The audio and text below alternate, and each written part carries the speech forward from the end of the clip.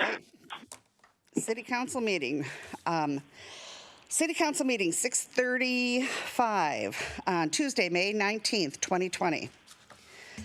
For meeting accessibility, pursuant to the Governor's Emergency Proclamation 20-25, the city is unable to provide an in-person location for the public to listen to the virtual City Council meeting this evening.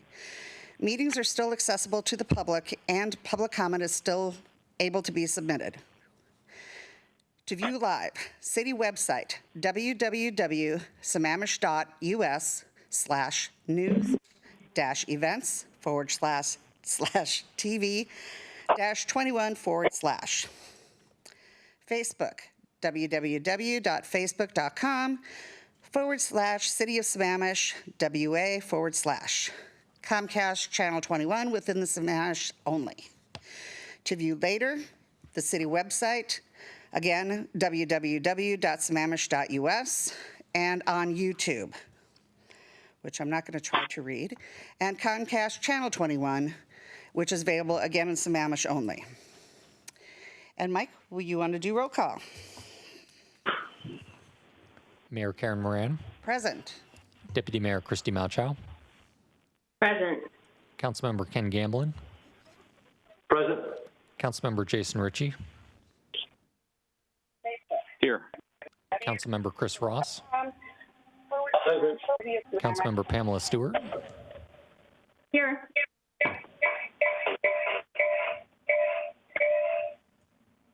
And Councilmember Kent Treen.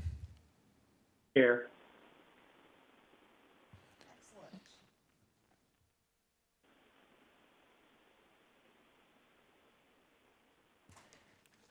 Of course. I pledge allegiance to the flag of the United States of America and to the republic for which it stands, one nation, under God, indivisible, with liberty and justice for all.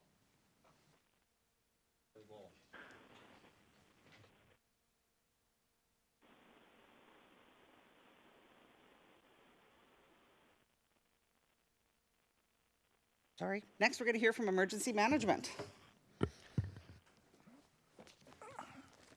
Good evening, Mayor, council members, and City Manager. Thank you again for inviting me to discuss the City of Sammamish's COVID-19 response and recovery operations. As of today, the number of confirmed cases of coronavirus globally was nearly 4.9 million.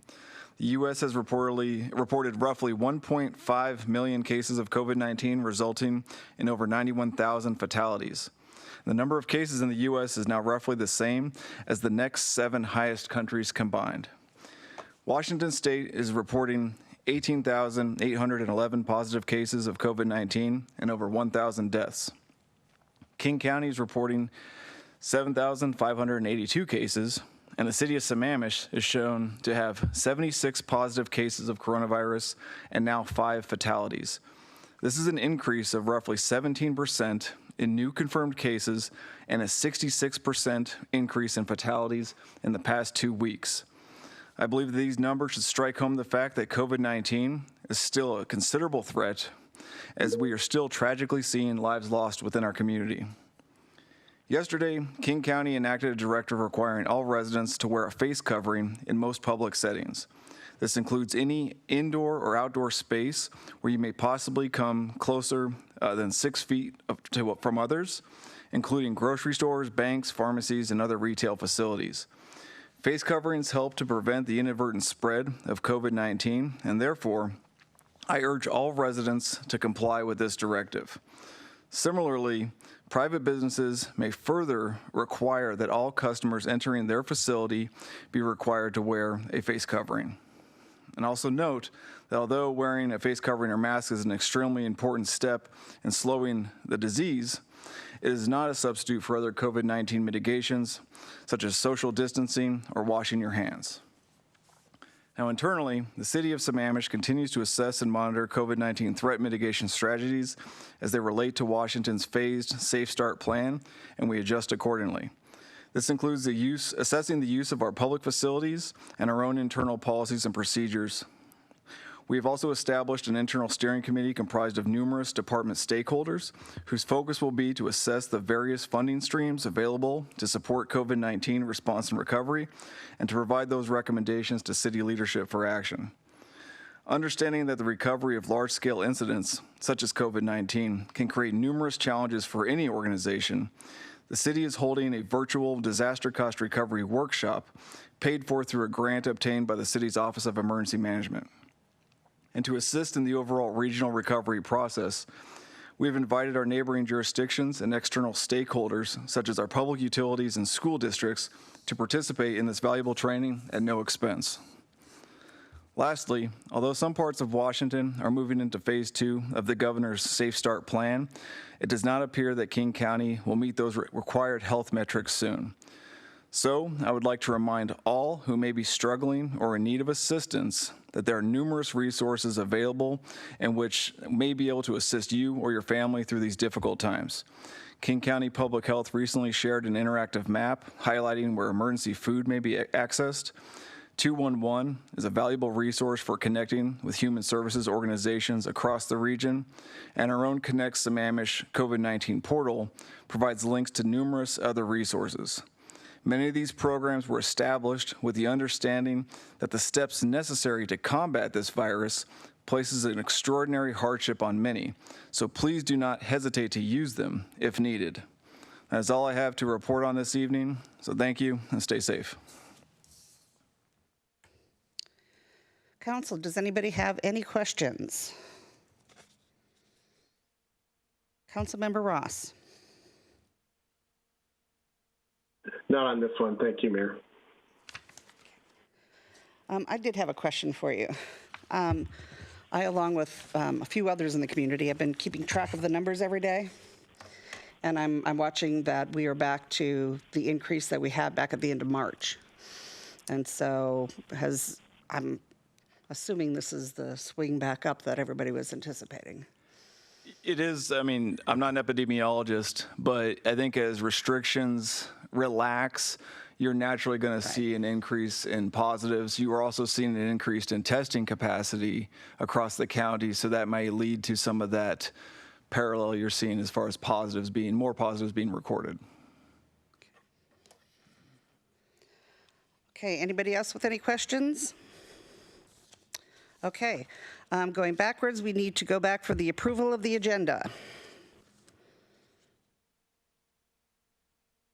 So moved. Seconded. Great, I have Christie is first, and I have a second. Comments? I have a comment, Ms. Chris.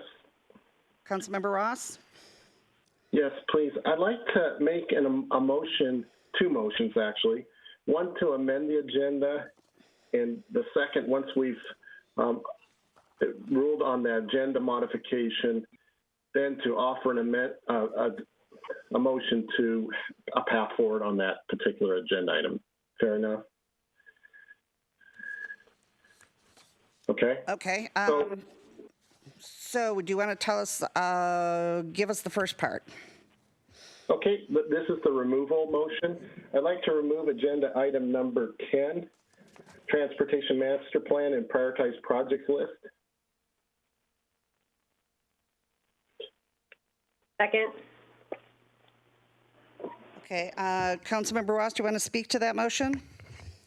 Certainly. We currently have a bit of incongruence with our code and the comp plan, and we're working on an update in our comprehensive plan in response to the Growth Hearings Board ruling. We also recently are currently reviewing the results from the traffic model audit findings, and there may be some actions from that. And also, in light of the COVID-19, many of our work plan items have been deferred, and so I think we need to also have a reassessment of our work plan prioritization. Okay, thank you. Opening it up for then discussion. I have a question. So is the contention that the CMP does not fit within the ordinary, necessary, or COVID related? That's not a rationale, no. It's not, Okay. I'm not, no.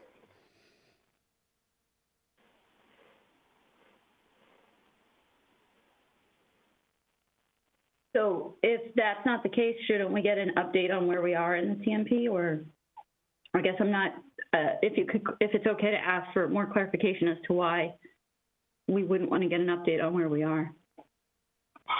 Okay, we've got,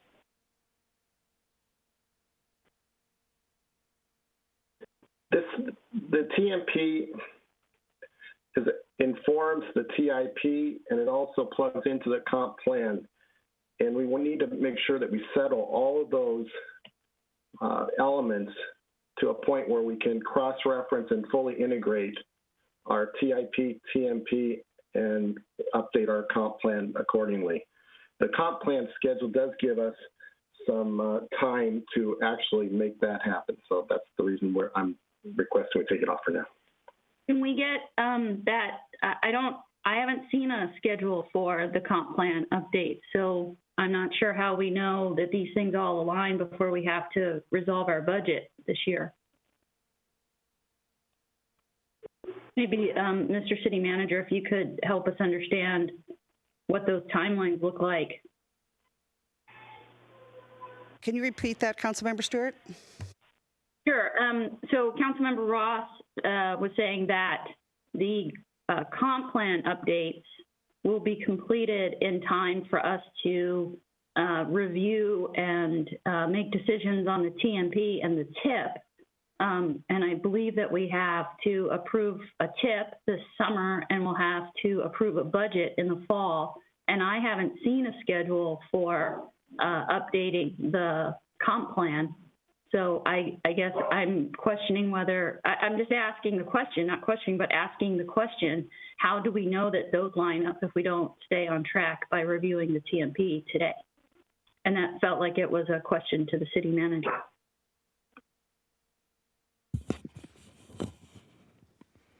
Well, if I've got my, if I've got Cheryl on the line, she might be able to speak to those timelines, but the updating the comprehensive plan is anticipated, I think, through the environmental process that we're going to embark upon. I'll comment on that in the city manager remarks. It's the TIP, the TIP, that has more of a timeline to it to meet state guidelines. The TMP does not, to my knowledge. So as far as any other timelines, comprehensive plan, I'm not sure where we would stand on that yet. We have not yet got to that point of evaluating that update. Well, I would think that the TMP would inform our decisions on the TIP. So I would agree with you, Mr. City Manager, that the TMP does not have a state mandated timeline, but the TMP certainly informs the TIP. It has in the past, and maybe the council has another view on that, but right now, I'm at a loss for what we might provide in the council, maybe an updated report of where we're on that issue. Cheryl, as I understand, is on the line. Cheryl Paston would like to speak on this, so I'm going to ask that we let her speak on it. Good evening, Council. This is Cheryl Paston. As far as the schedule goes that we had planned on in adopting the Transportation Master Plan into the Comprehensive Plan, this is our path forward to addressing the Growth Management Hearing Board's remand and their schedule. Part of the presentation that Doug McIntyre was planning to present was a schedule, and I can quickly go over it. I mean, I can buy some time, Doug, if you want to try to pull that slide up. But the schedule that we're on right now is to meet the October 30th deadline that the board has established. We are in the process of asking for, I believe, 4 more months. But until we get that approval, we're working as hard as we can to meet that October 30th deadline. So we were going to present the priority project list today. We were going to come back to the council on June 16th, just for one last review. We were going to start the legislative review and the environmental review between July and October, and then request the council's adoption on October 20th. And then we would participate in the GMHB compliance hearing, which is right now, until we hear back about getting more time. It's scheduled for December 17th. I think Lisa Marshall's on the phone. She might want to add to that. But that right now is our schedule, and I'm concerned that if the council does choose to wait on our schedule, wait on tonight's presentation, if we don't get more time from the board, I just don't know how we're going to make, I'm concerned about meeting their schedule right now, particularly with, with this being a budget year, that is going to take a considerable amount of council time. So does that answer the questions, at least about the schedule that we have planned right now? Councilmember Stewart, does that answer your question? Yeah, I think it does. I think what I'm hearing is that short of having a confirmed extension, that if the council chooses to push this out, we are jeopardizing our ability to meet the Growth Management Hearing Board deadline. So thank you. Before I address other questions that have council members with questions, our interim city manager has got something he wanted to. Okay, thank you, Mayor. Let me just comment on Burke Consulting contract. I was going to mention this in our in my reports later this evening, but I'll mention it now, and we could address this in our kickoff meeting that is tomorrow afternoon. But Burke Consulting contract was signed with our initial meeting scheduled for tomorrow with staff, myself and Peter Eglick, legal counsel. This contract for approximately $34,330, including a $5,000 contingency fee, will provide scoping, the SEPA checklist, and meetings with a time schedule of approximately 10 weeks. This will greatly assist the council for determining the budget schedule and the final scope of work for the selected SEPA level approach. We don't know if we're going to get an extension of time yet. We've not yet heard from the board. We could hear tomorrow. It could be next week. But we do have a kickoff meeting tomorrow. If the council elects to defer tonight, we will make sure that this is a topic of discussion tomorrow so that we can get back to the council even before the next council meeting to provide some additional direction. Great, thank you. Okay, so now I'm going to try to go through the queue here to get some of these questions. Council Member Ritchie. Thank you, Karen. My question's geared towards the what I thought was there's a deadline or at least a benchmark when we have to have our tip submitted to the state. I thought it was June 30th, at least in some format, and I at least initially want to ask if that's accurate. Is June 30th a date, or what is the date that we need to have a tip, maybe not our finalized tip, but something in to the state per regs? This is Cheryl Paston. Yeah, I'm going to let Cheryl answer that, but I believe you're talking about the tip, which is at the end of June. But is Cheryl Paston, are you still on the line? Yes, I am. The tip is due to the state by July 1st of every year.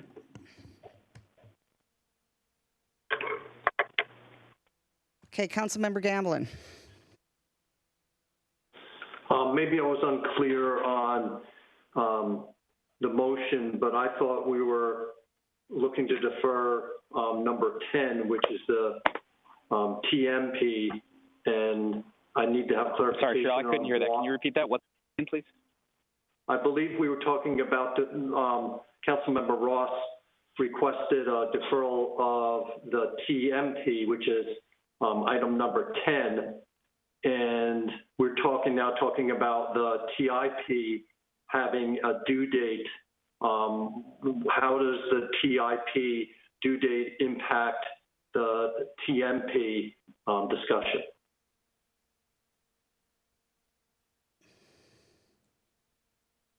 Cheryl? Is that to me? Oh. Well, no, that I'm asking if Cheryl's on the line and wants to answer that.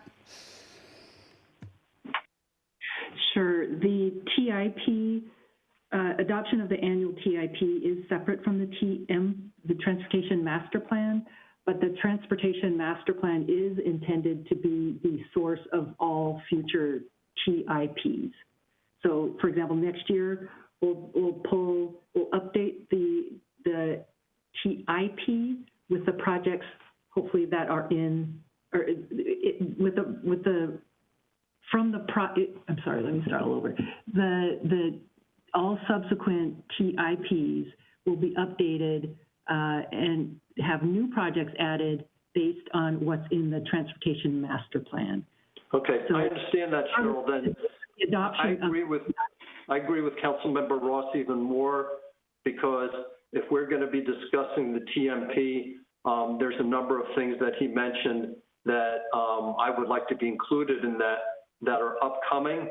And so as long as this is not a deadline document like the TIP, I would agree with Councilmember Ross.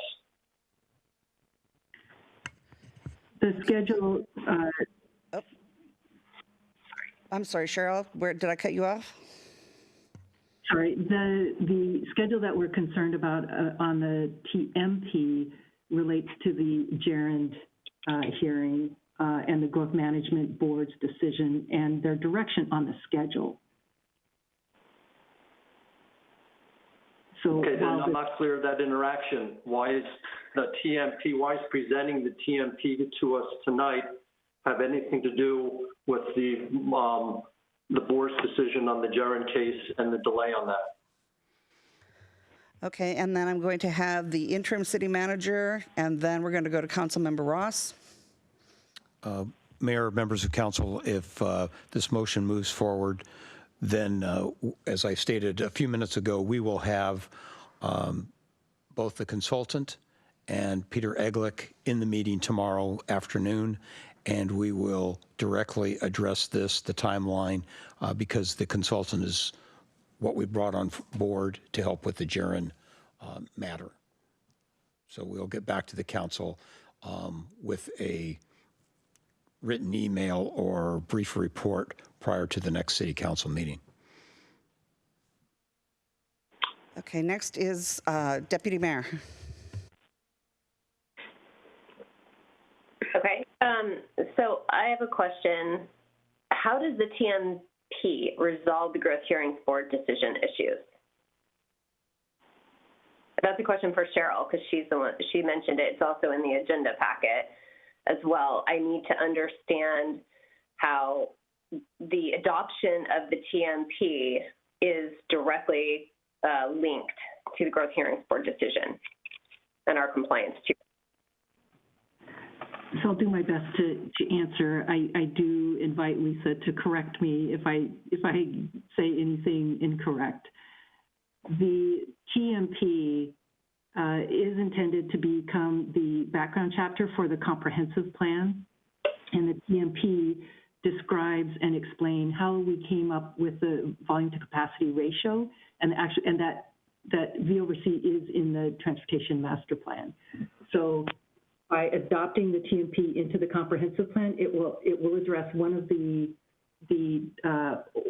orders by the board. The other major item that we have to do is to conduct a thorough environmental review on the V/C ratio and how it affects other other chapters, other components of the comprehensive master plan. And so by conducting environmental review on the TMP, it will address that other major finding by the board. Sorry, you said comprehensive master plan, so I'm confused. Did you mean comprehensive plan or the transportation master plan? I'm sorry. Yes, you're right. The comprehensive plan. Okay. So The TMP is intended to be the background transportation chapter of the comprehensive plan. The background chapter for the transportation, correct? Yeah, the transportation chapter of the comprehensive plan, yes. In totality? Yes. Would be completely replacing it.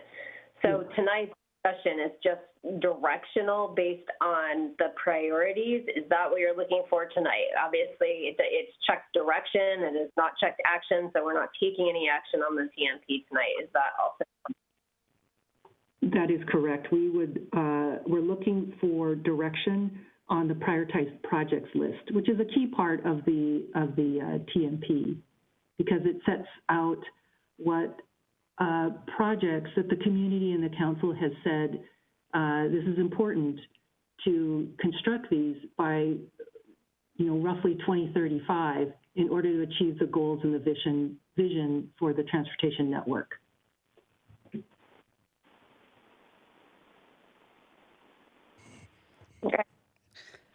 Okay, and before we start round two here, I had a comment that I wanted to just throw out there.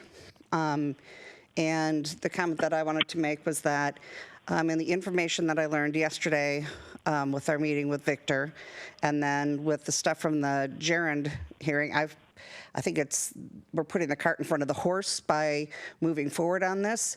I would feel better by waiting and having the attorney and the environmental group and everybody meet and doing it in sync, because I think we're going to have to implement accurate information before moving forward. That's my 2 cents worth. And moving on the queue, Councilmember Ross. Yeah, I'd like to emphasize that what Cheryl's talking about is a self-imposed schedule. It's the annual update. We are going to update fully the comprehensive plan in 2023. We have a lot of leeway till that date. And as well as this is the first TMP, I want this to be more than a checkbox. I want it to be something that really represents the vision of our city, and nothing more, nothing less. We got to quit just checking the boxes and moving forward. We got to do our due diligence to get the right vision, the right plans, the right comprehensive plan, the right land use, everything in order. And so the reason this needs to be put aside is so we can do it right. And if we have time with an extension, that may be great. We may be able to do it. Alternatively, we have other serious issues in our work plan that we have to work that are priorities to our citizens. So that's why I would like to support my motion. Okay, moving through this, I have got Councilmember Stewart, followed by Councilmember Train. Yeah, I want to emphasize that we've been operating for 20 years without a transportation master plan. And I think that it's important for us to recognize that part of the reason why our transportation system does not work as efficiently as it could is because we haven't had a transportation master plan. Now, is what we're going to work on and adopt this year going to be perfect? I doubt it. The idea is that these can be updated every year. But we need to continuously review and provide input and have a master plan, because that master plan will go out for the next, 15 years. And that is how we pull out what are the projects that we need to complete for the next 6 years for the TIP. And so I don't understand why we wouldn't at least review it. We are not being asked to adopt the TMP tonight. We're just being asked to review it and get an update on where we are. And more importantly, to make sure that we can be providing an update to the community about where we are on this, so that we're fully transparent and making sure that people are aware where we are on the transportation master plan. The fact that we continue to limp along and put projects on the tip without having that full view of a comprehensive transportation system, I think is part of what our challenges are. And we really have needed this for a long, long time, and we just continue to kick the can down the road. So I think we should get an update on it tonight, and if we have to continue to course correct between now and June 30 or July 1 and until October 20 when we need to adopt it, we can do that. But the longer we wait to have these reviews, the harder it's going to be. Okay, Councilmember Trine, followed by by Deputy Mayor.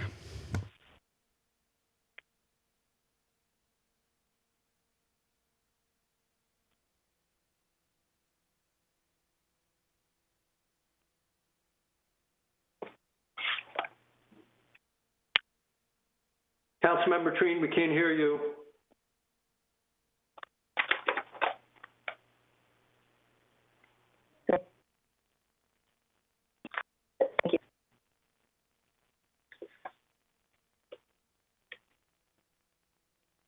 Uh-oh.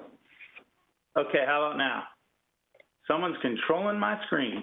So the whole idea, thanks, Councilmember Ross, so the idea by making your motion was to actually, if passed, if it was to pass, would be giving direction on agenda item number 10 that we would like this to be moved further down in the calendar after we looked at our work plan. Is that correct? This motion is purely to remove it from the agenda. I have a second motion to address next steps. And that would also be to give direction to staff? Correct. Okay.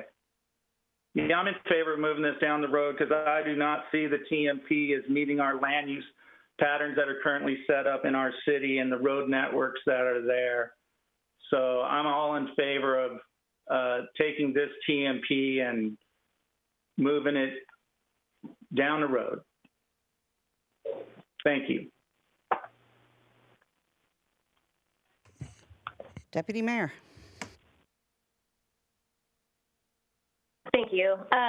So I, in spirit, appreciate and totally agree with everything that Councilmember Ross said. However, I have a concern, and I want to be sure it's addressed here, because what I'm hearing is that this is our comp plan change to adopt a V over C. And if we don't adopt it in here, we don't have a mechanism to adopt the V over C, which would make us in compliance with the Growth Hearings Board. So that's my concern. That's what I've heard staff repeat.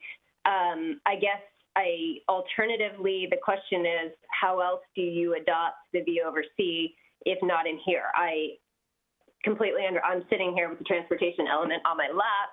I am looking at the background element right now.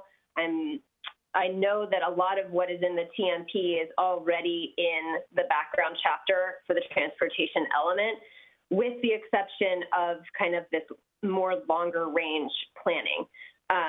The part that troubles me about the TMP as being a feeder for the TIP and it being embedded in our comprehensive plan is that you can't easily access it to change it.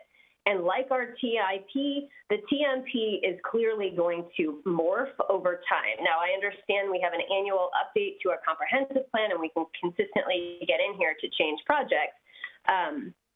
But tinkering with the comprehensive plan on an annual basis to change your projects based on what's going on in the real world is challenging because of the timelines and constraints associated with that. So my question for staff is, we have to adopt a V over C in our comprehensive plan. That's why we put the moratorium in. So if we don't do it here, how do we do it? And if we can't do it any other mechanism, then I'm going to have a challenging time supporting the motion, even though I understand and appreciate everything. But our goal and the reason for putting the moratorium in was to adopt the V over C. I'm less interested, in all fairness, in the all the projects in here, and I think we're going to give input tonight, depending on the outcome of this motion, on those projects, which many of them I'm like, I have no interest in doing, frankly. I don't think they're a value add, and I don't think we have money for it. But that's an aside. My question again stands is that this council put in a moratorium so that we can get the V over C in here. And if we don't do it through this channel, how do we get it in there so that we're in compliance with the Growth Hearings Board? I don't think the Growth Hearings Board actually cares about our TMP. What they care about is the compliance with the V over C being in the comprehensive plan. So can staff please comment on my concerns and then other mechanisms, if available, to address the growth hearing board issue, which was the be oversee nothing in our comprehensive plan, not the transportation master plan.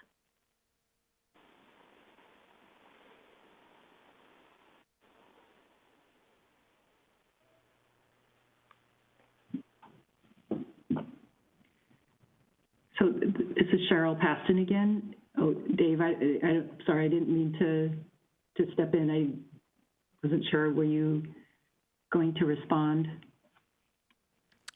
I will respond after you do. So actually, I'll need to ask Lisa to respond because I don't know. It sounds like that's a legal question, Deputy Mayor, regarding what other processes or ways that we can address the board's decision. Well, I mean, there's two arguments I can just clarify for just that we can adopt the V over C into our existing background element of the transportation plan, which is what we would have originally done in the first place, had we been told that that was something we should be doing. But now we're saying, well, we're going to adopt it embedded in the transportation master plan. But there is an alternative, is there not, to adopting a V over C into the transportation element by just amending the current existing one. Is that a fair statement?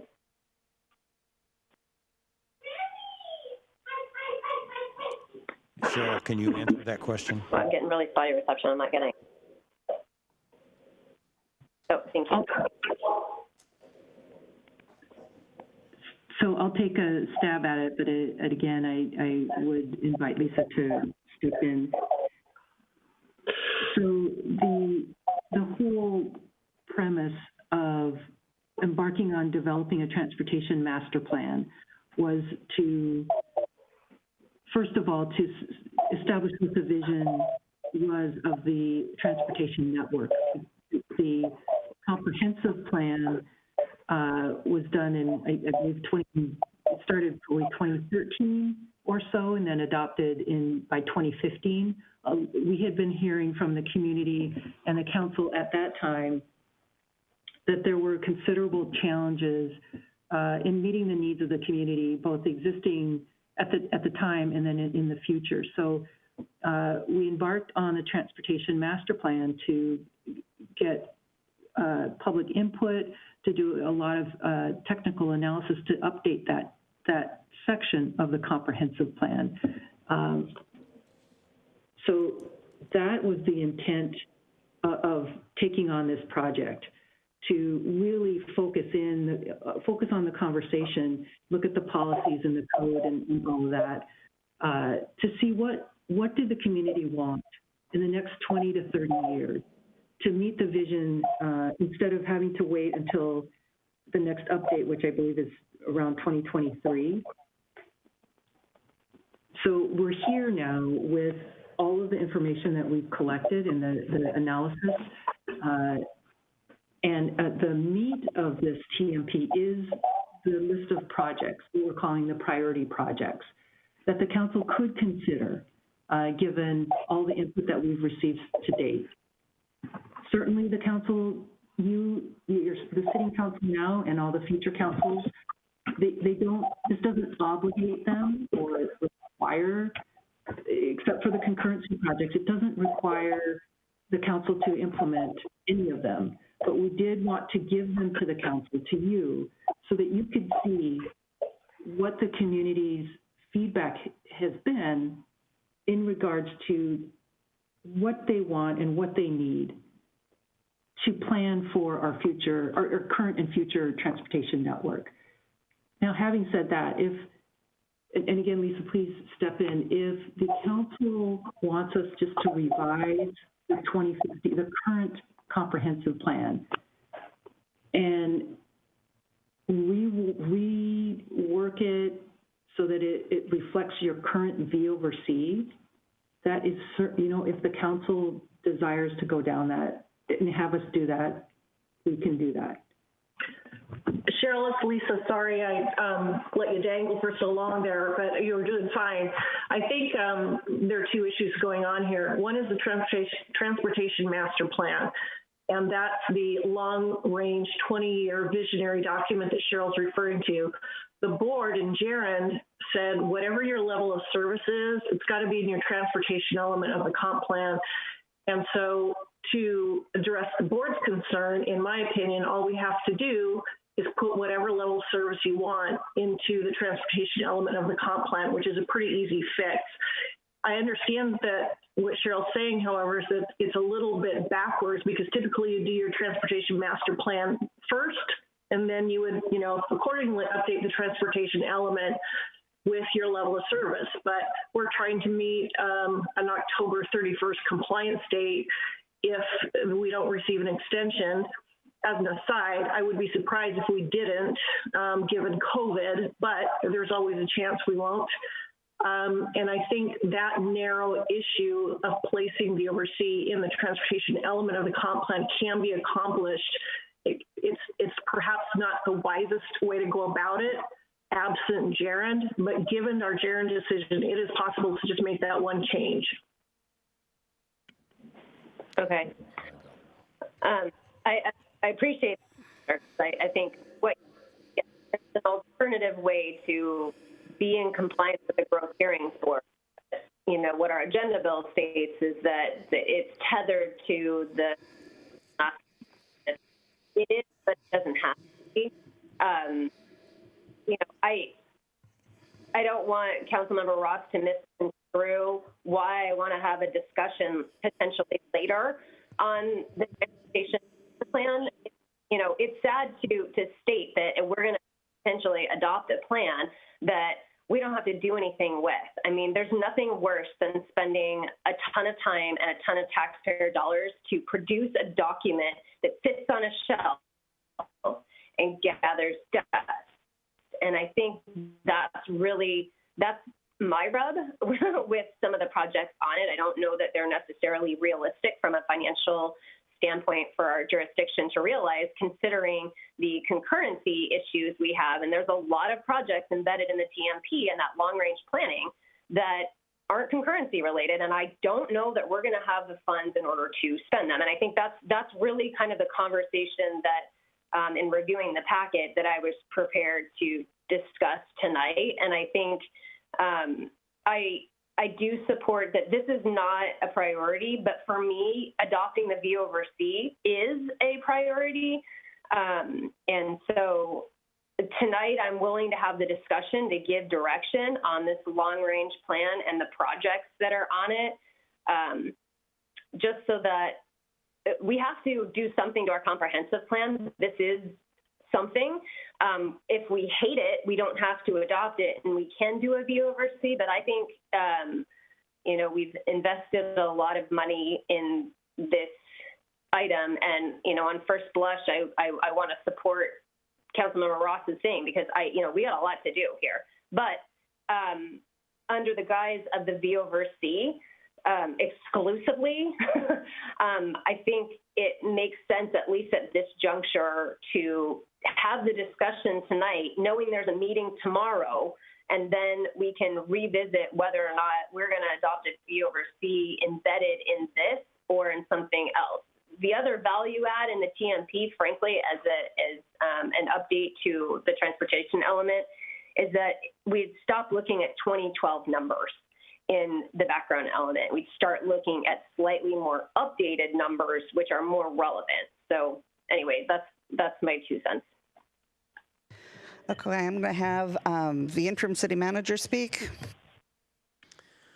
Mayor, members of council, whichever way you decide to proceed, obviously the consultant along with the attorney and staff, which would include Cheryl, can speak to these issues tomorrow at our kickoff meeting, and we'll schedule subsequent meetings, but make sure this issue of V over C is in fact addressed.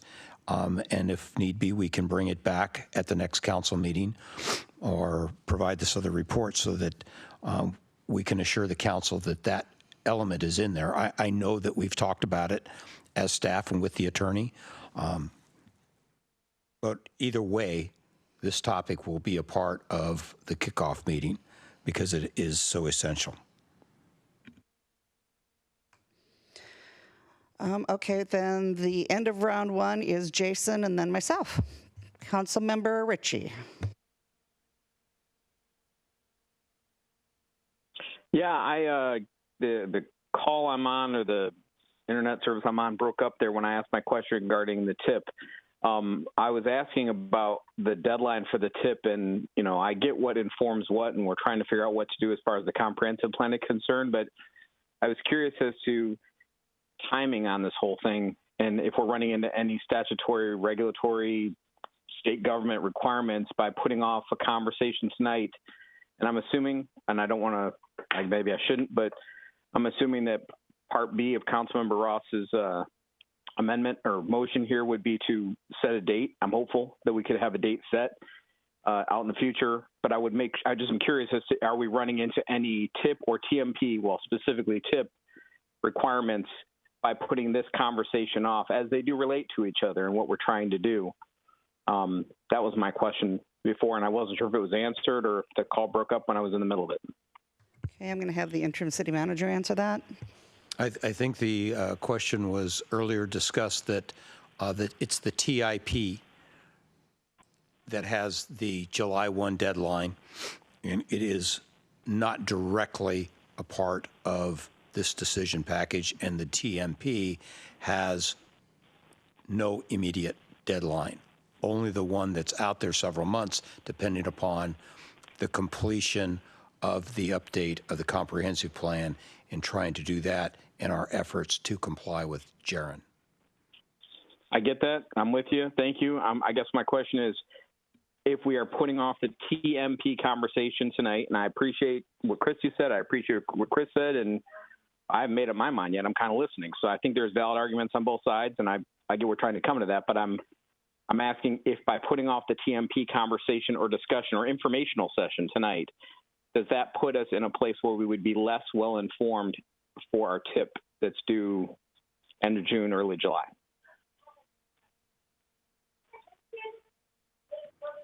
I think that's a matter of the council's opinion and view on it. They are more familiar than I. It's the tip that is the more critical time element issue. Agreed. I agree completely. So, okay, cool. I guess we'll figure it out. Thank you. Okay, and then I'm the last one for round two. I just wanted to state that, one, I've had an issue with the TMP from the beginning. I think it's the biggest boondoggle the city's done for $700,000. But outside of that, putting in a brand new element into the hearings board versus just adding something to our transportation element, I think are two completely different scenarios. And I would rather have that discussed before we spend a whole lot of time doing anything. I think that's something that needs to be discussed tomorrow. And I don't want to spend a whole lot of time on the TMP until that's done. So I will be voting for this motion. Okay, we have gone through this twice. Yeah, let's vote. Okay. Councilmember Ross, would you repeat your motion?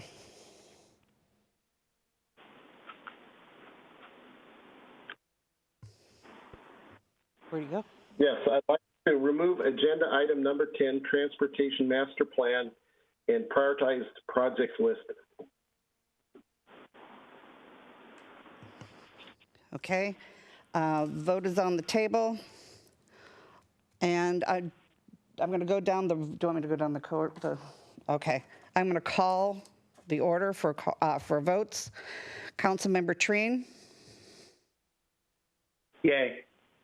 Councilmember Stewart? Nay. Councilmember Ross? Yay. Councilmember... Pardon? Councilmember Ritchie? Yay. Councilmember Gamblin? Yay.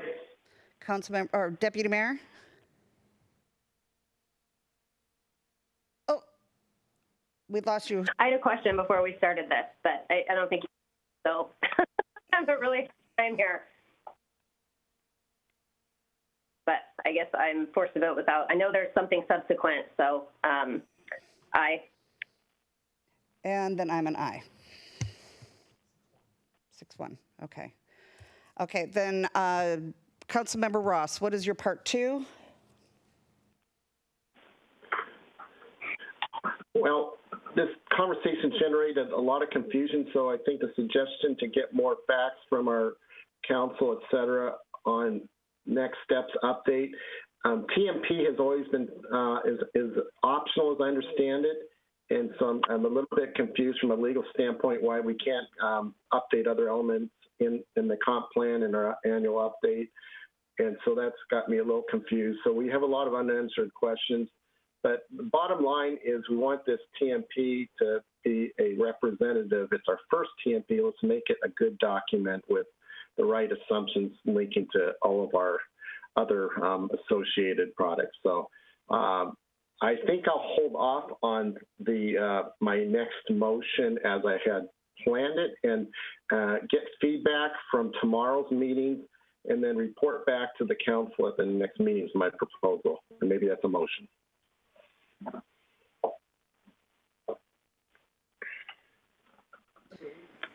Okay. Now I want to go back to the, Councilmember Stewart. I would like to propose an amendment that we remove item 13 from the agenda, and that is the farmers market discussion. I don't believe that discussing intellectual property rights falls under the ordinary, necessary, or COVID-19 emergency related, so I don't believe that we should be discussing it. So I move that we remove item 13 from the agenda. Second.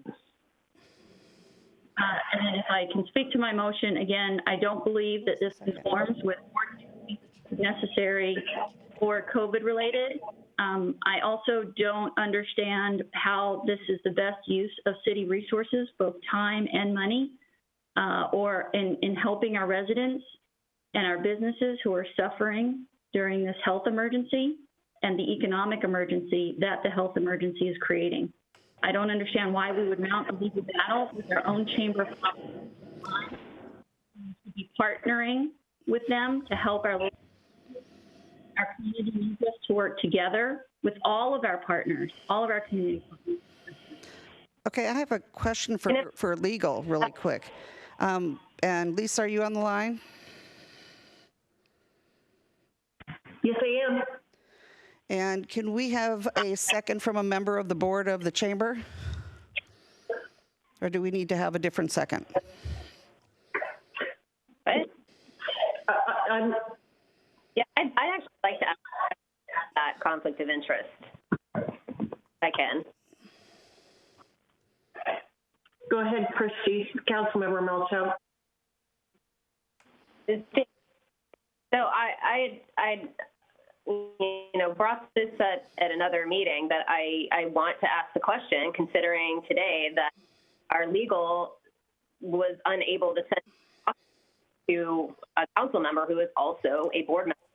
I'd like our legal team to respond on what our council member, who is also a board member, has a conflict of interest and can vote on the matter. So, if I may, as part of that, so the mayor and is on the board of the Sammamish or the Eastside Friends of Seniors. Point of order. Point of order. Mayor Moran, my question is addressed to our legal counsel. So it would be my recommendation that a board member of the Chamber of Commerce not vote on items that are related to chamber business. And I believe that we have communicated that in the past. Thank you. Question. So does that call for the question? I have a Councilmember Stewart, she's got a question. Oh, I thought it was a call. Now, I have a question. So my question is that, and Mayor Moran, I appreciate all of our council members who serve on other boards who help our community. But Mayor Moran is a board member on Eastside Friends of Seniors, and Point of order. I'm asking a question. We have a question on the floor, and the mayor has recognized me. With Karen Moran. So we had an agenda item. Order. The mayor has to rule on the point of order. Okay, we have a point of order. And the point of order is taken, but the point of order, I can't hear. My point is that Karen is on the board. I can't hear. Okay, I'm just stating my point of order has to do with this discussion on board member from the chamber has nothing to do with you being on the board of another subject matter which we are not discussing. Well, it is a question for the legal counsel, if I may ask my question. The mayor needs to rule on the before you continue, council member. Sorry.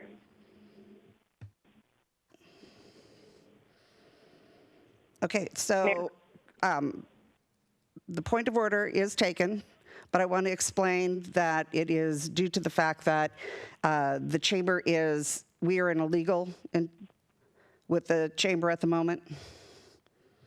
But so can I please just ask a question, Mayor? I just want to understand why we actually allocated money to an organization that you're on the board for, and that was okay.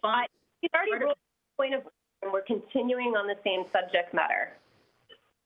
That's true. We can't go back on past discussions. Yeah, you can't.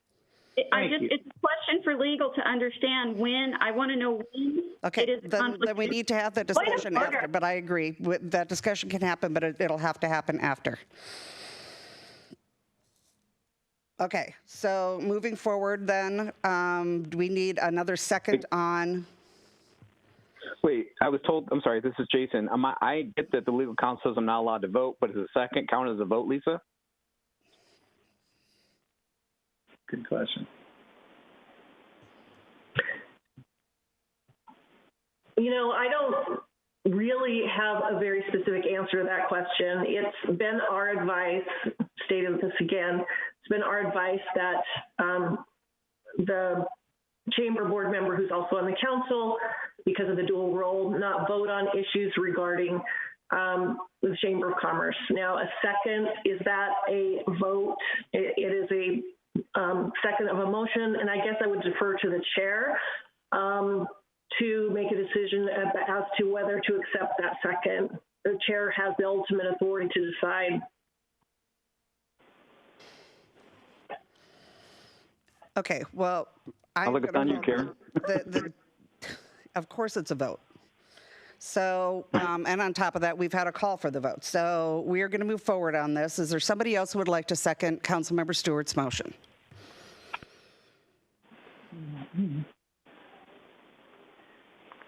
Okay, hearing none. Then we're going to go through the list. The motion is to have number 13, Farmers Market, removed. Going through the list, Deputy Mayor. Wait. It didn't get a motion. It didn't get a second. It didn't get a second. So there's no vote, right? Yeah, you're correct. I'm sorry. Oh, thank goodness. God, you guys are getting me confused. All right, let's go back and try to adopt this agenda. Is there anybody else who has any comments about the agenda this evening?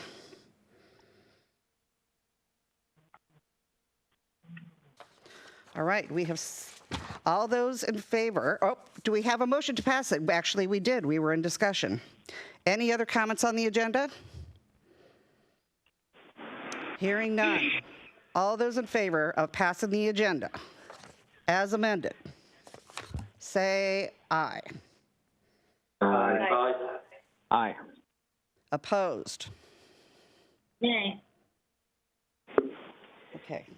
Dave, did I hear one? Okay. That's fine. All right. Now, Moving on to, oh, here comes another one. Here we go.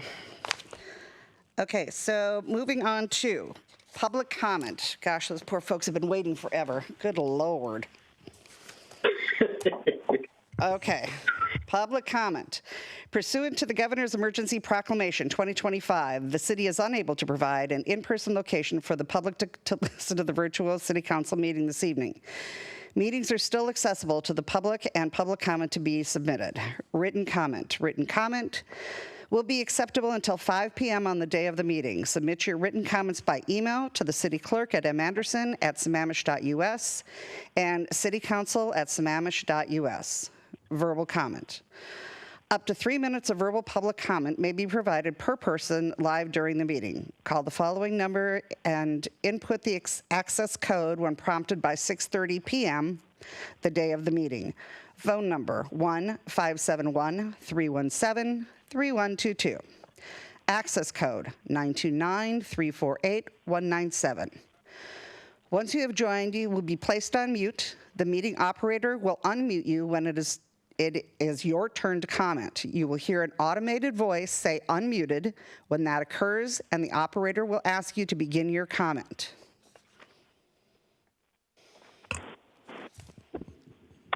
Thank you, Mayor. I see we have 6 people who have called in to provide public comment this evening. I will, as the Mayor mentioned, unmute callers in the order in which they join the meeting.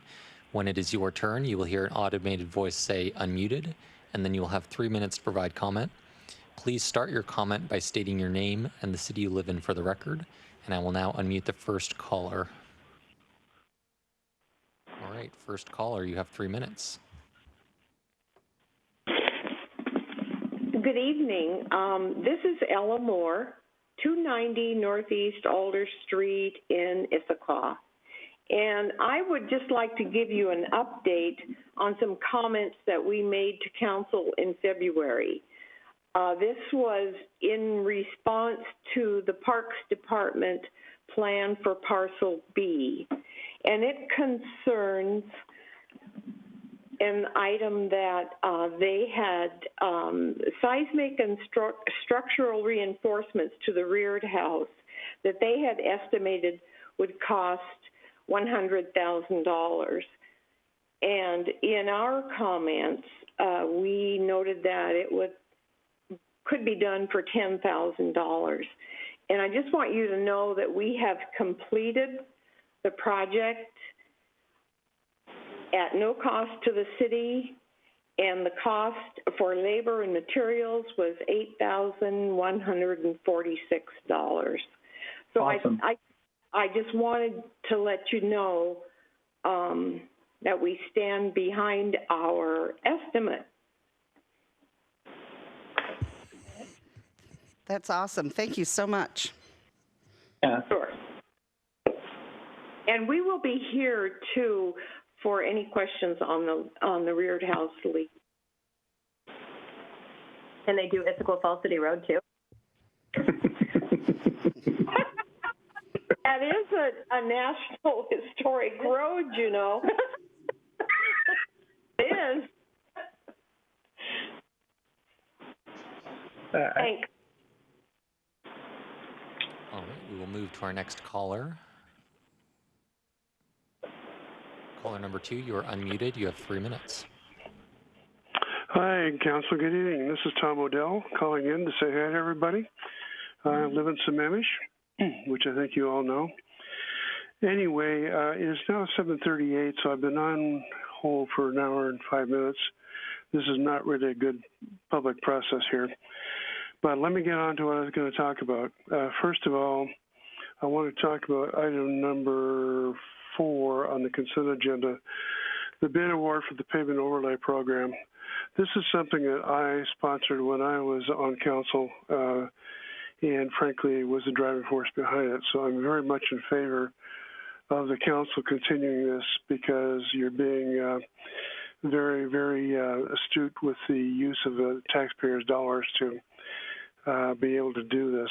So I would continue it. It's much easier, much cheaper to go ahead and do this and overlay than 5, 10 years from now rip the whole road up and start over. So that's number one. Number two is the transportation master plan. My recommendation is that we do the update to the comp plan with the VORC and take time to get the TMP correct. This is something that has to drive the city transportation system for the future for the next 10, 20 years, and we need to get it right. We also need to make sure that it's not simply a here it is, council, stamp it, and we'll file it, which has been too often the case in the past with a number of things like this. The third thing is the TIP. The TIP does have to be passed by a certain deadline. I heard June 30th or July 1st. Doesn't matter what it is. It's one day apart. That does have to get passed. But I would encourage the council to go through that with a fine-tooth comb and see if it's what you really want to have and if the order it's happening is where you want to have it. I see some things on that I could argue about, but I'm not on the council anymore. So I'm going to leave it up to your good hands to do it. But take the time to go through that thing and also get that one right. But that is probably the thing that does require the most attention this evening. Other than that, I wish you all well and take care. We'll be chatting with you later after this whole COVID thing is over. Bye. Thank you. Be safe. Okay, we'll move to caller number 3. Caller number 3, you have 3 minutes. Thank you. This is Mark Cross. I live here in Sammamish. I sent a letter to the council earlier this month requesting construction of a storm drainage, sidewalk, and bike lane project on Thompson Road. My reasons for supporting this project and suggesting that the council fund it from both storm drainage and transportation accounts is that the project is really aimed at improving both pieces of infrastructure. The project shown in the Transportation Management Plan as P10 would provide a safe, up-to-date collector arterial street for cars, bikes, and pedestrians. The associated drainage system improvements would capture winter flows from Upper Tamarack and Thompson Road that currently flow directly to Zakoos Creek and thus reduce storm surge damage to Zakoos Creek during the critical winter spawning season. The picture I took March 31st, which you got a copy of, shows the new Zakoos Creek culvert under the parkway nearly filled with gravel. That gravel did not move itself. George Davis Creek also experiences the same storm surge problem caused by older surrounding development built without detention. I want to urge the council to address the storm drainage and safety issues on Thompson Road and fulfill the promise of Zakoos Creek as a revived kokanee spawning stream before moving your attention to another troubled basin. The proposed culvert project on George Davis Creek is unneeded except for the desire to create additional spawning habitat for kokanee. Please help make Zakoos Creek a success before building another culvert that will experience the same storm surge challenges. The city has the opportunity to provide Sammamish with an improved, safe arterial street linking the heart of the city with the East Lake Sammamish Parkway and the regional trail while reducing winter storm damage to Zakoos Creek. The Snoqualmie tribe have expressed a desire to work on removing an additional barrier on Zakoos Creek at 206th Avenue. The tribe has not given up on improving Zakoos Creek, neither has the Kokanee Working Group, and you shouldn't give up either. Please don't turn your attention away from Zakoos Creek to constructing an even more expensive culvert project on George Davis Creek until you have restored Zakoos Creek as the successful kokanee spawning stream that it used to be while providing a safe arterial that meets the needs of the city of Sammamish into the future. I'm just very concerned that your fascination with the TIP and the Transportation Management Plan is going to allow you to think you can go ahead and spend drainage money on eBright without really seeing if you have a solution that allows Zakoos to be successful. unless you can really show that reducing the storm surges in the winter does help kokanee return to Zakoos Creek, I don't think the city's well served by spending $4 million on building an even more elaborate, more risky culvert system on Ebright Creek. That's my comments. Thank you. Thank you. Thanks, Karen. Thank you. Sorry. All right, we will move on to the fourth caller. Caller number 4, you have 3 minutes. Dear Honorable City Council members and city staff, this is Mary Wichter, and I live in the city of Sammamish. Tonight's agenda had a presentation for the draft transportation improvement programs, and there is a transportation master plan. However, there is a list of existing projects in the 6-year Stormwater CIP capital improvement projects from 2016 adopted for 2017 to 2022, and it's now 2020. Plus, the Zakoos Basin Plan has stormwater projects with analyses, priorities ranked, and public inputs, all per policy, as council requested, voted, and adopted, and the public paid for. Right now, that's sitting on a shelf. It is absolutely vital, critical, and essential that council look at stormwater projects as they've been identified and prioritized and realize that they may overlap or go hand in hand with TIP or TMP projects. There are indeed relationships between these projects, and there will be true benefit with real economies of scale by joining some together, and it might even move them off the TIP, TMP into the stormwater venue. And you also have a budget for sidewalks as well. I ask City Council and staff to please look over stormwater and basin CIPs to include or reassess TIP or TMP project priority when greater than one goal can be met with a project. For example, along Lewis Thompson Road, there are no sidewalks. While it is steep and curvy, many people do indeed walk and bike daily and up and down this rural county standard road and key arterial. For all Sammamish citizens, including these individuals and groups of people, both old and young, 1, a sidewalk can be built on one side and a bike lane on the other. 2, long-standing drainage issues in existence can be addressed. 3, flooding and overflows will be managed, reducing high-flow adverse packs on Zakoos Creek, which have tossed all that gravel down, nearly filling the new fish culvert at the Parkway, which Mark Cross just sowed and talked about them as storm surges. I ask council to give direction to staff to combine projects together with the most needed stormwater CIPs and get those jobs done as a single or combined project for people, drainage, and key kokanee salmon stream. This was done along Inglewood Hill Road and completed by 2016. A great project, retrofitting the drainage in combination with providing east-west connectivity via sidewalks, plus it received grants too. I ask council to decide to improve safety for people and vehicles before accidents happen, reduce pollutants, address fast high flows and overflows headed to Zakoos Creek and Lake Sammamish, and manage flashy flows and overflows from Tamarack by piping stormwater along Lewis Thompson Road and detaining it near 205th Avenue Northeast. Old council and new council have voted 7-0 twice to do something to address these drainage issues. Problems are due to cumulative impacts from development, and they remain outstanding. The biennial budget is upcoming, and the CIPs are identified. You'll be rewarded with good decisions made, safer paths for the public, less impact to the environment and wildlife, and truly improve the chance that Zakoos Creek Fish Culvert Project and stream alignment may actually work as designed, despite rainfall or other things for kokanee salmon known as the little red fish. Thank you. Thank you. All right, we'll move on to our fifth caller. Fifth caller, you are unmuted. You have 3 minutes. Hey, City Council, James Eastman here. Great, I could follow up Mary Wichter, and long time, still no see. And, with this COVID thing, I was never in denial that I was going bald, but, I've never had the guts to shave my head. So not being able to have a haircut, I just went for it and shaved my head.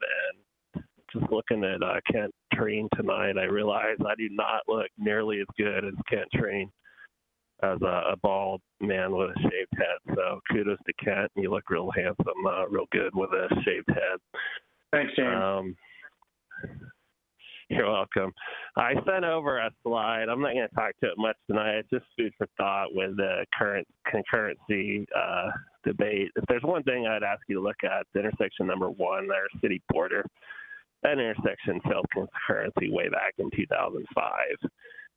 It's mysteriously not included on the list of 52 intersections that we monitor. And it's also the V over C has been excluded for East Lake Sammamish Parkway. So really, we're not seeing the failure there because we don't monitor the intersection. We don't monitor that segment of Parkway. I'd encourage you guys to think about maybe doing some improvements. And my other comments were regarding the TMP, which put off, which I understand. Although I do recall about 3 years ago being in the council meeting where Tom Hornish said we should focus on traffic first 20 minutes of every meeting. That evolved into the concurrency debate, which I can see that we're still wrapping up now and putting off the TMP. But I was anxious then to get to the TMP. I'm still anxious now. I also recall a meeting a year ago, I think it must have been 11:30 at night when we passed that tip. And, we put the Hollyway on and then it was off now. And I don't think we really had a plan for the tip. So with 6 weeks to go, I'm hoping, just as Tom O'Dell, that we can have a clear-cut plan on this tip and we really think it through before we pass it. Thanks. Thank you, Mr. Eastman. And I've got a note here that Council Member or Deputy Mayor, you had a statement? Yeah, so James, thanks much for your public comment. So intersection 1 is actually in Redmond.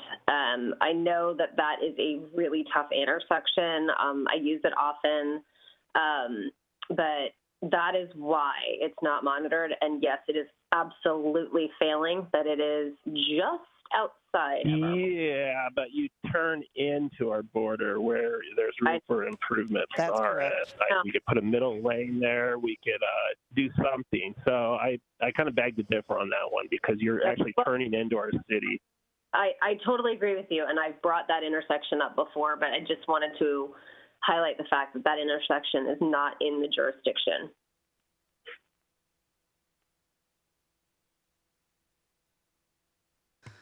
Okay, thank you, Mr. Eastman. Okay, moving on to our last caller. You are unmuted. You have 3 minutes. Yes, this is Jan Bird, 3310 221st Avenue Southeast in Sammamish. And I'd like to comment on the Sammamish Farmers Market. I can understand why you would cancel it on the Commons because the way one needs to set it up with protections for COVID-19 virus is just not the right location. You have to go in one way and out the other, and you can't do that there. But I understand the Chamber has options on 2 alternate locations, but needs a permit from the city to get that. But when I read the agenda tonight about the discussion, and then you just mentioned about some legal issues, I'm not getting the feeling that's going to happen. If you have a concern that the city owns intellectual property rights to the name and can only call it that if it's on city property, then call it something else. Call it the Plateau Farmers Market. I know Deb Sagi has worked on developing the farmers market from scratch since, I believe, 2007. I'm sure it was hard. She had to do a midweek time since the weekends were taken by other cities who had one for years. So I'm sure it took a while to develop relationships with farmers to expand the number over time. And if we skip a year, what's the chance we'll get it back? There are many markets in Seattle, as well as Redmond and Issaquah, who have managed to set up a plan that meets health department standards for a safe market. Why don't we see what plan Deb has to make it do the same?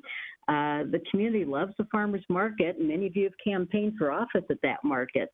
And the other issue was, at least back in January, that you were not renewing your membership with the chamber. Now, if that's changed, let me know. But at your retreat back in January, even your facilitator mentioned you needed to repair your relationship with the chamber.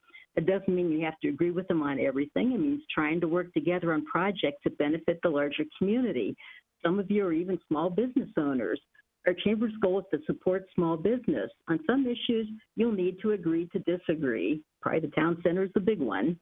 That doesn't mean you can't work together on projects of mutual interest. The public loves the farmers market. We want you to work to help make a modified market happen this year, just like our neighboring cities. Thank you. Thank you. Deputy Mayor, did you have a comment? I did, yeah, because the chamber posted earlier this evening that they are doing their farmers market at the Red Barn Farm.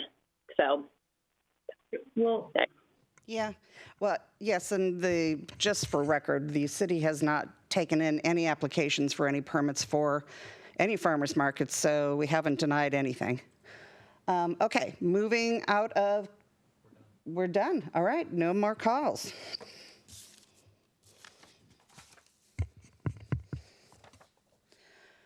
Okay, so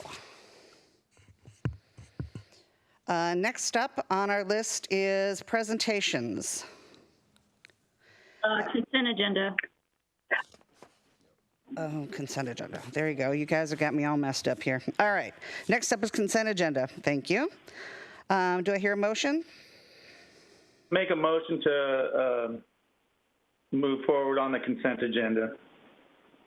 I'd like to pull off the item for the overlay for discussion, please.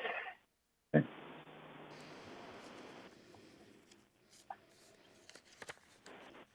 Anybody have anything else? Were you on mute, Christy? I saw your mouth move. yes, sorry, I was on mute. Thank you, Chris. Yeah, I'd like to pull item 3. Okay, so moving those off.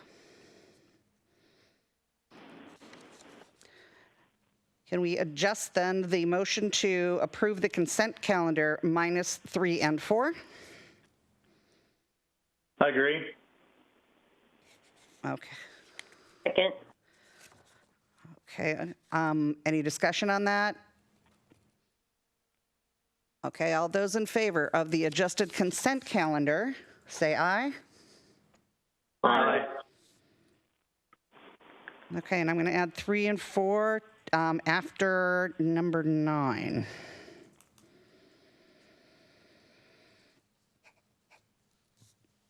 All right. Now on to presentations.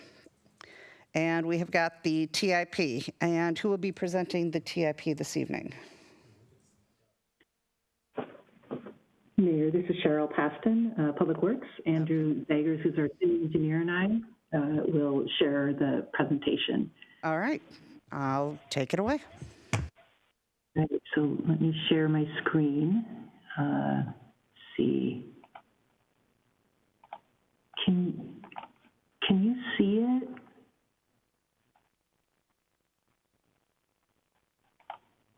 I am not seeing it. I don't know if anyone else is. But it's just really scary. I know. Let's see. I know. And they're not in sync, which is what's really weird. Nobody is still not seeing it? No. No. Mike, I may need you to. I have my cell phone and off to the agenda. You can still see me. Here, I can. Mike, will you be able to bring up? He's bringing it up right now, Cheryl. It's here. Okay. There you go. Thank you. Excellent. All right. Thanks, Mike. So as we spoke a few minutes ago, the Transportation Improvement Plan, or the TIP, does need to be adopted by July 1st of each year. And I would like to point out that listing a project on the TIP, it does make it eligible to apply for state funding. That relates to a new project that we added. Andrew will speak to that in a few minutes. But I do just want to review kind of what the TIP is for. It is a planning document that identifies capital programs that the city anticipates implementing over the span of the 6 years, which would be 2021 through 2026. Of course, individual projects are actually approved as part of the city's biennial budget process, not through adopting the TIP itself. But of course, it does inform your upcoming budgets. This year's TIP is significantly less than last year's TIP, and it is because of Sahalee. I'll discuss that in a moment. Right now, the TIP in front of you is approximately $49.3 million from 2021 to 2026. Last year's TIP, the 6-year projected amount was $126.8 million. Of course, the difference between the two TIPs primarily is Sahalee. Mike, can you go to the next slide, please? So what we will go over tonight is review the edits to the draft TIP. I'll take Q&A, and then we'll talk about the next steps. Next slide, please. So the projects that we removed from the 2020 TIP is Sahalee Way and Issaquah Pine Lake Road 230th/231st intersection. The Sahalee Way corridor projects were removed for a couple of reasons, and we certainly need invite council's input on this. There were two primary reasons.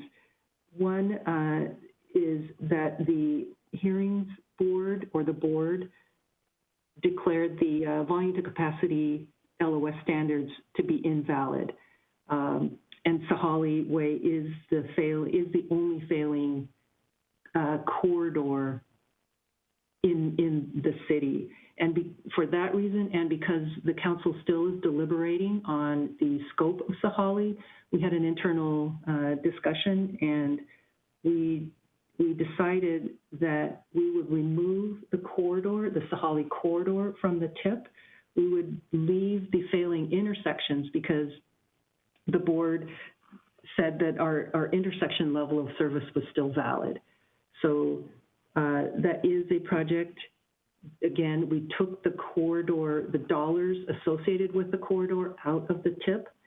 We at the beginning of, or when we presented our mid-biennial budget, we estimated, again, this is before we received the board ruling, we were projecting to spend approximately $750,000 to move the Sahalee design forward. So that is a question for the council. What would you like us to put in this TIP for Sahalee? The other project that we removed from the TIP is this intersection, and it is a concurrency intersection, but it is no longer failing because the Issaquah Pine Lake School addressed the failure by reconfiguring their driveway. So you'll see that one removed from the TIP.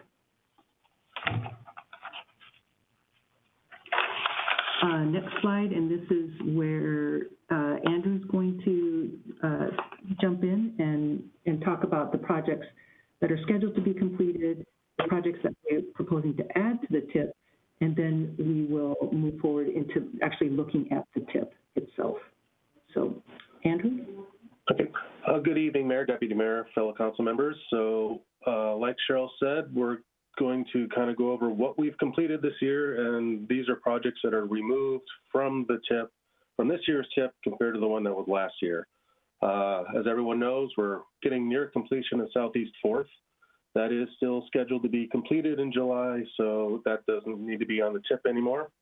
We are also starting our ITS Phase 2 program, which is the Sahalee, goes up Sahalee from where we finished with Phase 1, and then also ties in with King County and WashDOT along the Town Hill and then also the 202. The other two items that are going to be completed this year were the studies for Southeast 8th, 218th, all the way up to 218th, where it changes to 216th up to Inglewood, so that L-shaped corridor. We did an initial study to develop a scoping for future capital projects. So just the amount that we had in the TIP for that study is scheduled to be completed this summer, and those reports will be being forwarded to council through separate separate means and then through emails and then published. Mike, you want to go to the next slide, please? So as Cheryl mentioned, projects that we added to this year's TIP were the second intersection for Sahali, which is a concurrency intersection, which is the one at 36 there at near the golf course. That is added for 340 funds, our transportation funds, also a little bit of stormwater funds. The other intersection that is failing as a concurrency intersection is the one on 28th, and that is still in the existing TIP. It was carried over from last year. The other project that we added is the 212th, kind of a portion of 212th at the dip right there by the park that flooded last year. We have a little bit of structural needs on that road where we have to replace it, but also at the same time we can lift it up a little bit so it won't flood in the future. We didn't put any funds in the 6-year TIP at this time, but we wanted to make sure that it was added into the TIP so we can start seeking seeking grant funding for future years so we can actually get other funding sources to get that thing constructed. And then those are the differences we've had for which ones we removed and then added onto the TIP. And then Mike, if you want to go to the next slide, we'll start to present the draft TIP that we have today. And Cheryl. Can you just click on that? It should bring up the TIP. It's saying it cannot open the specified file. Let's see.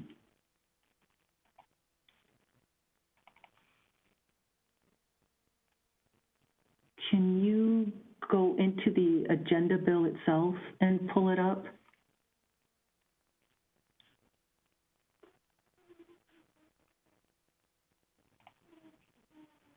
One moment. It worked when I tested it before I left the office.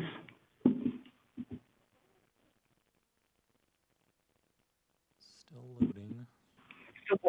While Mike is looking at it, what we did a little bit differently in terms of the presentation this year, we have the TIP itself, and then we created another table that shows the changes that were made between the current TIP and the proposed TIP. So would the council, you'll probably have different ways that you want to go through this. Do you want us to go through each project or just answer questions? Do you want us to go over the projects on the TIP itself or the table that shows just the changes that were made?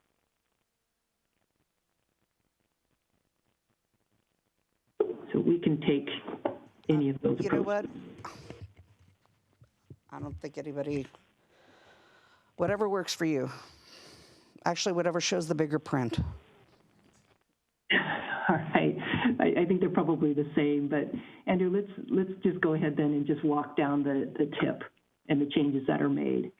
So you'll see that the edits, the changes that we made are in red. Okay, so like we said on item 1, that was the Southeast 4th project. We're zeroing it out because it should be done this year. So the 2020 funds were expended, but there's nothing under the 6-year total for this TIP. When we get to items 2 and 3, I think, are the 2 Issaquah Pine Lake projects, the phase 1 and the phase 2. Phase 1, we're currently under design, and then we should be finishing the design by the end of 2021 and then start moving into right-of-way purchasing. The goal is to complete the design, have a shovel-ready project ready to construct, and then also have the right-of-way in hand. So when we have future dollars and future funding dollars that we're able to start construction, we can start right away and not have to delay at that time. Phase 2 is a future years. That's the section that goes south of Klahani down to the city limits at 48th, and that is all future years. Councilmember Stewart, did you have a question? Oh, sure. Just sorry, really quick on project number 2 there. Does that include? So that does include the roundabout there by the Firehouse, turning that into a stoplight like we saw the models. Okay, and ITS, is that just for that segment, or would that be for the whole stretch? The ITS doesn't go down Issaquah Pine Lake. That would be our phase 3 ITS in the future. The one we're doing now, it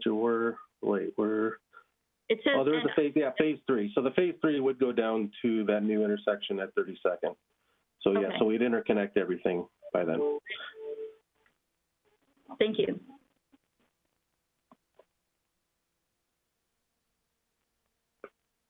And let's see, just moving down, the next project is the intersection of East Lake Sammamish Parkway at 24th.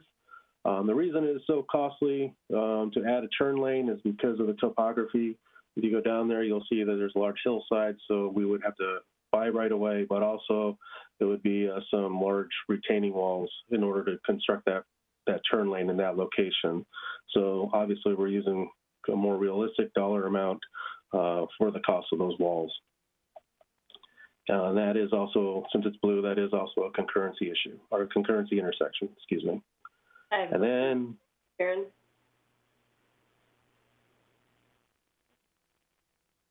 okay, the next items are. Okay, so I was making my screen bigger. Okay, Deputy Mayor. Thank you. So in red, you have mini roundabout or signal. Which one does your cost reflect? Because a mini roundabout, I'm assuming, even though it's a mini one, would still require additional right-of-way, therefore additional retaining wall versus a signal. So which one does the price would reflect the mini roundabout. We're doing a mini because you wouldn't have to get as much right away. It's similar to what we're putting on Fourth. So the costs reflect the mini roundabout and the extra additional right away for that. But obviously, if we end up showing that it needs to be a signal, it would be a little less. Okay. The next items are the Sahali items that go all the way down to line 9. Where 9 is the new intersection that we added to the list, which is the concurrency intersection at 36. And we separated those estimates out for design in 23 and construction in 24. Councilmember Stewart, did you have a question? I did.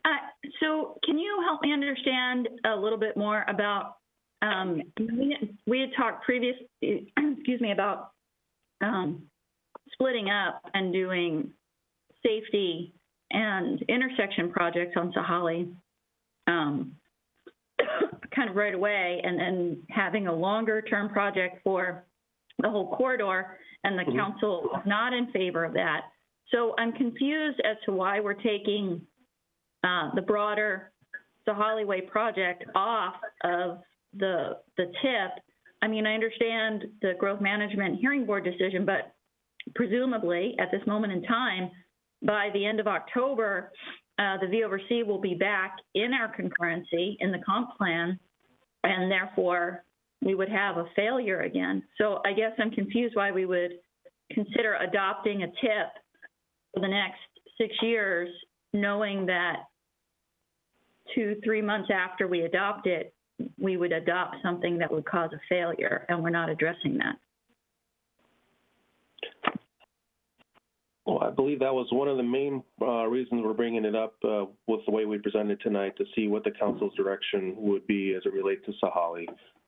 As of right now, because of the decision from the Growth Management Board and the GR hearing, the only failures we have are the intersections.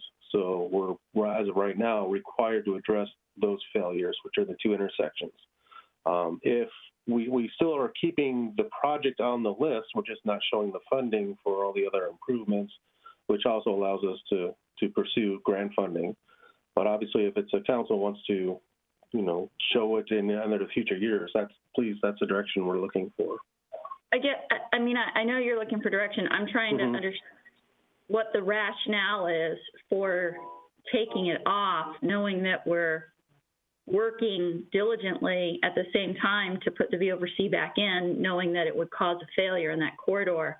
And also really understanding, would we really would we really execute on these intersections without doing a broader project in the whole corridor, or not? And so I'm just trying to understand that. And then I guess my other question would be, just doing the intersections, it feels like that does not address most or any of the safety issues that have been raised. Now, you may be able to correct me there if I'm wrong, but I know that the intersection at the crest and just the fact that there aren't sidewalks and there are no safe places for people to stand for buses and no shelters or anything like that, that it feels like none of that is getting addressed with just the intersection projects. Is that true? We would be addressing it at these two locations only. So at both 36 and 28th, there are bus stops. So these intersection improvements would not only be the signals, but they would be the crosswalks, the sidewalks going up to the bus stops, and then also I think at 36 would be going to the park and providing that safe pedestrian access. But it wouldn't be along the corridor. So that's the high ticket item that we still need clear direction on. So Councilmember Stewart, if I can jump in and add to what Andrew just said, what we would come back with is another tip for you to adopt. You just better described than I did one of the reasons why we did remove all of the dollars from the Sahalee corridor, because the council still is deliberating on what the ultimate scope is. So that is one of our questions. Would you like us to put the 2020 dollars back in? I'm sorry, the 58 roughly $58 million back in for the corridor? Would you like us to put the Perteet's estimate, which was somewhere around 120 to 140 million? Would you like us to leave it the way it is right now, and then over the next several months, as we bring Sahalee back to you, for you to deliberate some more and then agree on what the scope is, we can come back with another tip and have you adopt it. There's nothing in the state law that says you cannot adopt a new tip in between July 1st of each year. Okay, so I think what I hear is that we would have a tip that would address the existing failures, and then part of our work plan of adopting the VOC should also include revisions to the tip to make sure that we address those failures. I guess I would still expect, at a minimum, I'm not sure I'm convinced we should take Sahalee off the tip, but I would think at a minimum we would still have a line item to continue the planning work, because I think there's still a lot of work to be done there on the planning, and I would think we would not want to lose any momentum or time on the planning for Sahalee. I mean, Sahalee has been kind of a thorn in everyone's side for a very long time. So I would think we'd still want to have dollars being spent in 2020, and possibly 2021 on the planning at a minimum. Even if we don't totally know the scope, we have to keep moving forward on that. And I'm only seeing the one intersection. I see project row 9 for the intersection at 36th, but somebody mentioned that there was another intersection. Is that not on here? Is it further down? Yes, it's further down. It's line 22. Sahalee and 28/223rd. And is that the crest? I never remember. Yes, do you remember? It is. Okay. Yes, it is. All right. Okay. Thanks. I guess one other question is there a legal concern with us kind of pulling this project off, knowing that we have every intention of creating a failure there? Councilmember Lisa, Stewart, can address that. Can you repeat your question, please? I want to make sure I understood it clearly. Sure. So we're doing the work, right, to add the VOC into our comp plan, and we know that as soon as we add that in, that the Sahalee corridor will fail. And so it feels wrong to not address that in our TIP, given the timing. And I was wondering if that might create any sort of legal challenges for us or issues. I'm not aware of any that I can address at this time, but I might suggest that this be something that we've discussed with Peter Eglick in addition to, that could take place tomorrow perhaps. I'm not aware of any, Councilmember Stewart. Thank you.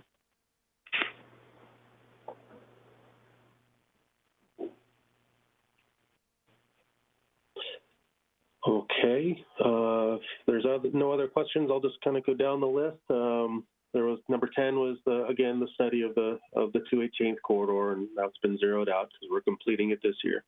Number 11, 12, I think everyone's familiar with those two projects. Issaquah Fall City Road. Number 11 is phase 1, which we are scheduled to complete in 2021.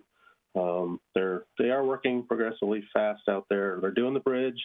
So this dollar amount, the $2 million, should be enough to take care of the rest of the project with mainly the wetland mitigation and closeout that is scheduled for 2021.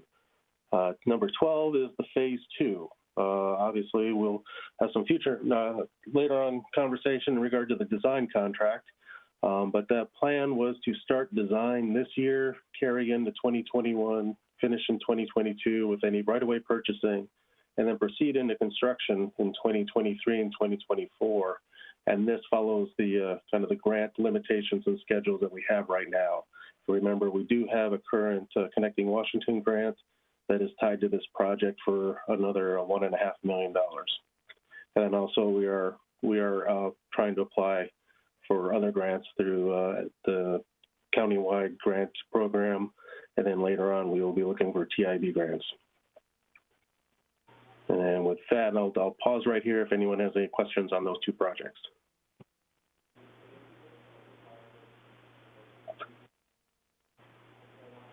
With that, we'll continue on. 13 or 14 were the two intersections in phase 1. They're shown because they are concurrency intersections that were failing, but they are being addressed with the phase 1 project. And they will also be completed by this year. And then we get into the Southeast 4th, which is a connection that's been put on hold until the developers complete a couple projects in that area, and that's off of 248th. It's a little roadway connection that's been planned, but that's been tied up with future development or existing development. We've been waiting for them to get as much of the frontage improvements done as possible, so we're limits the amount of work that we had to do as a capital project for infill. The ITS, phase 2, phase 3. The other part of the half of the study on the corridor on line 18 and then 19. And then we get into the last three concurrency intersections. I do have a question when we start getting into, so it appears that what we're doing is we're widening all the corridors that are leading out of the town center area. But my fear is that we're leading them to Inglewood and to 12th, which lead to the Lake Road, which we exempt. So what I'm not seeing on here, which I think we need to have the discussion about, is we may have to unexempt the Parkway because we can't dump traffic on there deliberately because we're not counting.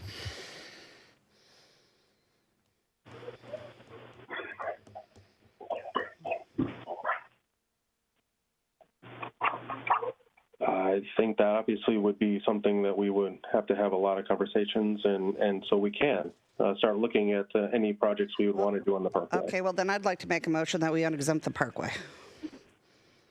Second. Christie, yes. Okay, well then discussion. I'm sure we're going to have discussion. Okay. Councilmember Treen. Because right now So thank you, Mayor. Yeah, I think it's pretty clear from the very beginning when the previous council did exempt the Parkway, the fear was by the residents who live along the Parkway was that all the traffic would be dumped down onto East Lake Sammamish Parkway. clearly that's what's going on. And so I concur with you that we should unexempt East Lake Sammamish Parkway at this time and address the issues to the north, and there are a couple of minor issues to the south as well. Thank you. Councilmember Stewart? Yeah, can you just clarify what it means when you say unexempt? Because right now I think we've only exempted it from V over C. It still has the intersection concurrency on it. Is that, so you're suggesting we apply V over C? Madam Mayor?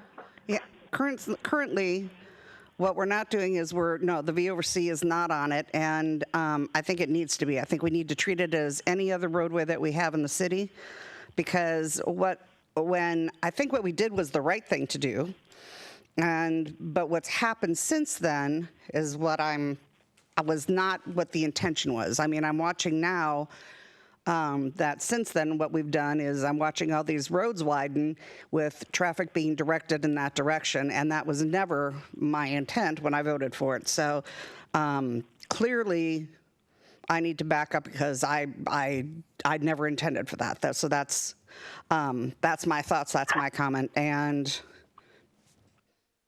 so did that clarify that for you? Do you have another question? Well, I would think, because it's currency related, that it would need to go through the comp plan process so that we don't run afoul of the proper process. So maybe we could get someone, maybe Lisa could comment on what process we should follow here, so that if we are going to go down this path, we do it properly and we don't end up in front of the Growth Management Hearing Board again. Okay. Okay. And let me finish the comments, and then we'll ask staff all the questions at once. Deputy Mayor. Yes. Thank you, Madam Mayor.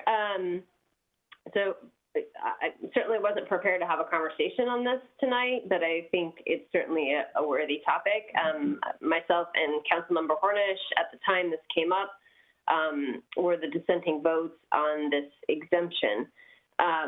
The Growth Management Act is clear. You can't exempt an arterial, and this is a minor arterial. And we just, I think, carved ourselves around that, because we said, well, we're not exempting it, and we've got level of service intersections, although there aren't any intersections really on the north end. We heard Mr. Eastman in public comment talk about 187th and how horrible that is. Well, the problem is it's not in our jurisdiction. So even though it's a failing intersection, it doesn't count.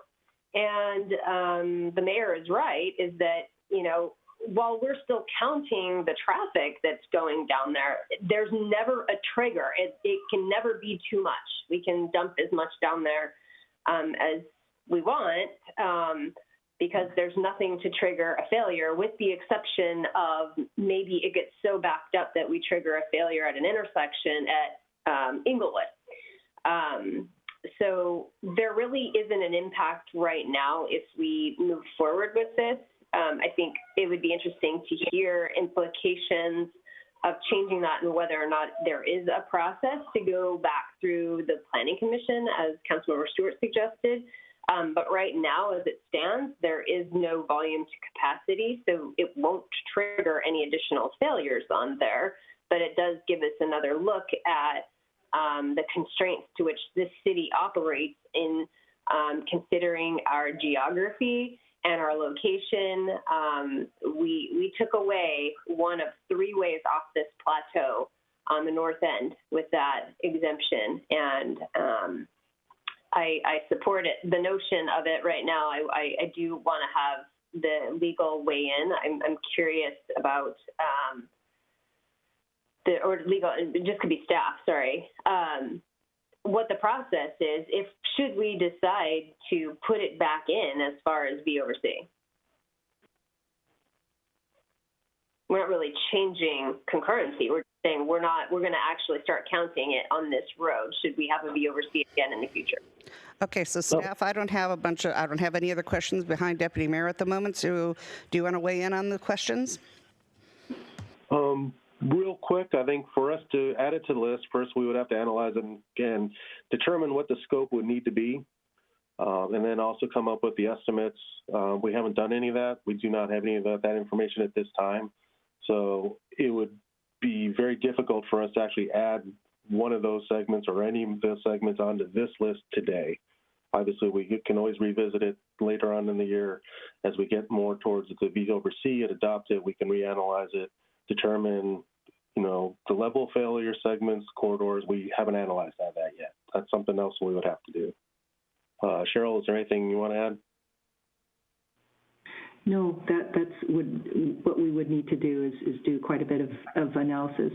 And if the council so desires, when we come back with an updated tip to address Sahalee, we could certainly add the costs for the Parkway.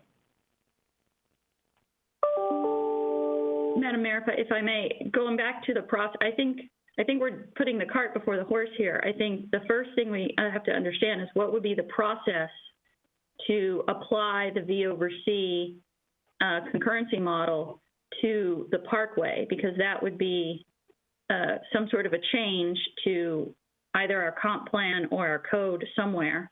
And I think that was my question, was what is the process that needs to go through to make sure that we are appropriately following that process?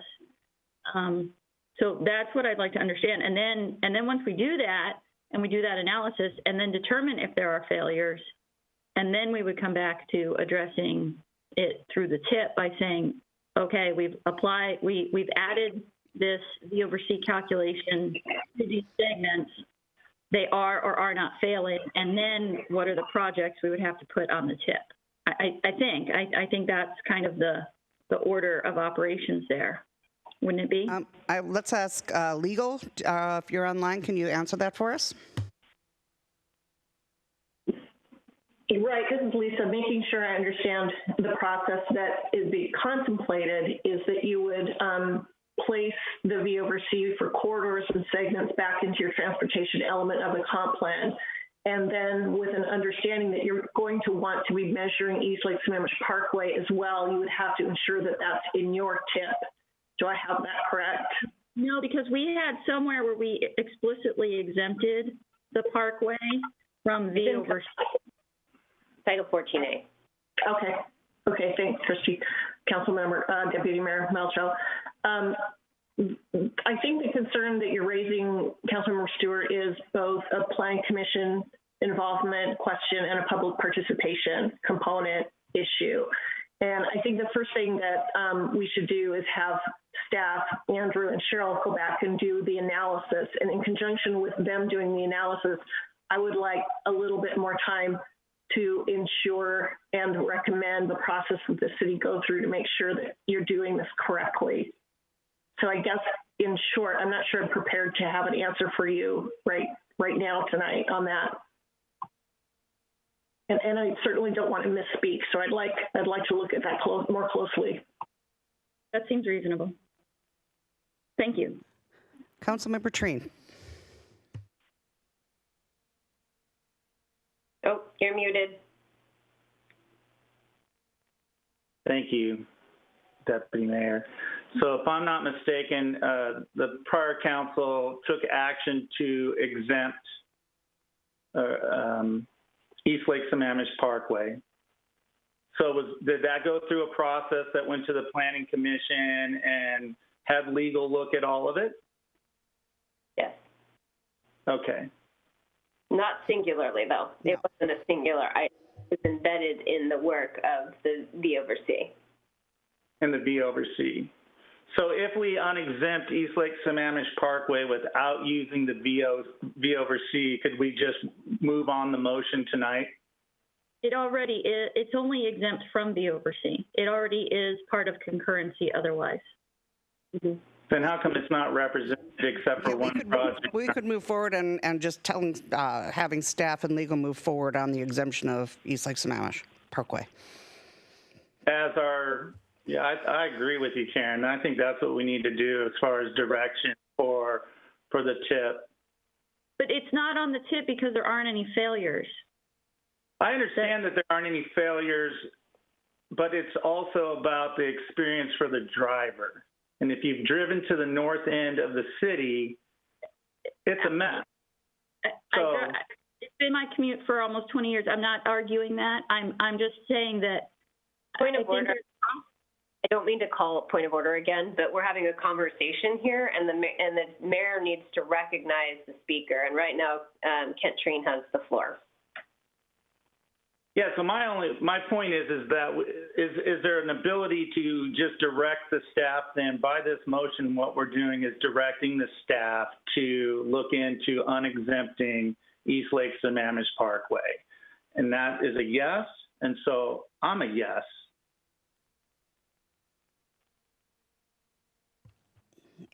Pam, are you in the queue? So am I. Okay, all right. So let's make sure everybody's talked first before we start on second talks. Is there anybody else who wants to speak for the first time? All right. Oh, Councilmember Gamblin? No, not at this point. Sorry. Okay, I thought I saw you wave. Okay. All right, so then I'm going to go back through this queue, and I've got Deputy Mayor followed by Councilmember Stewart. Thank you. So I think the process on this is simply that we are directing the change in our code, which is in Title 14A. That is where the exemption lists. It's an asterisk at the bottom of a chart that shows all of the intersections and their functionality, and that is where it is exempt. It is in Title 14A. So our ask is a code change from, is to bring back a change in code. Deputy Mayor Malthouse, thank you for directing me to that citation. I don't think that changing that line in your code would require Planning Commission participation. Nor do I think it would require, nor do I think it would invoke the public participation element of GMA.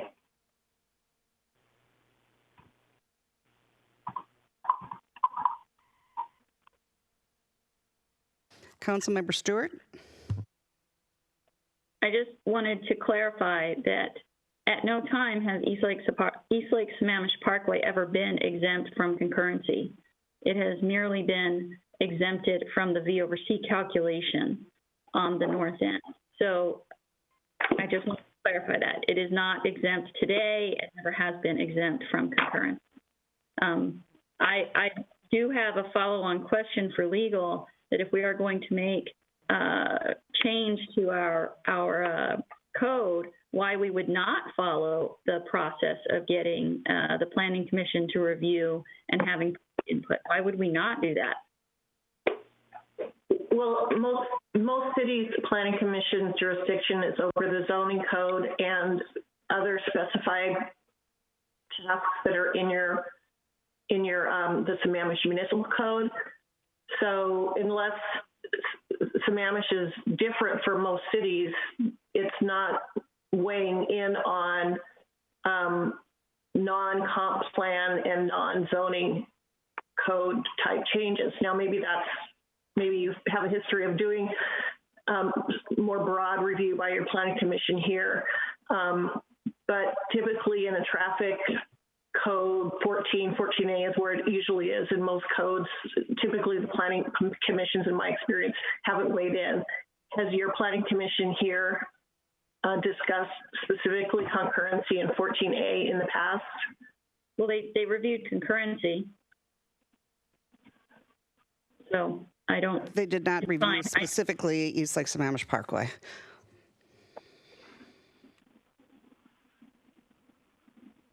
Okay. Deputy Mayor? Oh. All right. So looking at the code right now, and in actuality, if the Growth Hearings Board has basically invalidated the V over C, then the reference, technically speaking, to the exemption is also removed, because it is an asterisk at the bottom of a chart that says ELSP corridors are shown for information purposes only, as they are excluded from concurrency.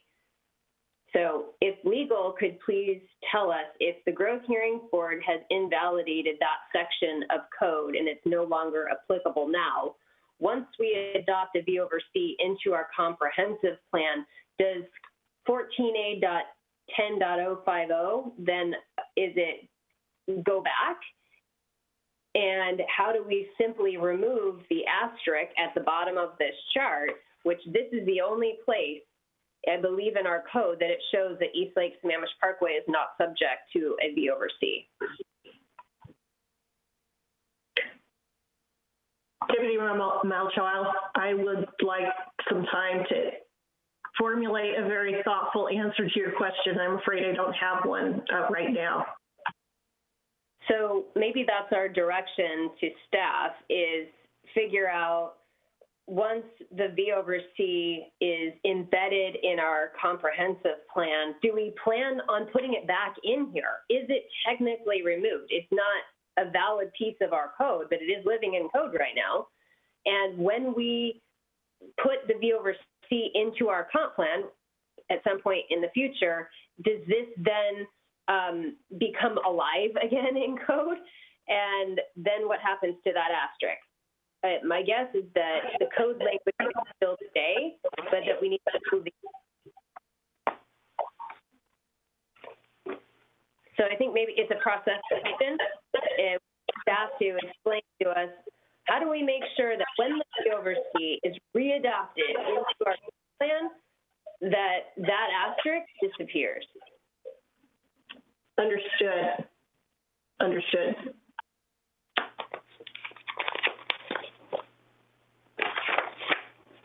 Okay, is there anybody else who's got any other questions?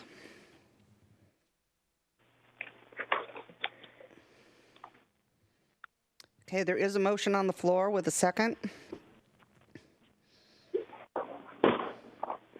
The motion on the floor to move forward with the, how do I say it? The removal, or the removal of, to remove the removal of the V over C.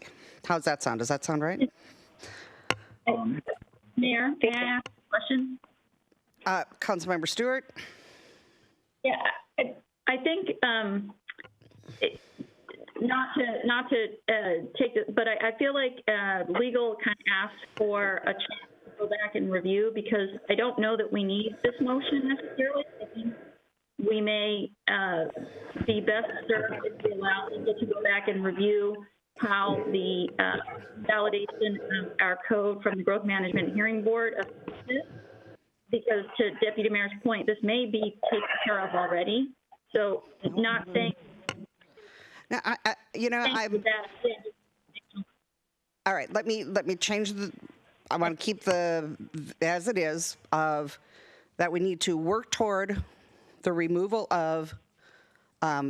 Right now we have the V over C on there. That is removed. I would like that asterisk removed. And so we would like to work toward the removal of the V over C asterisk, if that makes sense. Does that make sense? Sure. Okay. I've got it makes sense over here. Does that make sense to council? I'll second the amended version of the motion. Okay. Thank you. Okay.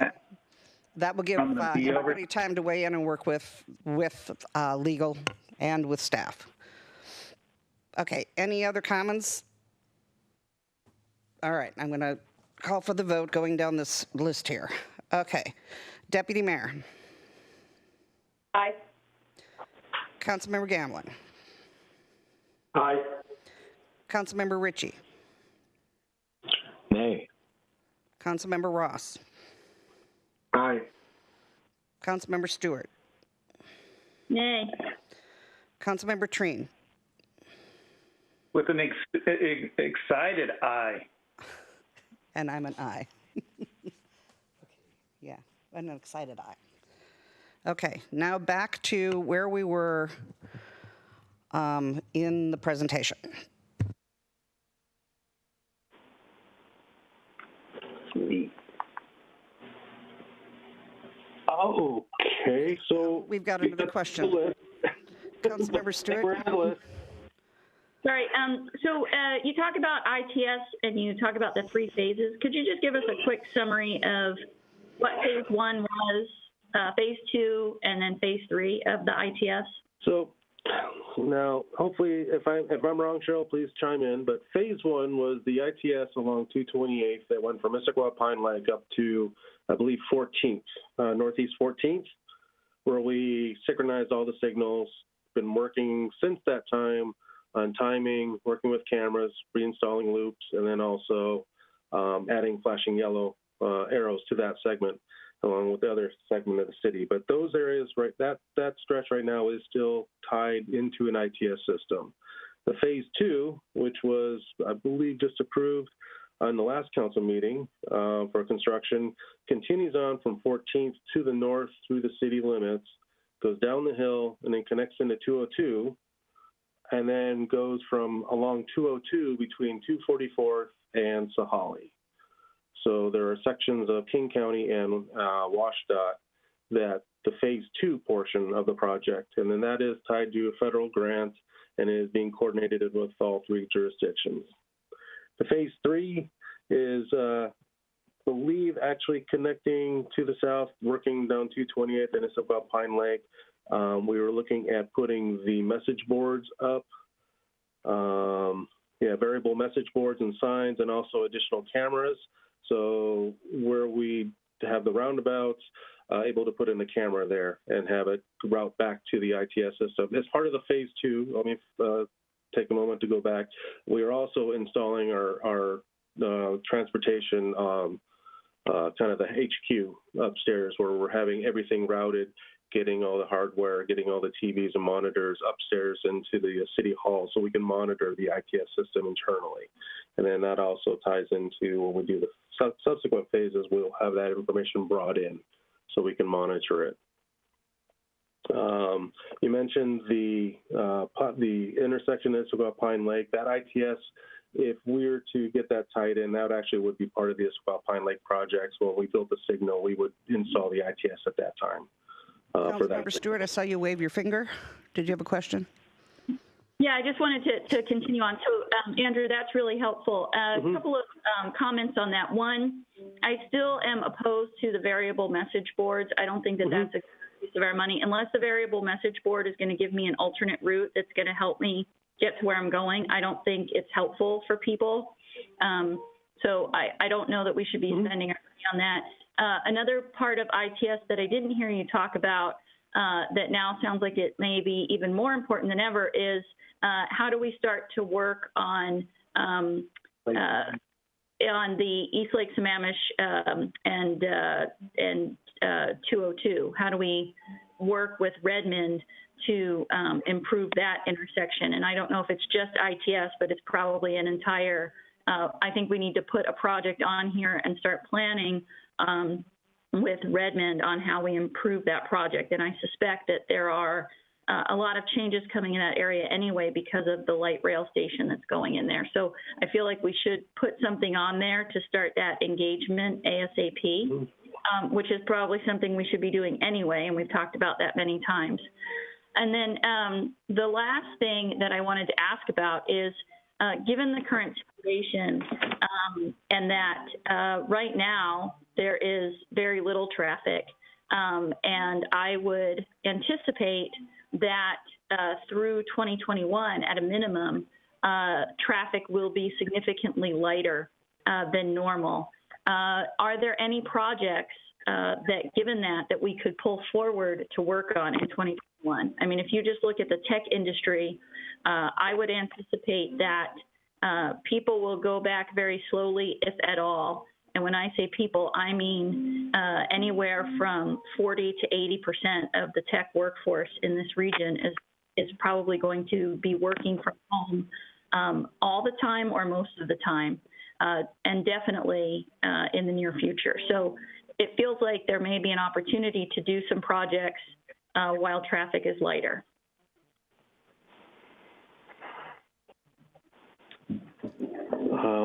Did you say 40 to 50%?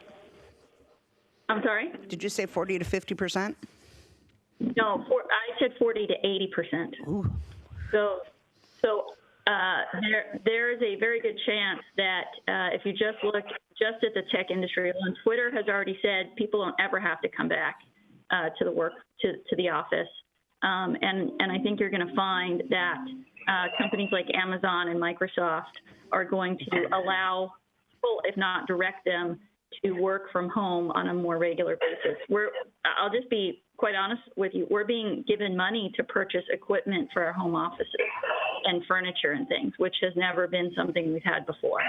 So I think you're going to see large chunks of, now that doesn't mean everybody can, right? There are a lot of people that have to go to work, and I realize that, but if you look at the people that live and work that live in Sammamish and commute out, there's going to be a fairly good chunk of people that are not going to be going into the office, at least not until there are other mitigations for this virus other than just physical distancing. So.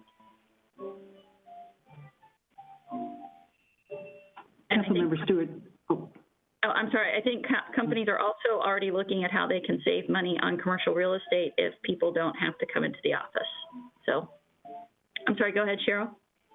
I was just going to say that is an issue that we've been discussing at the staff level in regards to our traffic model, taking traffic counts. Should we take traffic counts this fall? If we take traffic counts this fall, we all probably know that traffic isn't going to be back to normal, even without the estimates that you were saying, not taking those into consideration. Traffic still isn't going to be back to normal in the fall. Well, how often, do we take traffic counts then in the spring next year? Maybe I think the bigger question, Cheryl, is what do we think the new normal is going to be?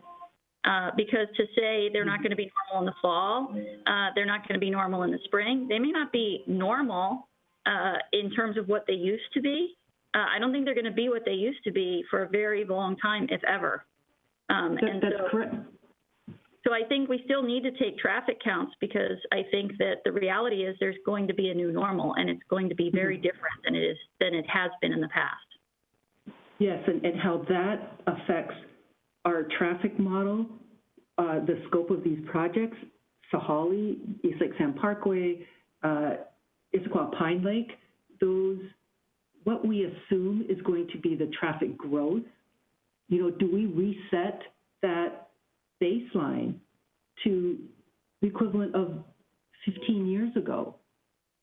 And basically, there's the very complex intertwined issues that this COVID is presenting to us.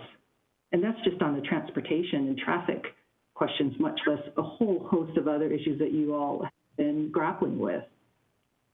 Absolutely, Cheryl. If you just look at, I was looking at the 2018 data, and from 2018, 25% of our workforce identifies as working in tech, another 25% in management, and another 20% in sales, and another 20% in finance.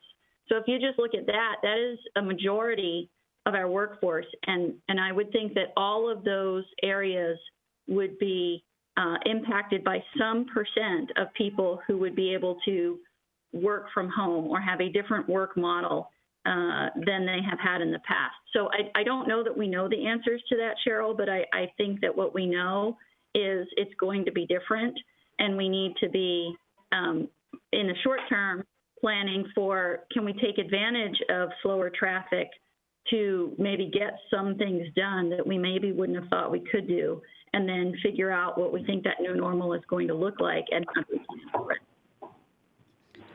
Okay, so to move on so we can keep going with the tip, I'm going to move on to other comments, to Deputy Mayor, followed by Councilmember Treen. Mayor, if I can just ask one question. So I assume that this was all just to provide input. So things like the ITS and those other things, is that all just being noted down as input that you guys will bring back? Is that kind of what's happening here? Yes. Yes. Thank you. Deputy Mayor? Thank you. So I just have a quick question. It's because Cheryl said something about doing traffic counts in the fall, but obviously we don't do them in the fall traditionally. We do them in the April-ish, May timeframe. I'm assuming the decision was made not to do them based on COVID-19 and the fact that our counts would be so skewed. Is that accurate? Yes, that's correct. That and along with closing Fall City, Issaquah Fall City, and I realize it's going to be closed this fall as well. But when we made the decision, it was before the peak or the whole COVID situation really hit us. Why would we have chosen to not take them in the spring because of Issaquah Falls City Road? I understand it would change our traffic patterns around the closure, but for, say, the likes of the Holly, I would think there would be somewhat minimal impact for that closure. And we're still going to be under construction in Issaquah Falls City Road in the fall. In fact, I don't know, when we define fall, we're talking about an 8-month closure, so likely in the fall it's still closed. So I guess I'm not understanding why we didn't do the traffic counts based on Issaquah Falls City Road in the spring if in the fall it was also going to be closed. At the time, we were kind of hoping that that Fall City would be open later this fall, like November-ish, but due to a number of reasons, we ended up closing it later than what we initially had hoped. Okay. I guess my 2 cents on traffic counts, and Councilmember Stewart said this to some degree, which is, I think we do need them. The reason I was asking questions about timing is because, whether we have a new normal going forward for years to come, it's always nice to have a singular, time period to which we can compare apples to apples. I mean, I realize, with school being in the spring, school being in the fall, it'd be close. But I think there's probably just always things on the ground that, it's easier to compare, late April to late April every single year. And then, we can always note, factors that are going on, like Issaquah Falls City Road being closed or COVID-19 or whatever. But I would definitely go forward with doing traffic counts. But then I'm thinking we should switch to the fall so that we're perpetually catching traffic at the same time on an annual basis. You are correct. It is ideal to have it roughly a year apart.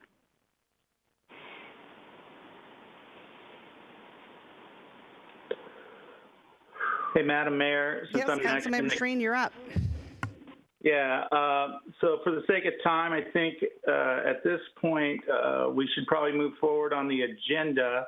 I think staff has a pretty good idea of direction.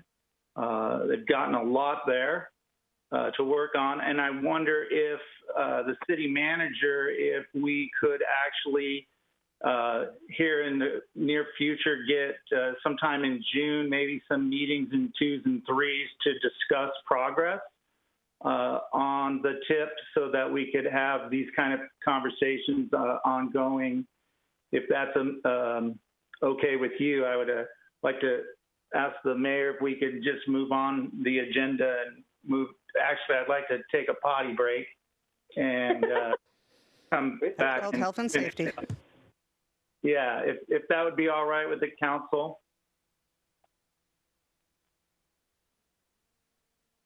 It looks like Councilmember Ross has a comment. Councilmember Ross? Oops, there you go. I do want to ask some legal questions, and it can wait till after the break if we just have a short follow-up on some of the legal questions. That I think it's kind of overarching on the tip itself, and I wanted to get those opened up and reviewed by our legal counsel, maybe not tonight, but I could go back. And so if we want to take a break and come back on that, that might be appropriate, because it may take some more conversation. Okay, let's hear from our interim city manager.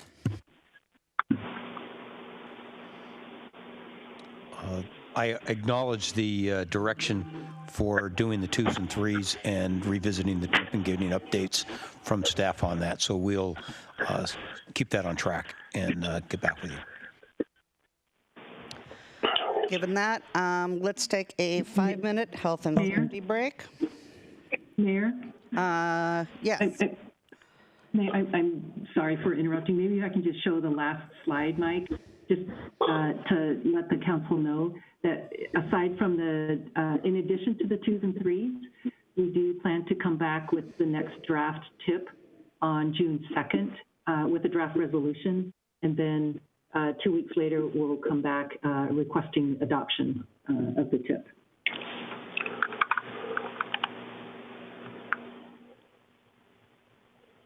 There we go. And that's all. This is the last slide that we had. So thank you for the feedback, and we'll. Okay, council, 5-minute health and safety break. Taking a Sammamish 5.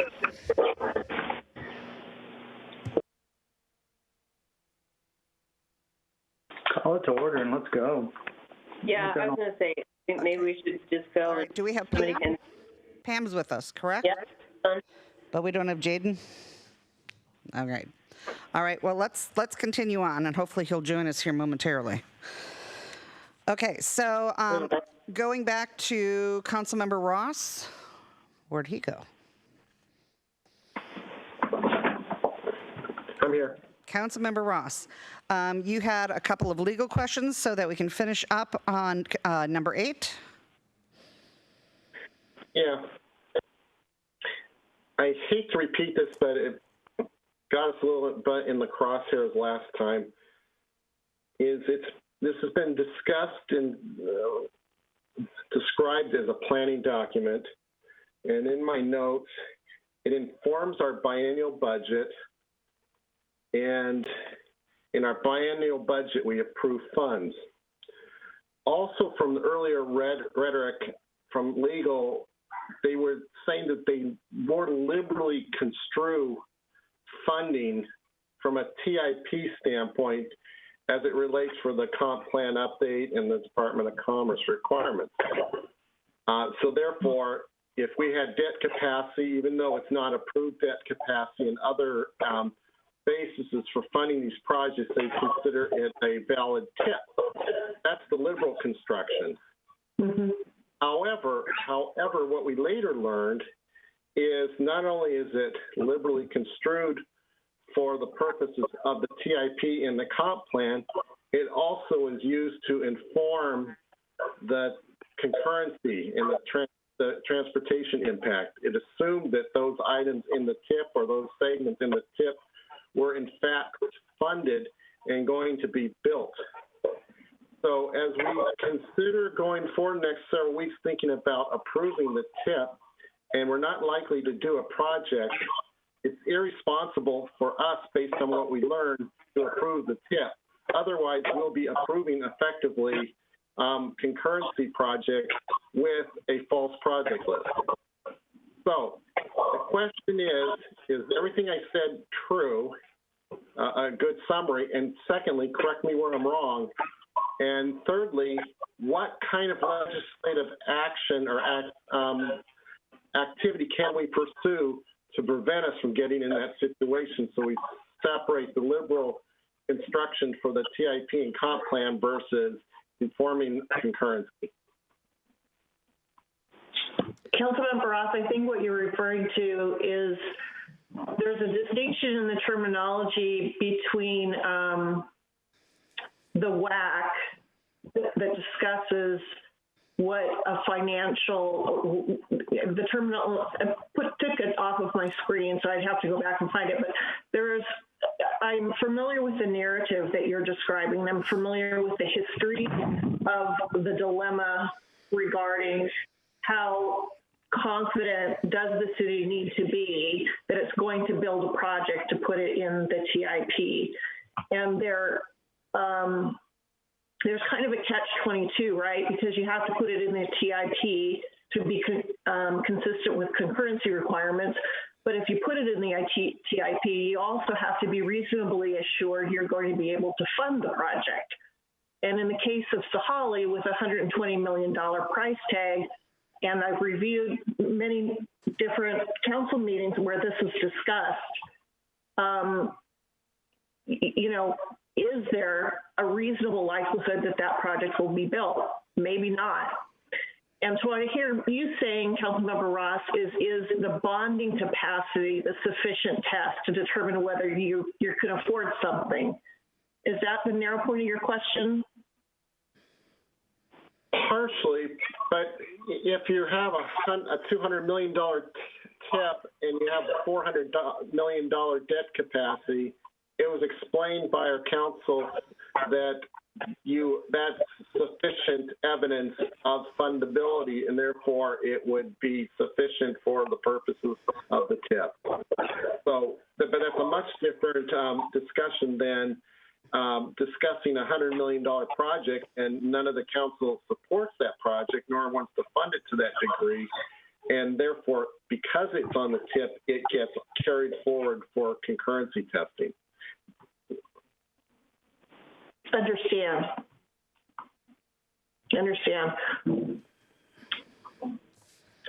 I'm not sure if anything I said answered your question or if it's still a lingering question that requires additional research.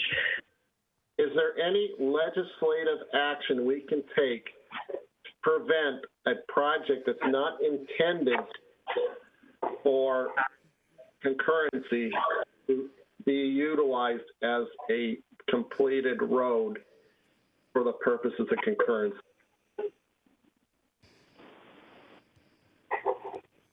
Or do we simply not include those road or projects on our TIP because we're never intending to do them in the first place? That's our only protection.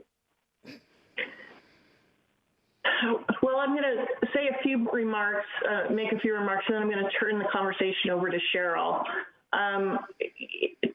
To me, if I were in your shoes and I knew there was no chance of building a project with that price tag, I would be hesitant to put it in the TIP. That said, it is tied to concurrency. And here's where, Cheryl, can you help me out here? Does this catch-22, does the catch-22 characterization I've given, is that fair from an engineering standpoint and a TIP standpoint? I would agree. It is a bit of a catch-22. And I think the LOS standards that the council has adopted does determine what is a concurrency project or not. I mean, there's other things that you decide on as well, certainly. For example, the discussion that you just had about the prior council exempting the Parkway corridor, the intersection, some of the intersections are still part of the concurrency program. So the standards, the LOS standards that the council adopts does highly influence and determine what projects need to be on the TIP to address existing failures. And the cost of those projects, obviously, they're quite high. And so not including a project because the price tag is high, it's my understanding, just looking at the GMA, just sort of with blindfolders on, or blinders on, that if there is a failure, an existing failure, there must be a remedy. Now, it doesn't necessarily mean that the remedy has to be a capital remedy. It could be making efforts towards reducing trips or encouraging people to commute outside of your peak hour. For Sammamish, though, because we are a bedroom community and because transit right now and in the near future is not, it's not really a viable option for many of our residents, it ends up being that the remedy for concurrency failures tends to be a capital project. So it's kind of a long answer, but to circle back, Lisa, to your question, yes, it is a catch-22. And I think, and forgive me for if I'm stepping outside my lane a little bit here, but having been around the GMA track for years and years and years, I can assure you that there are many land use attorneys, elected officials, planning officials, public works directors who have grown increasingly frustrated with GMA, and it may, you may wish to consider whether there are, in addition to what you have in your toolbox as elected officials, if there are legislative connections that you have, elected officials at the state level, if there are those that you know that are working with some of these similar issues, you're not alone. But unfortunately, Sammamish is in a very uniquely positioned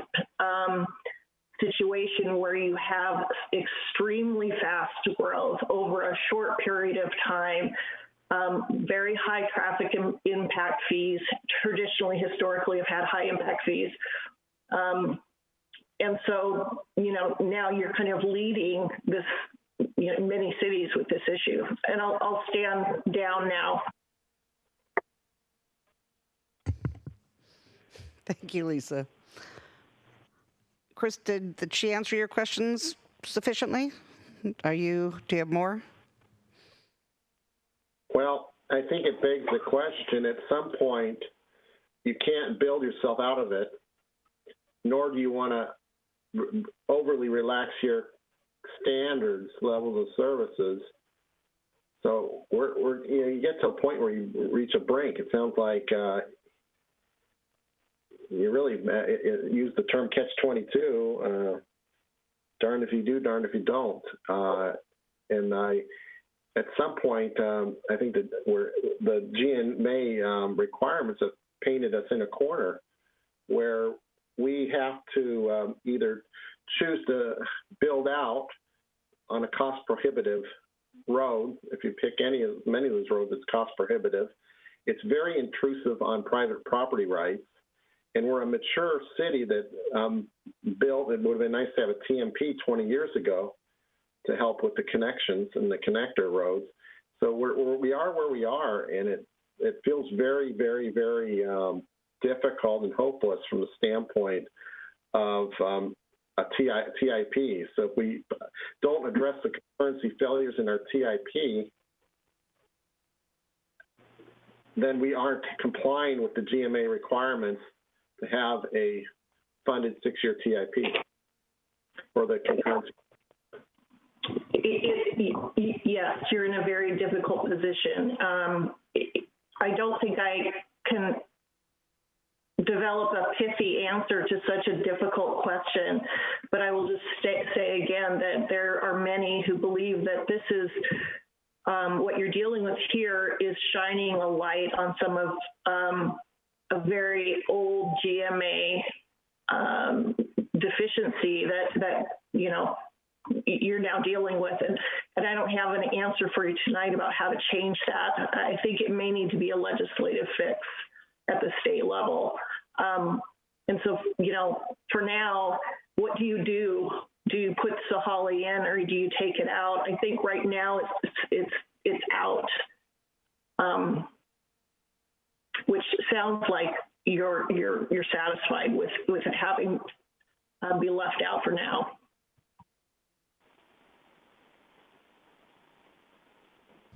Okay, moving down the queue, I've got Councilmember Stewart, then Gamlin, Treen, and Deputy Mayor. So starting with Councilmember Stewart. Yeah, a couple of things, Chris. I think you raised some great questions. I know that you're asking that based on what happened last year, where we had passed the new concurrency and we had the failure on the Sahalee corridor. We included a project for Sahalee on the tip that none of us were really happy with. We all felt that we could build a better project that would create more capacity for less money, but we went ahead and put a project on there. We also did work with staff and agreed on the criteria for what projects from the tip would be included in the traffic model. But all of that doesn't really address sort of the going forward look, which is how do we deal with these issues going forward? And I think Councilmember Ross, you brought up a really good point around the TMP, and Cheryl brought up a good point around it doesn't always have to be a capital expenditure to resolve these issues. So I think that, if this pandemic has taught us anything, it's taught us how to think outside the box and to think about things in new ways. And I think that that's part of what we're going to need to do. That, for me, that's why the TMP is so important, is because we need a comprehensive master plan for transportation. And that isn't just a list of capital projects on roads. It's a whole transportation system, and it addresses transit. It addresses pedestrians. It maybe even addresses working with some of the big employers who now have a new view on working from home that they didn't have before. Companies like Amazon and Microsoft were not supportive of working from home in a lot of the different groups. And now everybody's working from home, and they're finding out not only will it work, but productivity is actually up right now. So I think that we have some opportunities here to address these issues in ways that we haven't before. So I appreciate you raising those questions, Councilmember Ross, and I think I hope that it means that we will look at the TMP and look for those comprehensive solutions, and not just how do we build big giant roads. I think we still need roads as part of it and connections as part of it, but I think there are a lot of other solutions we can look at going forward. I do want to ask when it's Deputy Mayor Malchow's turn if she wants to potentially propose a motion saying that we would take traffic counts, in the fall, or do we even want to take them twice a year going forward to see how things are changing and progressing? So I'll just throw that out there, that I would be supportive of some sort of a motion to take traffic counts every fall and spring for the next couple of years until we understand what the new normal looks like.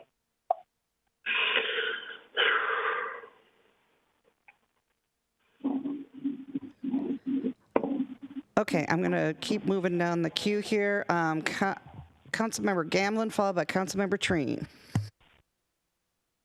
Yeah, so thank you, Councilmember Ross, for bringing this up. I think it's a critical question that we're facing, and very specifically, especially here in Sammamish, where we do have extremely limited egress in and out of our city. Very difficult to improve these roads, if not impossible. Not even talking about the budget constraints. So when we get to this point, we have to take all kinds of different ideas into account. I think one of the first steps we should take is we do have a new land use attorney who specializes specifically in these issues. And I think the first thing to do would be to have him discuss this with us and to give us the benefit of what he knows in specializing in this. We may have to look at land use issues, land use adjustments. We may have to look at adjusting our concurrency from a 6-year down to a 3-year term. There's a lot of options here, but I agree 100% with Councilmember Ross that going ahead and passing TIP with projects that have not been built in 15 years and slapping them back on there and expecting them to suddenly be built is just a recipe for disaster. It doesn't work for us. We were directly, in my opinion, I was directly elected to address exactly this issue, traffic and congestion. And so I need to have a much more in-depth look at this. And again, using our new attorney before I'd ever contemplate approving a TIP that includes things that we're probably not going to build.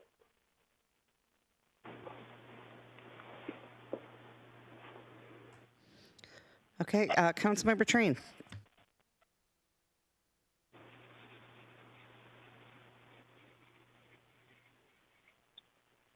We can't hear you. So I agree with Councilmember Gamblin that it's the land use patterns that should or do, they actually do drive the road network. And so when we start thinking outside the box and ways to solve this problem, we have to look at our land use maps. We need to look at our zoning. We've already done the work. We're waiting for the second part of it on land capacity. So once we understand the land capacity for the city of Sammamish, we develop the TMP then to be driven by that land capacity and what we can build on the land that we have. And if we can't afford, if the taxpayers don't want to pay millions, hundreds of millions of dollars for road improvements, or we aren't able to even do that, then at that point we need to look at downzoning.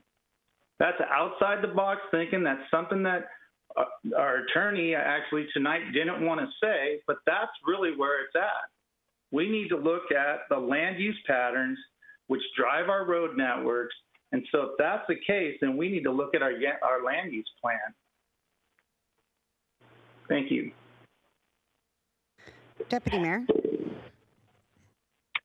Thank you.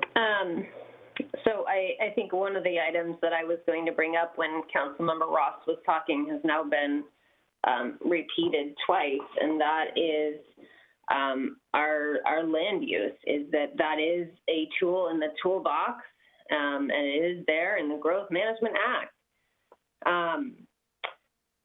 I think our attorney actually said it best when she said, I think she used the term shining a light. That's,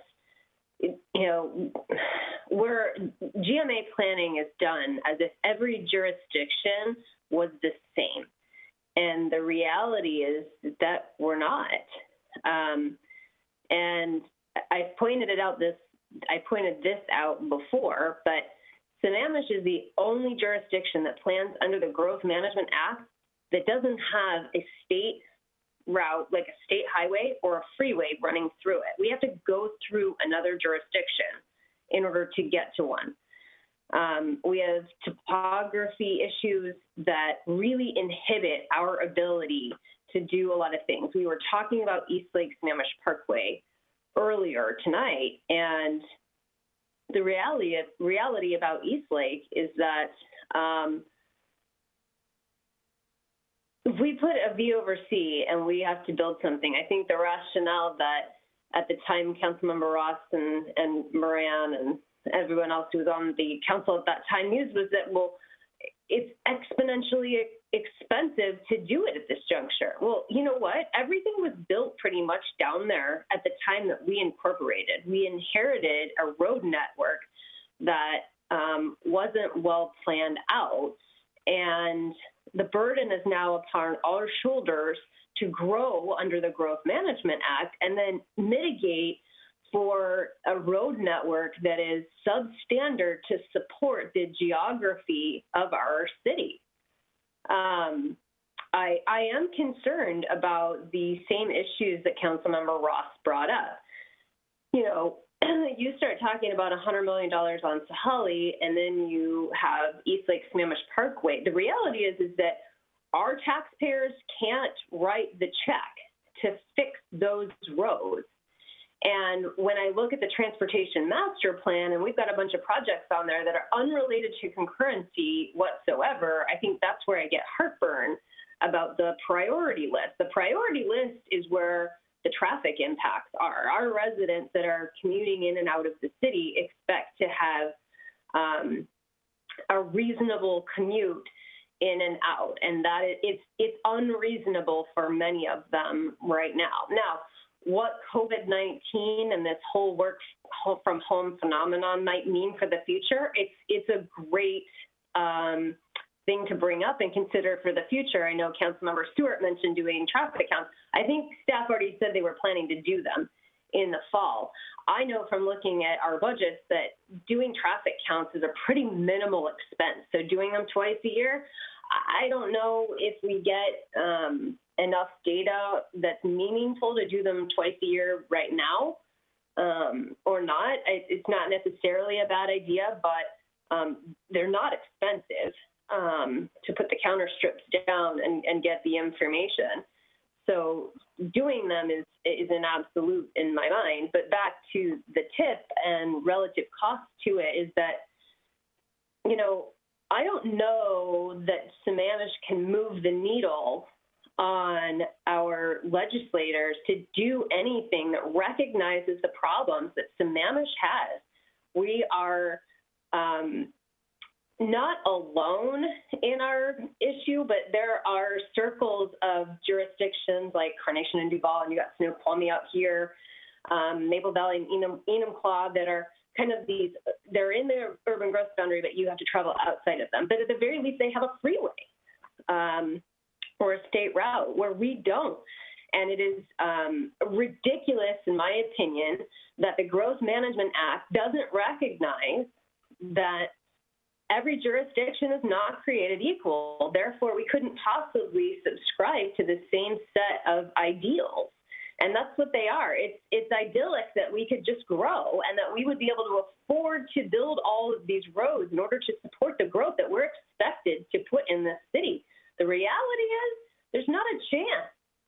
We can't afford the infrastructure, and our boundaries and our jurisdiction will not allow for us to build to support it.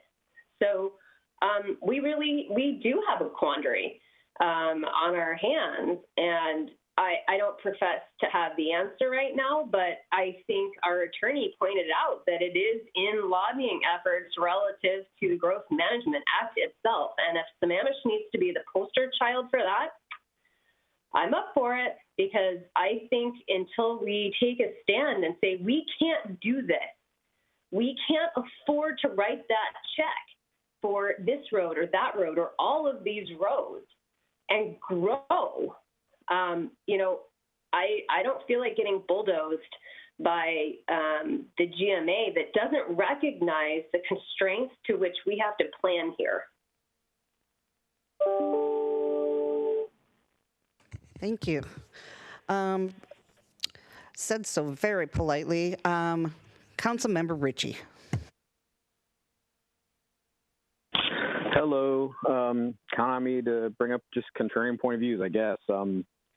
So just my 2 cents for what it's worth, and I hope we can disagree without being disagreeable to each other. I come from a place where I think we have a rush hour problem, not a traffic problem, and I think our concurrency model has created these issues that we are now compelled to deal with, and we're picking a fight with the GMA when we do have some specific geographic challenges that would limit that would make road construction challenging and frankly expensive. 2 points to that. One, we do have $400 million in bond capacity. We haven't taken our 1% in 10 years or 11 years now. I don't even know. So we are one of the wealthiest cities in the country. So we do have the financial ability to build our way out of this if we choose to. I don't necessarily think we should necessarily, but I do think when we start talking about thinking outside the box, we do have other things that we can do, including transit, that would help us not pick a fight with the GMA and the cost that would go into that legal battle. There are other cities in this state that have their own challenges geographically, and yes, as far as I know, I agree that we are the only city that has no direct connection to a highway or a state route, and it is what it is, just the way we were drawn, especially down at the bottom of 202 there, or, with East Lake Sammamish Parkway or Issaquah Falls City Road for that matter. So we do have some specific challenges, but I believe that we should be better stewards of the taxpayers' dollars and find things that we can do that help to resolve our traffic issues that we could put onto a tip that would be better usages of the money that we've been asked to be, to have fiduciary responsibility over. Do I think we need more better roads? Yes. Where? Let's figure that out. That's what we're trying to figure out. But we created traffic failures by our concurrency model and, setting a volume here and a capacity there, and that's all water under the bridge. But that is our responsibility. Now, when you create something that's your responsibility, whether it was given to us by King County or how we measure it. I just think we need to second guess ourselves when we start talking about whether or not the GMA should apply across the board. I respect the attorney's point of view. I get it. But I also think that we need to take other things into consideration that are not necessarily huge, expensive road builds. And I'll add this. While I wasn't personally in favor of building the 50 or however many $1 million it is for Sahalee Way, I was under the impression at the time, and I haven't heard otherwise, that it should have gone in there or else gone into the TIP, not in there, into our transportation improvement plan. Because if we didn't put it in there, it was going to create a series of other problems.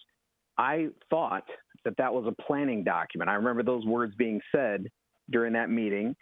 And I remember specifically thinking, well, we're going to put this in here, then we're going to go back and revisit it. And I remember several meetings that we've had where, twos and threes and otherwise, with developers and with, with Cheryl and the folks in the staff, that we were trying to figure out what else we could do to Sahalee Way that would help mitigate traffic and that would help be, the lower cost solutions. So if we can ask staff, and this is just my 2 cents, to try to come up with things that we can do otherwise that would be less expensive and yet help traffic, that might be a better solution and a better savings of our money, especially given the fact that we don't know how the next year, 2, 3, however many we're going to have with this new reality of people working from home.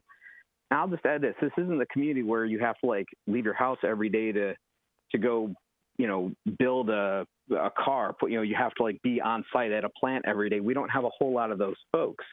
And, we do have folks that can work from home, it appears from what I've read, at a higher percentage than a lot of other communities. So should we be spending our time and money and taxpayer time and money on these things that are going to cost money that may not get the use that we think they will with this new reality we're dealing with not a lot of information? So that's just my 2 cents. I think we should maybe take a moment here to think what our options are rather than jumping into things. And I appreciate everybody listening. Thank you.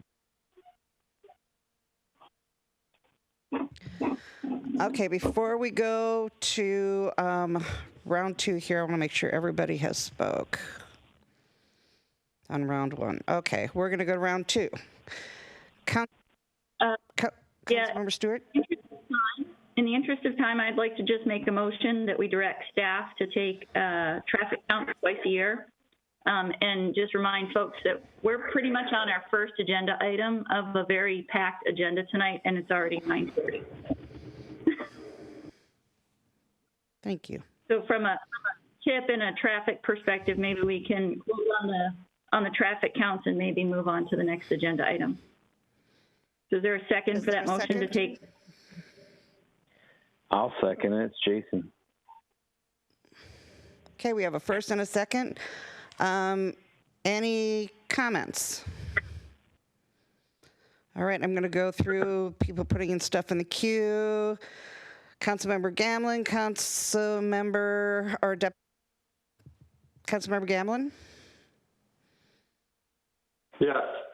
So just a quick comment on, we've heard now traffic measurements twice, take traffic measurements. I'm wondering, I believe we have a tool that gives us a pretty unlimited ability to measure traffic. It's called INREX. Wondering, I know we were using it before. I'm wondering why we aren't still currently using it.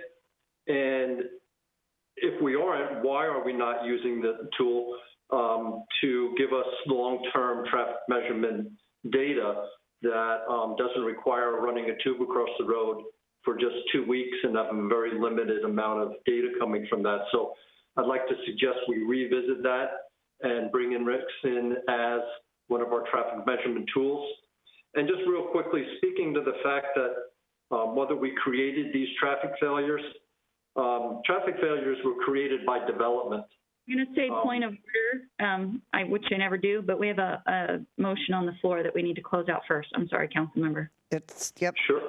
Point of member taken. We have to stick to the motion on the floor. Please speak to the motion on the floor. Did you have anything else, Councilmember Gamlin? Oh, no, I'm sorry. I didn't realize I was speaking to a motion. My apologies, Madam Mayor. Deputy Mayor. Thank you. So I have some questions for staff relative to traffic counts because I'd like to know what value add we'll get. While they aren't expensive, I can think of a myriad of questions just sitting here if we take them twice a year. Which ones do we use to inform our model? Do we update the model twice a year with the two different counts? Which one do we use for V over C? Which ones do we use for level of service at intersections? I'm curious if staff can comment if we're taking them twice a year. I know that it takes a really long time to process the counts. Now, while the raw data is readily available, what you all do with them after that, I remember asking for them at one point. It took months for me to finally get them. So I know there's something that goes on with the count. So if we do this twice a year, what is the burden to staff? And then what are we going to do with those? Are we going to average them for any given year? I don't know what you do with two sets of counts. So if staff can maybe comment on that. Okay, I'm going to have staff weigh in from a question from Councilmember Gamblin and then also from Deputy Mayor. So this is Cheryl Paston again.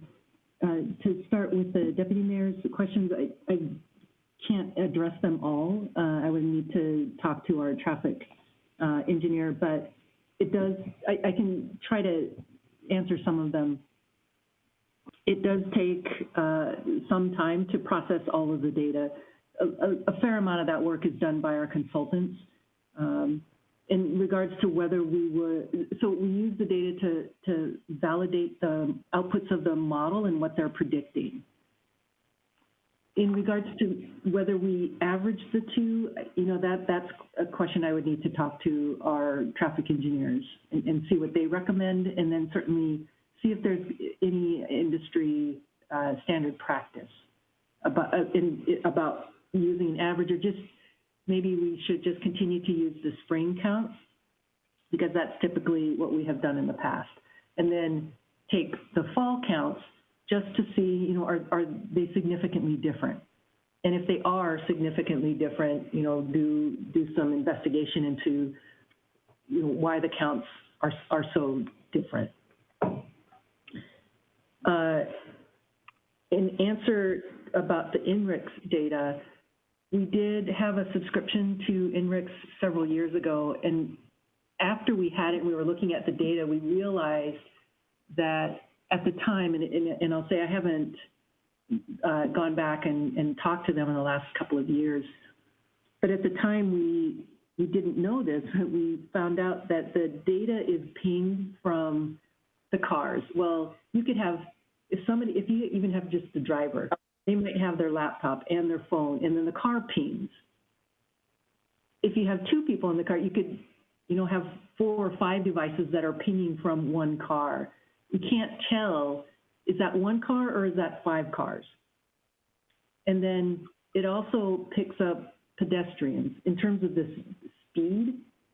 If you, like around the schools, all of the kids, well, most of the kids probably have a phone, if not a laptop in their backpack.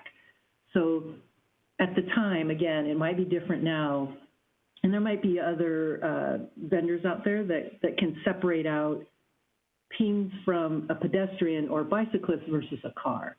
So there are some challenges to teasing out the data from a company like INRIX so that we can use it in lieu of some of our traffic counts. Now, at the time, INRIX only picked up data on, if I remember right, 228th and Sahalee, I believe, Northeast 8th and Southeast 8th and 244th, and then I think Pine Lake. So it was really limited. It didn't, at the time, they did not collect data for all of our arterials, so we would have to supplement.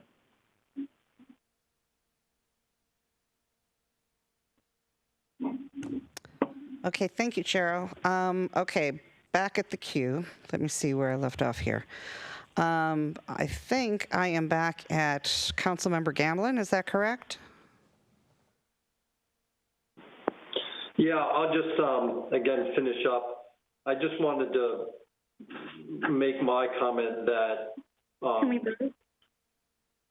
Pam, do we want to vote on the motion? Yeah, I'm sorry. I hate it when people interrupt. No, that's fine. Interrupt all you want. Let's vote. Yeah, let's vote on that, and then you get to make your comment. I'm so sorry. So Pam, do you want to repeat your motion? Yeah, so the motion would be that we direct staff to take the traffic counts twice a year in the fall and in the spring, especially given that conditions may be changing, and it would be great to be able to understand how that's changing on a more frequent basis. Okay, and we've had all the, having had all the discussion. Hey, this is Jason. Hey, Jason. Can I just to clarify, because I think Christy brought up a really good point. Sorry, I'm eating a cookie. I was thinking that maybe we could have an amendment. I'd like to offer an amendment that would say that this doesn't change when we apply our traffic data to our traffic counts. Meaning our traffic counts we still maintain our position, meaning we don't, I think we take in the spring and we use the spring. So this doesn't change that. This is just additional data.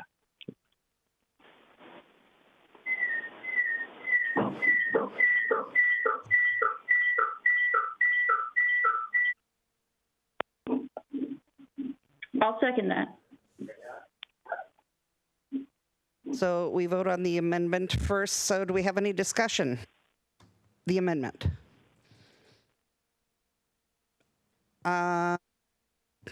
Deputy Mayor.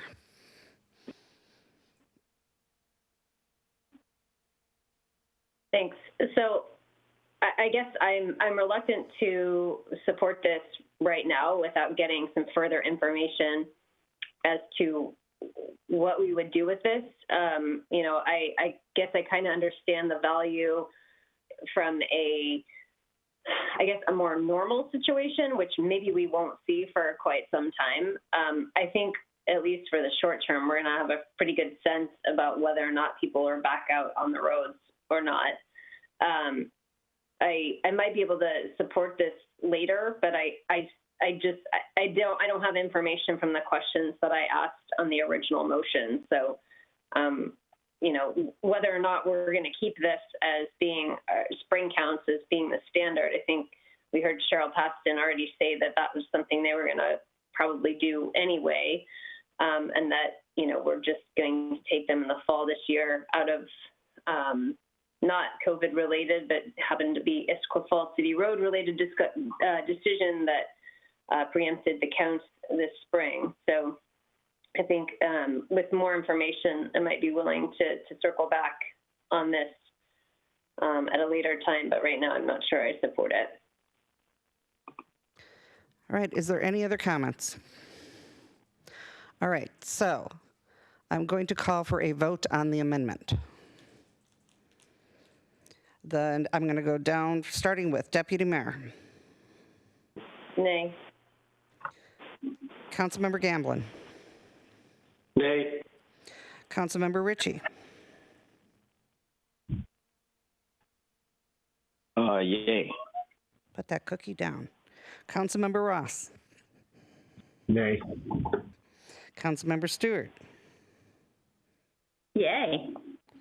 And Councilmember Treen.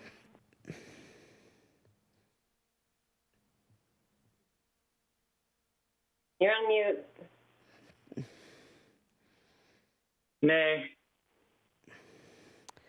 And I'm a yay.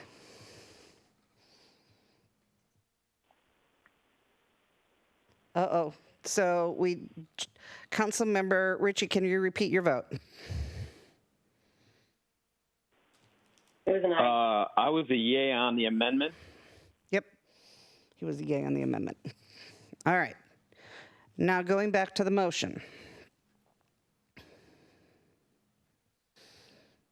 Now who wants to repeat the original motion? That we take traffic counts twice a year so that we can get a sense of the new normal as quickly as possible. Okay. I'm going to start at the bottom this time. Councilmember Treen. Nay. Councilmember Stewart. Yay. Councilmember Ross. Nay. Councilmember Ritchie. Yay. Councilmember Gamblin. Nay. Deputy Mayor. Nay. And I'm a yay.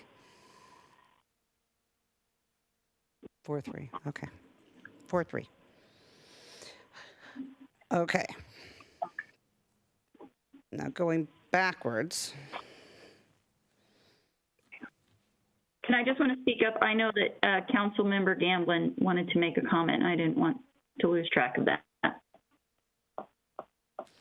Councilmember Gamblin? No, let's move it along.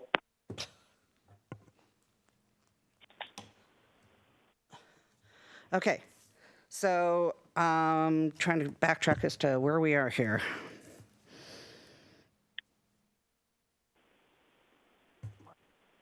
We're back on the tip still. I don't know if we've moved off of it or not, but that's stuff. I think we're moving on. Yeah, they have enough direction.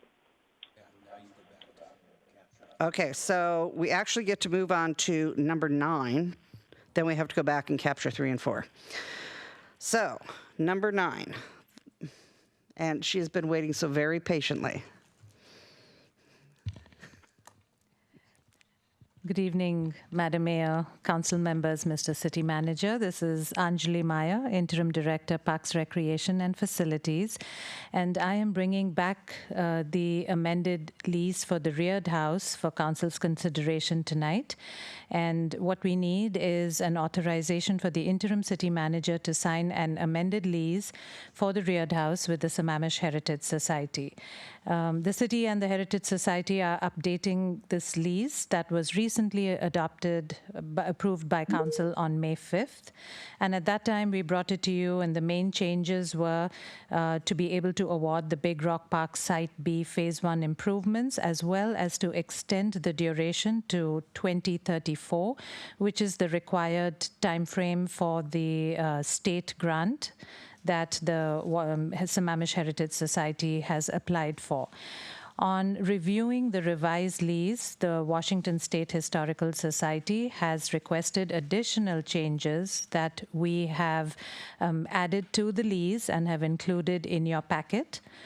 And those 3 provisions include Section 2C, which essentially requires the Heritage Society to make sure that the public use and operating policies of the House match what is the requirement of both the Big Rock Park Master Plan, as well as any of the other grants they are applying for.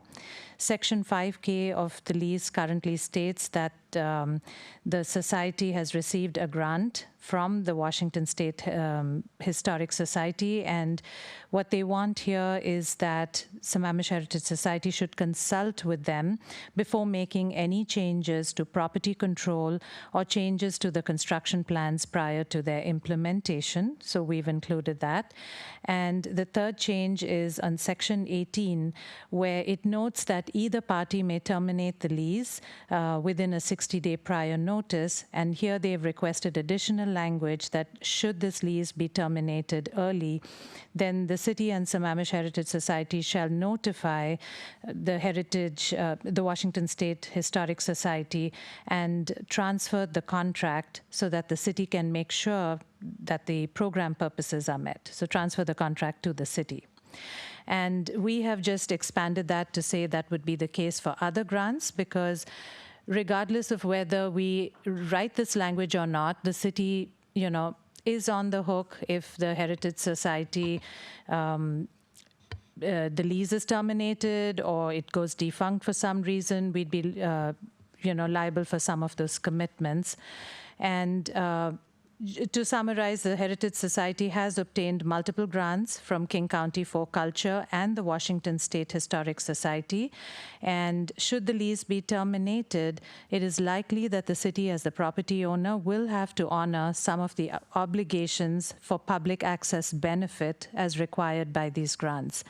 And typically, we wouldn't refer to a third party in the contract unless that party is part of the contract. However, here, the state has control control over the Sammamish Heritage Society's grant proceeds and is understandably interested in verifying that the lease recognizes this fact.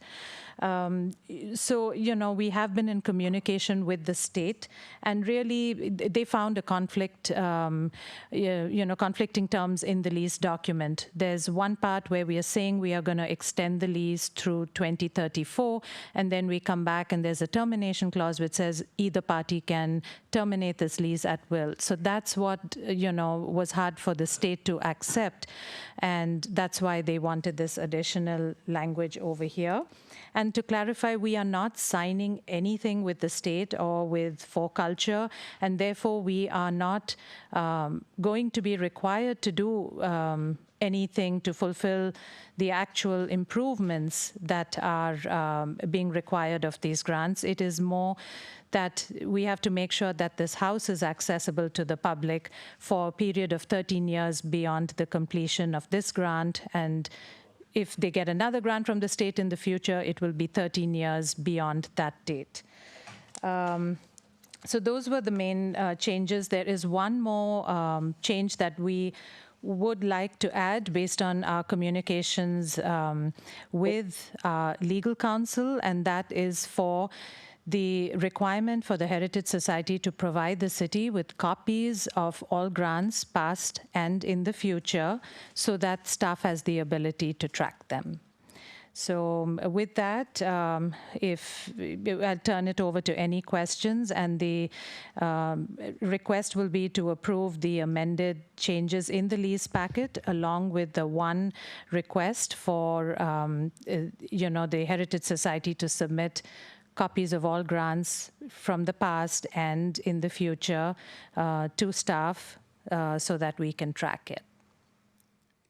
Okay, looking at the queue, I have got Councilmember Stewart, then Councilmember Treen. Yeah, so I just want to clarify. So what this means is that either the Heritage Society or the city could terminate the lease. And at that point in time, the city would then be responsible for meeting the accessibility, and I think it's like having certain hours of the house being available, and also providing staff for events. Is that correct? That's right. And I have been in communication with the state to understand what that means.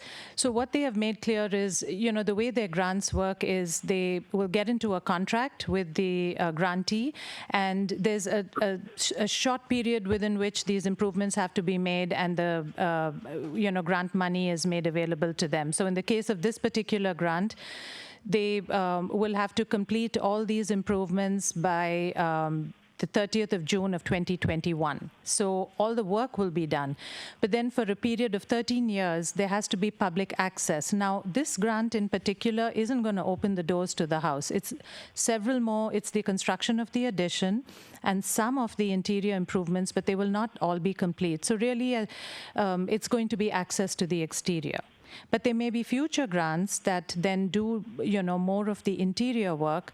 And at some point, the house will open doors. But even at that point, since the city is not signing anything, we are not obligated to meet everything that they are saying. Like, if they are saying that the public purpose is access for classes and exhibits. Anjali, I'm sorry. I need to, council, we need to extend. Do I hear a motion to extend the meeting? Move to extend till 11 p.m. Second. Okay, all those in favor say aye. Aye. Aye. Opposed? Thank you. Yeah. So, there would be no requirement for the city to do. It could be as basic as if we're able to offer 3 times a year that the house is open, or 6 times. Whatever we are able to do, they will work with us. Their main concern is they don't want to give an agency a grant and then, the lease is terminated and, the public access to this house may be lost. They just want the access to this history to be available to the public. And it could end up being, again, for this grant, just the exteriors. I also understand, though, that as part of the lease, that the Heritage Society is required to have liability insurance on the house. So in addition to whatever obligation we might have to have for public access and having docents for events, we would also then have to take on a larger role in providing insurance. Is that correct as well? That is correct.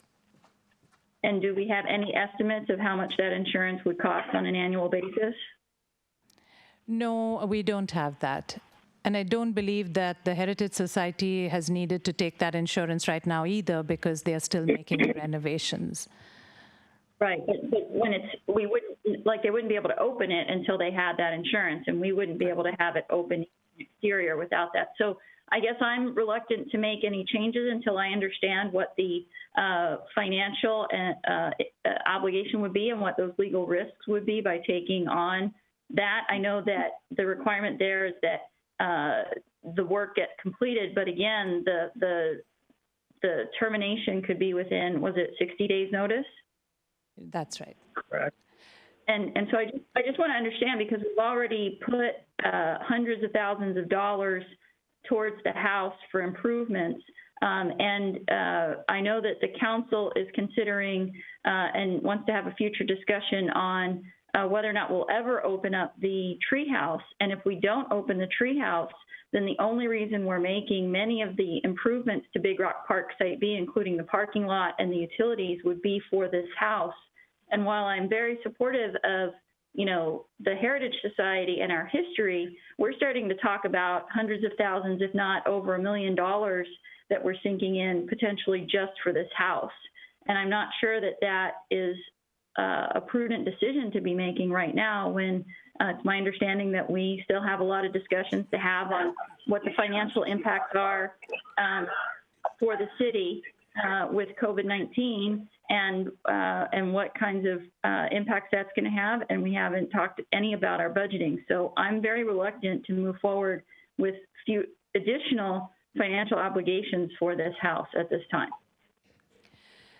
So a couple of things. One is the interim city manager just said that there wouldn't be any separate cost for the liability insurance for the house. I don't know if, Dave, do you want to add to that?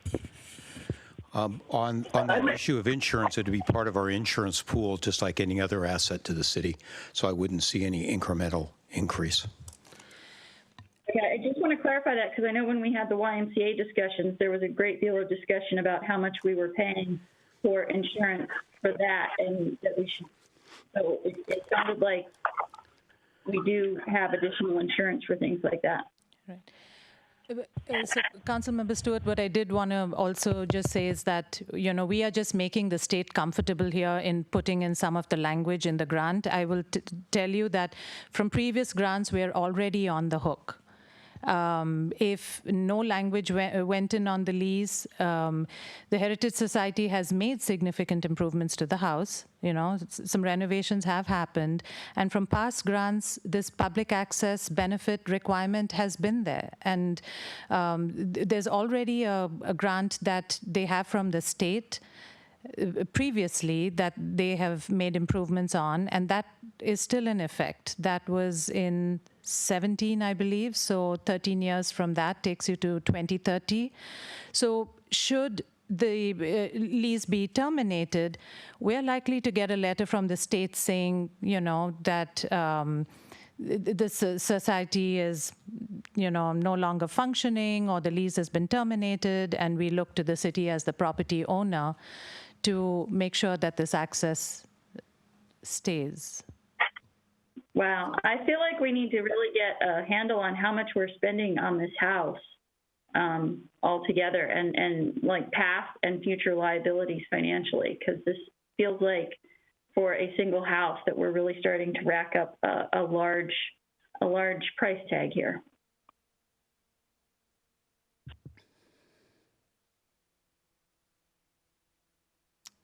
Yeah, we've shared the improvements from the Big Rock Park that, the utility costs previously, and the future costs will be based on when all these renovations are complete, until then, there's no obligation to open the house. Okay, Councilmember Treen? What was the one addition, Anjali? Anjali? Beyond what's in your packet? Yes. That is just, it would be a couple of sentences just requiring that the Heritage Society provide copies of all past grants as well as future grants to the city, so that we basically have copies of all their grants in our files. To provide future grants for our files, right? Right, actually. Okay. Here's what I'll do. I want to make a motion to authorize the interim city manager to sign an immediate lease, an amended lease for the Reared House with the Sammamish Heritage Society, with the addition that any future grants are being required by the Historical Society provided to the city.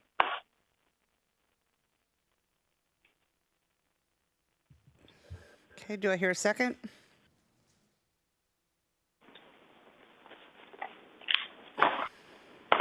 Not hearing a second, then let's just move on to another. Well, I'll second it.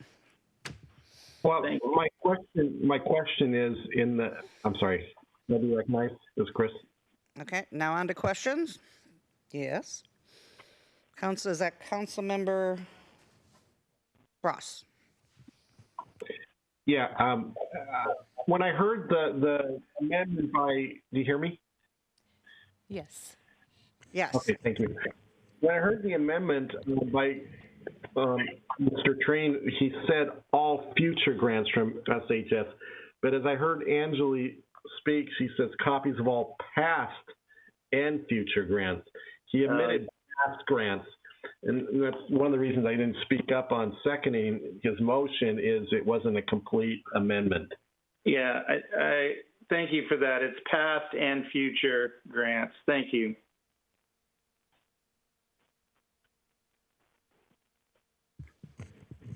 Okay, any other comments, questions? Okay, hearing none. Then I'm going to go through the vote. Deputy Mayor? Aye. Councilmember Gamblin? Aye. Councilmember Ritchie? Aye. Councilmember Ross? Aye. Councilmember Stewart? Nay. Councilmember Treen? Aye. And I'm an aye. 6-1.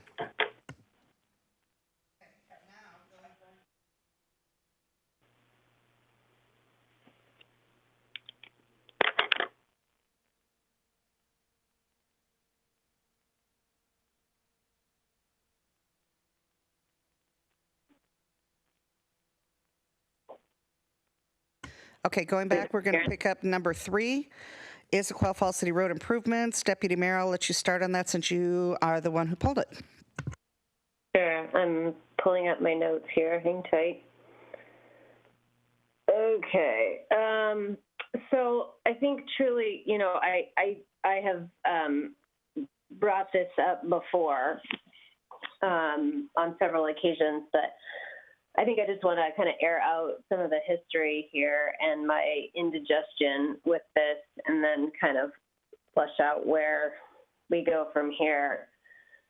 So in 2013, when Issaquah was looking to annex Quahani, they knew back then that Issaquah Falls City Road project was $38.8 million. This is in 2 phases. So this includes phase 1 and phase 2. That's because in 2012, King County had studied it. And back then they said it was going to be 37.6. Then somehow, Sammamish in 2014 said the road was only going to cost $23 million. And that was $14 million for phase 1 and $9 million for phase 2. It's hard for me to process, honestly, how we decreased that bid from $38 million down to 23. But the project has skyrocketed since it hit our tip, and it lived on our tip before the formal annexation of the Klahani area. And we have a planning level project total on here of, it says right there in the description, the planning level total project construction cost estimate for this project is $11 million. But if you look at our own adopted transportation improvement plans, which are planning level estimates, they are far higher than $11 million. So I'm struggling with the dollar figures that are in this agenda bill saying that the project is $11 million when, let me see, I've got this all, let's see. I'm going back through all of my numbers. If you look in our TMP that's in our documents here tonight, it says $27 million for phase 2. And that's a planning level estimate. And what they told us back at the March 10th meeting was that it was a planning level estimate and then they added 40%.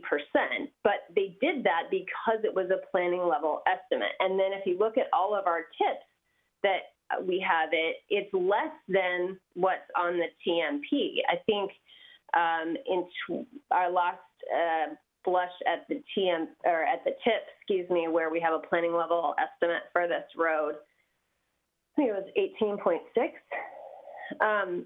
So I struggle with this road with the same context that we just had a conversation relative to the tip and funding for projects. We have no concurrency failures here. When we had a V over C, there was no V over C failure here. There are no intersection failures here. And I know we have a $5 million grant for the 2 phases, 3.5 being used on phase 1, 1.5 on phase 2. But I really struggle with tethering the dollars associated with this project, which is it's in the $20 million some odd dollar range. And every time we look at a project on our tip, if you go back through the history of our transportation improvement plans, all they do is go up. So I'm not under the impression that the next time we see Issaquah Falls City Road, that it isn't going to be more expensive than what we're seeing here today. And I struggle with this one because there is a value to it from a safety perspective, but then again, the agenda bill says project description says no pedestrian amenities. Well, that's simply not true. There are, and I've walked on them. So I'm not sure why the agenda bill says that there aren't any pedestrian amenities on phase 2. I've walked it. There's a trail there, and I know I've heard from some of the residents that are concerned about the trees surrounding the trail, that they don't want it to disappear in phase 2. But we had flooding there in February. So there is value from doing the project there and being able to raise the road to avoid that issue in the future. This is a principal arterial. You don't want it to be flooded. And then there are other safety aspects to the road that I do value. So the reason I pulled this off is, one, why does it say there are no pedestrian amenities? Why does it say the planning level estimate is $11 million when our transportation improvement plan is a far different planning level estimate for it that is much more expensive? And two, can we go forward with this agenda bill, which is, another $2.4 million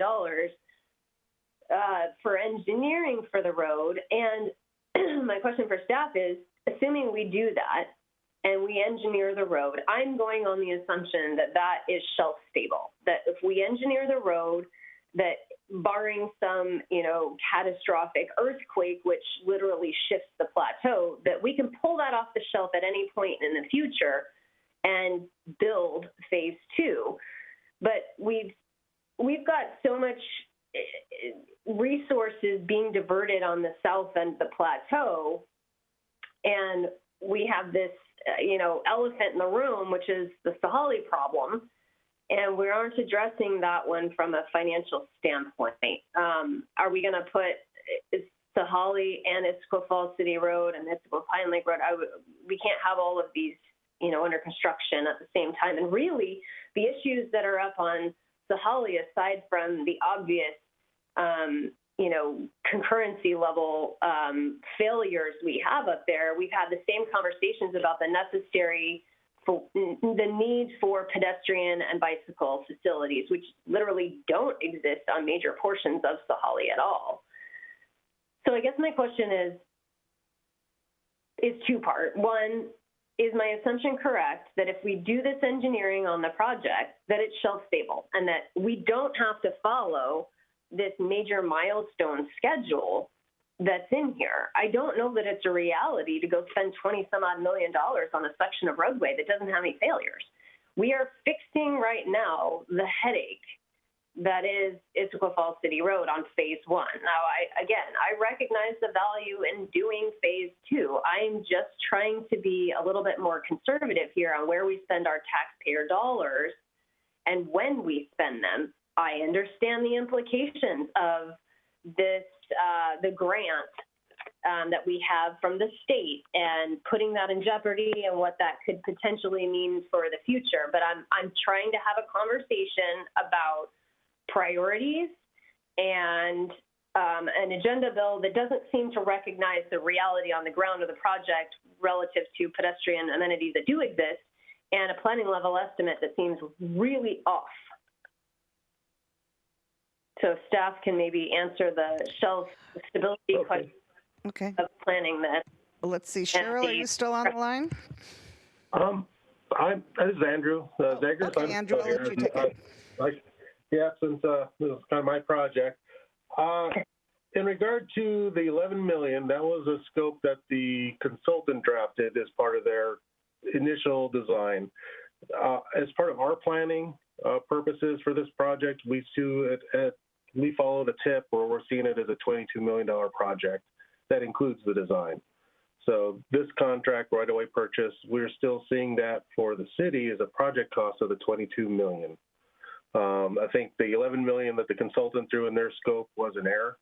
That was actually drafted up by HDR, not the city. Mm-hmm. No, I know it's HDR. So the second question in regard to when we say it's no pedestrian facilities, in the road itself, there's no pedestrian facilities. Yes, there's a trail. It's the Klahani Trail. It's on the north side that borders this. As part of this design, we would try to incorporate leaving the trail, keeping the protection, keeping the trees, but then putting sidewalks or looking at possibly getting a sidewalk on one side, especially to where all the schools are, because there is the elementary school that's on the south side that goes to the intersection of Doofy Hill. There's also the King County Park that's right there. The scope of this is to look at where we need to put pedestrian facilities. We start off with both sides, but then we go for what's realistic, what does the project really need? And then also incorporate bike lanes, because there is a lot of bike traffic that want to go down to Doofy Hill, to that park there. In regard to this project, yes, we also want to address the flooding that's over there at the intersection and try to lift that up so that won't occur in the future. And we'll be working with King County as well about that intersection. The last point in regard to why and the scoping and the schedule, we are focusing it really on the requirements of the grant. Because as you mentioned, we do have a $1.5 million grant for this project. We have a commitment from the state. If we don't follow through, they will not only pull that grant, but we will have to reimburse them for the rest of the grant, so the $3.5 that they've already paid us. And then in addition, that would risk us from potentially getting any other federal grants or state grants in the future for, we can't even venture how long. So I want to revisit the question that I originally asked. Okay. Being shelf stable. If we go forward with this contract to design the road, is the work that will be done by engineering it, can we pull it off at any time? Yes. Okay. Yes. If the council chooses that, we will have a design-ready project, a shelf-ready, to where maybe if a Tiger grant comes in later on and we can get a lot of funding, we'll be ready for it. So I do want to revisit the planning level estimates, which HDR brought forward at $11 million, but really contradicts our own. Right. And the frank matter is that this project has exploded in cost. When we adopted this on our TIP, it was $23 million. 2020, the two TIP projects, $56.7 million. I am not under the impression that phase 2 is going to cost us $11 million. I am very concerned about the escalating nature of this project and where that puts us long-term financially for being able to realize other projects where we have concurrency failures and have to do work. So I think that was my question on the shelf stability nature of this. But I am very concerned about dollars that this city knew before incorporation, and then we altered them significantly. And now they're well in escalation of where they were when it was originally scoped by King County and then again by the city of Issaquah. Yeah. In regard to the 11 million, HCR hasn't done any estimates at all yet on this project. They haven't performed any design or any estimates. So again, I believe that 11 is an error. I don't really know where they got that figure from. And then I can't venture to guess when it was first adopted, what was the rationale on the dollars. I'm just knowing what we're looking at, what we're spending, that 22 that we have is realistic based on our current construction and costs we've had on our capital projects. That 22, is that what you have for the newest TIP, the 2021 TIP? Yes. Okay. So it's gone up again because last year it was 18.6. Okay. Thank you. Okay, following, I've got Councilmember Stewart and then Councilmember Treen. I think that was from before. Yeah, that was the previous topic, Mayor. That was Thank you, Yep. Councilmember Stewart. She's correct, Madam Mayor.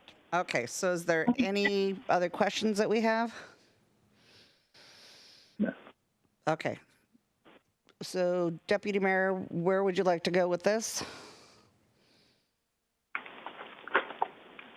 Somebody would have to move it. Do I move that we approve this?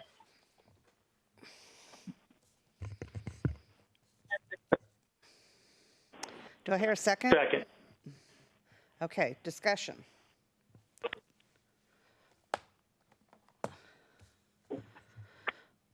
Okay, hearing none. I'm going to go from the bottom up. Councilmember Treen. Aye. Councilmember Stewart. Aye. Councilmember Ross. Aye. Councilmember Ritchie.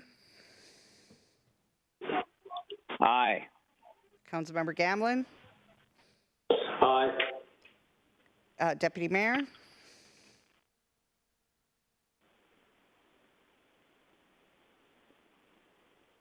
Speaker. Didn't get that. Deputy Mayor. Uh-oh. Do a thumbs up or thumbs down, Christy. We can see you, we just can't hear you. Uh-oh, Deputy Mayor? We can't hear you.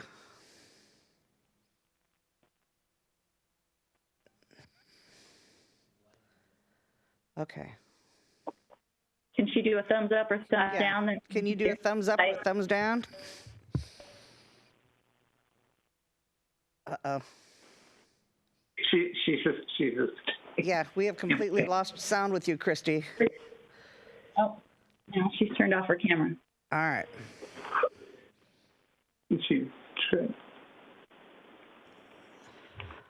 Okay, Deputy Mayor.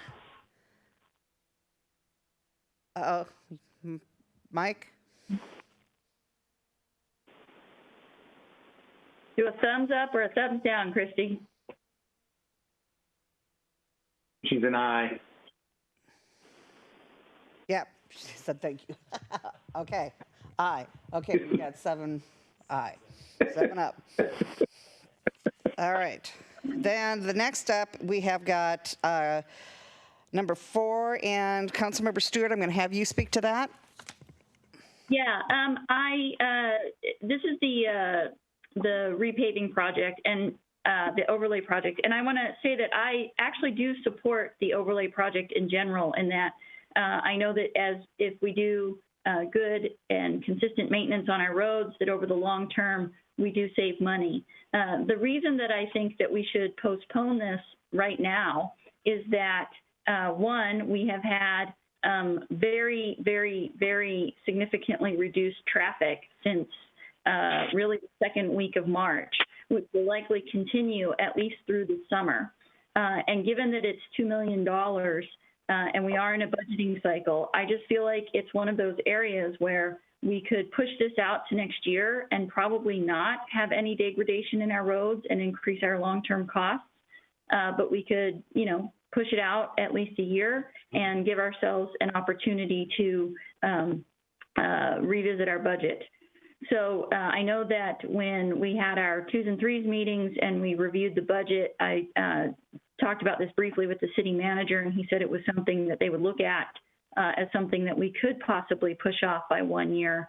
And if you think about the costs of doing that, or the cost savings of doing that, I think that could be rather significant in a year when we're still trying to understand what financial impact we're going to have from COVID-19. So I'm just going to go ahead and make the motion, and I move that we not approve this right now, and we direct staff to bring it back next year. I don't think you can phrase a motion in the negative form. I think it has to be in the affirmative form. So I don't think you can phrase your motion like that. Yeah. That's per Robert's rules. Yeah. Can we have Cheryl just speak to your motion? Or can we have Cheryl speak to the issue right away? I would love that. Okay. Cheryl, are you online? Are you still with us? I am. I am still here. Okay. I actually am going to hand it to Andrew Zagers and actually Ben Ressler, who's the project manager for the program, just to give you background on the program, how we run it, and Ben did some assessment on if we reduce the investments that we're making, what that looks like in terms of the degradation of our pavement. So hopefully this will help you make the decision that's at hand. Great, thank you. And did he do that with the current situation on the ground, or just from past? He will include the sites that are in your packet. Is that what you were asking? Whether levels, I guess. Is I'm sorry, I didn't catch that. So I'm asking if that assessment is from the past on these particular traffic segments, or does it include the fact that we have, maybe a 5 or 10% of our normal traffic volumes right now? How about if we let Andrew and Ben go ahead and respond? I don't know that really has any impact on the pavement review right now. Yeah. So, council members, Madam Mayor, so I do have Ben Ressler, who is the project engineer who handles our pavement management, and Cheryl was correct in one response in regard to how we rate our paving isn't necessarily the traffic, it's the age of the paving and how it degrades over time. So we have index ratings, numbers that are associated to each of the characteristics of the road on a surface condition, and that helps us assess when we need to do certain repairs, overlays, or get to a point where it's aged so much that we just have to do a total replacement. Now, we do have a presentation that we created. We revisited the one we made 2 years ago. We incorporated the current data and the current assessments through our modeling. We do have that ready. I think Mike's loading it up right now. Yep. And what we'll do is we'll quickly go through this, and I will turn this over to Ben, Ben Ressler, who's the engineer who's been managing this program for the last several years. So, Ben, I'm going to turn it over to you right now.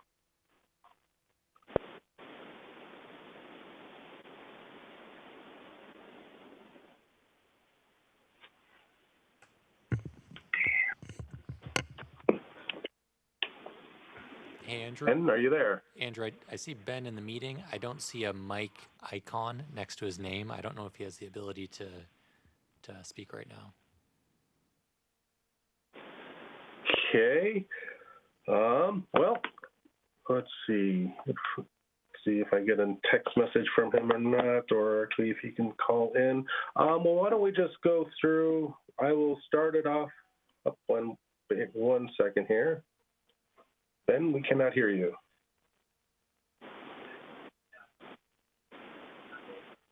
Okay, I'll take it over. Okay, so I will start it over, and like I mentioned, we have the ratings. With the way we ranked our paving is based on a condition index rating. It's from 0 to 100. It's based on what the road looks like, the characteristics, how many cracks, how many degradations. As you know, as the sun hits it, it degrades and the asphalt evaporates and it gets more gravelly. It makes the roughness and the way that the strength of the asphalt degrade over time. So here's some examples that we have in Sammamish, some of our roads, where PCI 100 is a brand new overlaid road. You get down to a 75, that's when we start looking at the upper limits of when we're going to start wanting to overlay the 50, but then below 50, when you get to that 25 and 3, those roads are beyond the limits of overlaying. Those are the roads that we're going to actually have to go out, replace completely. So take it out, take the base, and rebuild the whole road. You want to go to the next slide there, please, Mike? So this is how, if you look on a curve, how pavement ages. So you start off at that 100, and it slowly ages. The condition rating, it slowly degrades, but then you get to that point where around 80, it starts to speed up. And you get to that 65, 60, 65, that's the number we look at where that's a definite consideration for overlays. And then that's also a break point, because once you get past that number, the condition degrades really quickly. So you may see a big drop in 1 to 2 years. And once it gets to that 45 level, that's the point where we have to replace the road. So any overlay or anything we do, we're really just throwing the money away. Because the way, when you replace a road, or do some maintenance, that's that blue line. So you say like on the first part where it's 350, where we see patch and seal, you have an age, the road slowly degrades, we do a repair, it jumps straight up, and then we essentially shift the curve a little bit more over to prolong the life of that paving. So we won't have to address it. Instead of addressing it in the 17 years, we can look at it more in the 30, 35 years. So that's how the maintenance prolongs that life. So we're able to get more life with less dollars. We do patch and seal. It's the cheapest. That's when we're doing little isolated spots, about these are our current dollars, about $3.50 a square yard. Our overlay is about $17 a square yard. This year, just because of the oil prices, we got, this contract, actually we got the best prices we haven't seen since we've been doing this program. And then, you get to that point where you have to rebuild the road, it's significantly more. We're looking at least $45 a square yard, and that's just the cost of the road itself. That doesn't count curb and gutter, sidewalk, or anything else you want to build. And then looking at this, that yellow area is the area we want to consider for overlaying. And what we do is we look from that 60 to 79. That helps get the best efficiency, gets the maximum life we have with our overlays. Mike, how about the next slide? Or actually, do we have any questions on this one? No. Okay. Andrew, can you hear me? Can everybody hear me? Yeah. Yep, Ben. Wait, hi, I'm Ben Ressler. Sorry about that. Okay, great. Thanks, Ben. I'm going to hand it off to you. Yeah, sorry, guys. So here are maps of our current PCI ratings. So on the left is our entire road network. Over the years, we've invested heavily, which is why it is green. Obviously, green is good. So everything that's green is above an 80 PCI. The orange are the overlay candidates, and then anything below 45, so in that reconstruct zone, is a red. So on the right, I have pulled out all the overlay candidates that we currently have in the city. Mike, next slide, please. Okay, so you've been hearing the term overlay. Sorry, I missed the beginning of the presentation. I don't know if we've gone into detail about what it is. An overlay is when we put a new lift of pavement on top of the existing road. A thin lift overlay is 1.5 inches. Structural lift is 2 inches. And so by doing that, you're adding about 15 to 20 years of pavement life. So the city's pavement preservation program, we only do patching and overlays currently. The residents have seemed to respond well. They like the direct smoothness of an overlay. 1 year we did do a chip seal. We've got quite a few complaints, and then the next year we ended up overlaying it. So, next slide. So, like I said, the past 12 years we've really invested into our system. That's why everything's green. We've paved 85 miles since 2008, which is over 40% of our entire network, or approximately 7.1 miles of road per year. Next slide. So the overlay budget is currently $3.5 million annually. It's part of the general fund. And then of that $3.5 million, we dedicate $500,000 per year to just the Kalani annexation area. Their roadway network added about 1/7 of the entire network, so they get 1/7 of our budget. We do 3 projects a year out of the overlay budget. An overlay that's about $2.5 million. Before that, we do a curb ramp retrofit project, which is $600,000 to $700,000, and then patching, which is $200,000 to $300,000. This year has been slightly different just because of the extensive amount of curb ramp work that needed to be done on 228th. Next slide. So, construction we see going on right now on 228. What? I drove up to the city hall on 228. Is that the construction we see going on right now? The curbing and stuff? Yeah, so that just started last week. Okay. Yeah. Thanks. So I think we got that island there today. Yep. Yesterday. And that's all in preparation for the overlay. Sure. Thanks. Yeah. Yep. Okay. Yeah. So here are the overlay candidates. I wasn't quite sure what I was preparing, so I put the roads for this year in order of what I thought was priority. At the top, 228th, and then the first 4, I would say, if they're pushed back according to our PCI curve, a couple of years, they're going to be getting really close to that reconstruct limit. So those are what I consider high priority. The 3 down at the bottom, based on their current PCI, have a longer span and could be a future overlay. They don't need to go this year. All right, next slide. Okay, so what I did is I broke out the next 10 years.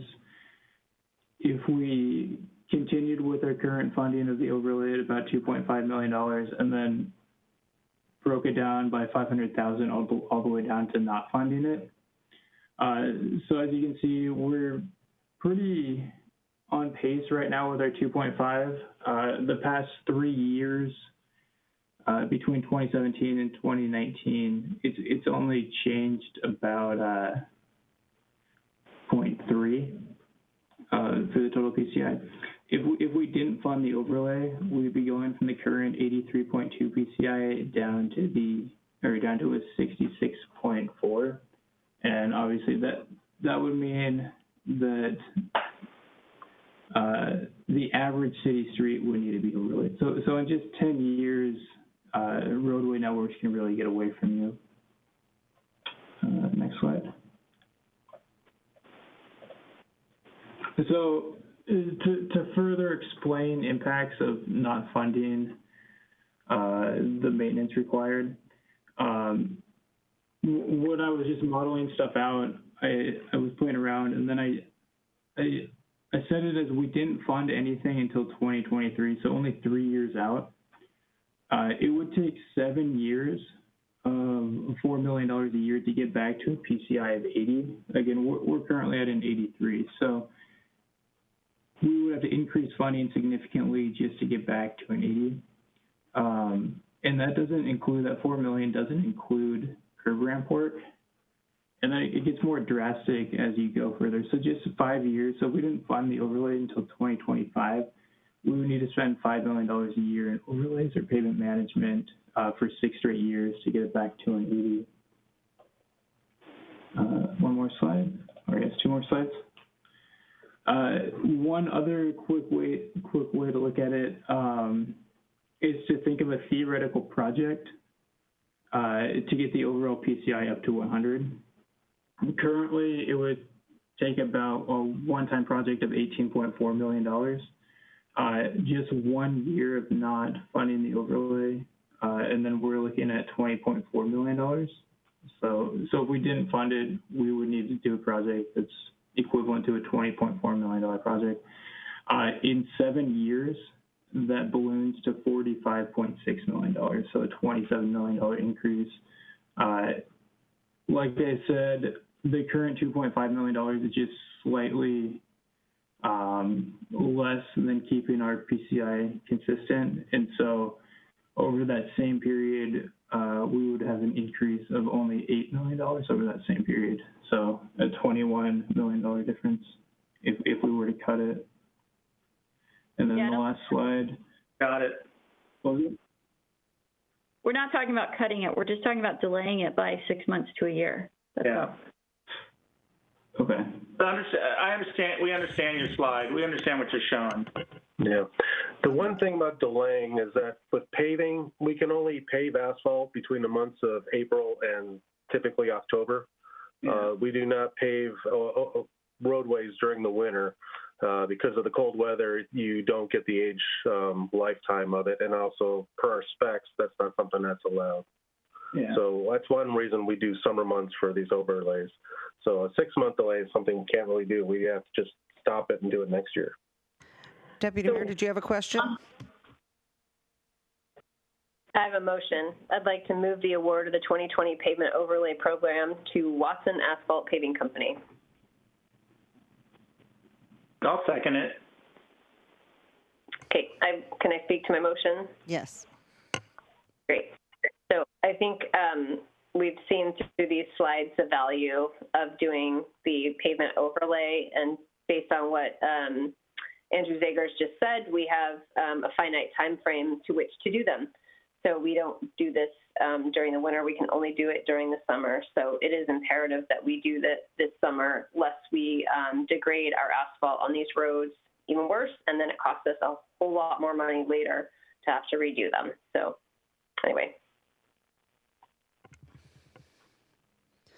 Okay, it looks like I have a couple of questions here. Pam, did you ask your question? No, if you could go back to the slide where you show the PCI for the roads in question this year. Forward.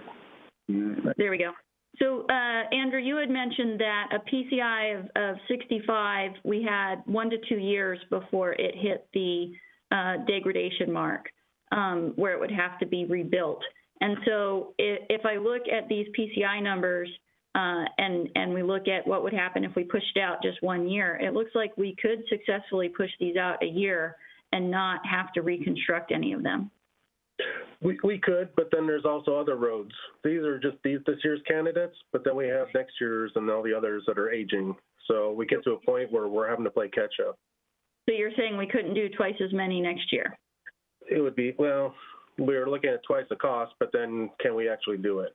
I think one thing that Ben was mentioning is, right, and Councilman Treen noticed is we have a contractor out there doing the handicap ramps now. If we were to double up a project, we start dealing with, can we actually physically get both contractors to get all the work done?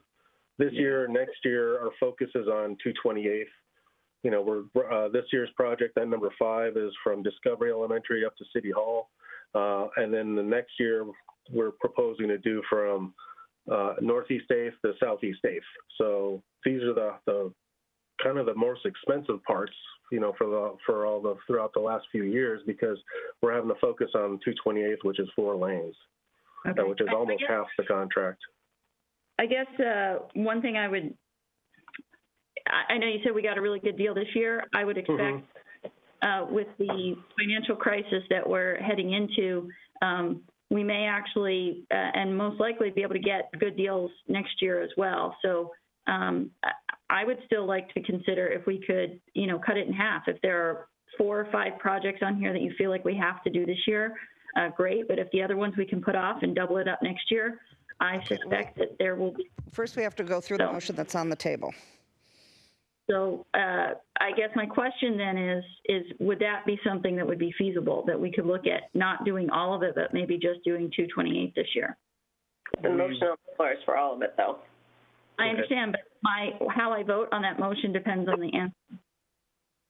So it is always possible, but with our contracts, we would have to renegotiate. If we subtract up more than 25% of the asphalt in this case of this contract, we would have to go back to the contractor to renegotiate prices. And we don't know how that would affect the overall bid. It may be that, cutting 1 or 2 might be feasible, but if we start cutting 3, it might be just as much we may be spending the same amount and not get the benefit. And you said that you can only pay from April to October. It's already May, so are we realistically going to get all of this done this year? Yes, yeah, because that's one reason we start the concrete ahead of time, so they get ahead of the asphalt. So when they're done, the asphalt company can just come, spend all their time and put in the asphalt, and they can get a lot of production in a short amount of time. Okay, thank you. Okay, Councilmember Ross. Yeah, I appreciate Councilmember Stewart bringing this up for discussion. I was gratified when I learned that they're picking the projects based on the PCI rating, not a rotating schedule. So with that in mind, they are strategically addressing the needs each year that are highest priority. And some may be done more often in a 20-year period based on that. But that's okay, because that's exactly how we want to make sure we're utilizing this program. So I support the program and this what's being proposed with Watson. So thank you. Okay, any other questions before the vote? Okay, seeing none. Deputy Mayor. Aye. Councilmember Gamblin. Could we repeat, what motion are we on, guys? My motion was to move the bid award for the 2020 pavement overlay program to Watson Asphalt Paving Company. Thank you, Deputy Mayor. Aye. Councilmember Ritchie. Aye. Councilmember Ross. Aye. Councilmember Stewart. A reluctant aye. Councilmember Treen. Aye. And I'm an aye. 7 up. All right. We are on to new business, folks. Oh, fantastic. And we almost need to extend again. Yes. You know what? Let's go ahead and extend it because we'll be in the middle of business. So. And extend to 11:30. Second. All those in favor? Aye. Aye. Aye. Opposed? Nay. Nay. Nay. That sounds like Okay, so. Sound like 4 nays to me. All right, so. Yeah. Yeah. All those in favor say aye. aye. Aye. Okay, you guys, because we're hearing, we're not hearing everybody separately. Let's go through. Christy Malchow. Aye. Councilmember Gamblin. Aye. Councilmember Ritchie. If we're voting to extend the meeting past 11 o'clock, I'm a nay. Councilmember Ross. Aye. Councilmember Stewart. Nay. Councilmember Treen. A reluctant aye. Oh. Oh. There you go. I'm always an A after 11 o'clock, so it's 4-3. All right. Make this quick, people. Make it quick, people. Let's do this. Okay. So, new business. We are on to priorities for potential COVID-19 special legislative session. And this is Mr. Sugg. Great, thank you. And good evening, Madam Mayor, Council, and Mr. Interim City Manager. I will try and move through this as quickly as I can. My name is Mike Sugg. I am your Senior Management Analyst. We are also joined tonight by our two contract lobbyists, Luke Esser and Nick Federici. As many of you have likely heard, there have been some rumblings around the state capitol that a special legislative session will likely need to be convened before year's end to address COVID-related budget impacts. AWC has already adopted a set of priorities for the potential session, which are included as Exhibit 2 in your packet tonight, and SCA is currently considering adopting the same list of priorities. Also included in your packet as Exhibit 1 is a memo from Luke and Nick outlining the current situation, likely scenarios for the potential session, and their recommendation for steps forward. I will now hand it over to Luke and Nick to provide us with an overview, and then we'll have time for questions and discussion. Luke and/or Nick, can you start us off? Can you hear me okay? Yes, I can. Yes. Great, thanks. This is Nick Federici calling in from Tacoma. Thanks for having us, and we'll try to be short and sweet with this discussion. As Mike said, and as you're acutely aware, the state, just like the city, is facing an unprecedented budget situation due to the economic situation from COVID-19. They're looking at a budget shortfall through fiscal year 2023 of about $7 billion. About half of that in the current biennium, and about half of that in the ensuing biennium. There's a lot of discussion about when and how they may come together to fix some of that budget situation. One scenario is getting together in June, right after the next revenue forecast for the state, which is on June 17th, in which they would potentially take some budget actions. Others are looking at potentially early fall after the primary elections, and some scenarios talk about waiting as long as January when the regular session for 2021 would come in. If they do a special session, it's anticipated that it would be pretty short and sweet, tightly focused on recovery, cutting the budget, economic development, and maybe enacting, tweaking, reauthorizing, or clarifying some of the governor's executive orders that may expire in the meantime. Governor has issued to his state agencies an instruction to cut 15% from their discretionary budgets and to have that submitted to his office by June 1st. That tees things up for potential late June special session. The governor could do across-the-board cuts in those discretionary areas without the legislature's authorization. To do things in a more nuanced fashion would require the legislature to reconvene for a special session to do things in a little more nuanced fashion rather than just sort of cut and run. We'll see what they decide to do. Luke has the details on the AWC agenda that they put together that we're recommending that you take a look at and consider those items for possible recommendation by the council. Take it away, Luke.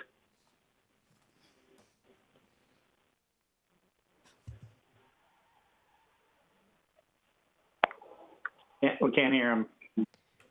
I see he's on the meeting. His mic is turned on. He might have just Luke, are you there? Somebody wake him up. That's what I'm thinking. He went to sleep on us.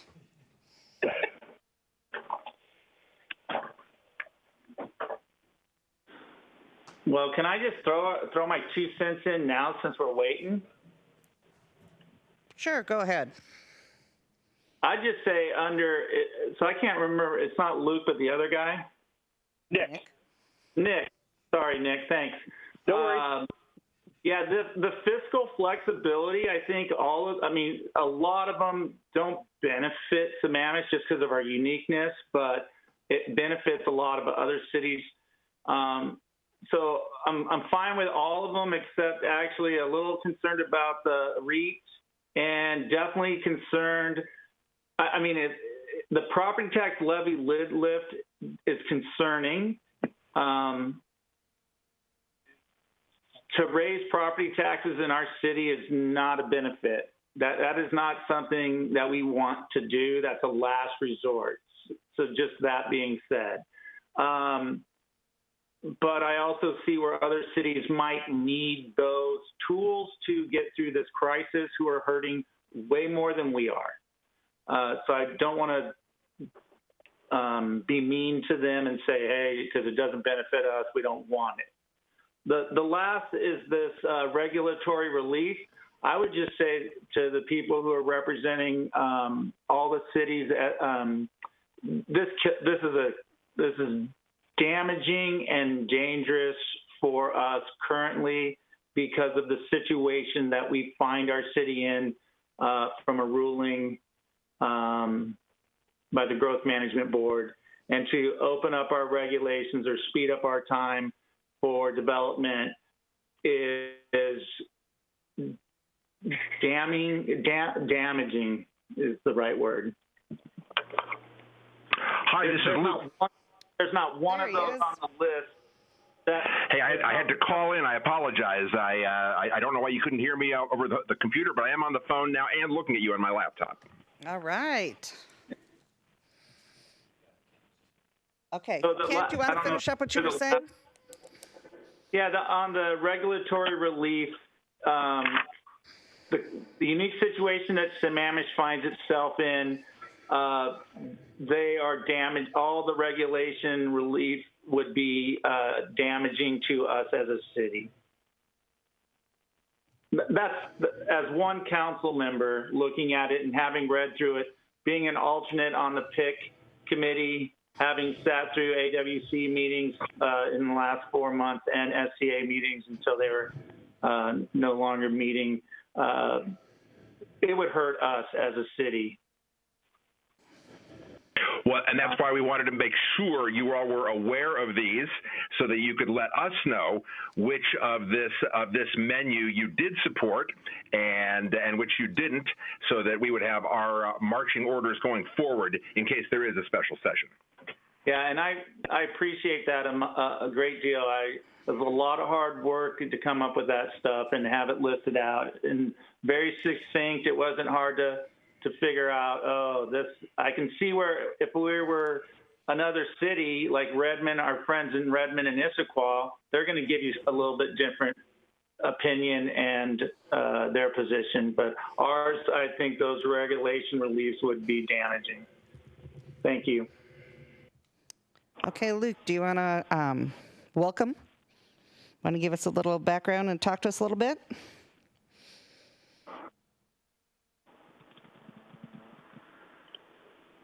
Luke? Did we lose you again? Uh-oh. Luke? So this is Nick. I'm happy to pinch hit. I'm back. I'm back. There you go. I'm sorry. What was it? What's the most recent question? Okay, so I was going to have you kind of start from the beginning, because I kind of cut you off and we had council member finish. So I'm going to have you start at the beginning and kind of give us your thoughts on this. Yes, and there are 5 major areas of the recommendations by the AWC: the financial support, fiscal flexibility, regulatory relief, city-owned utility support, which might not apply to Sammamish since you have the water sewer districts, and economic stimulus.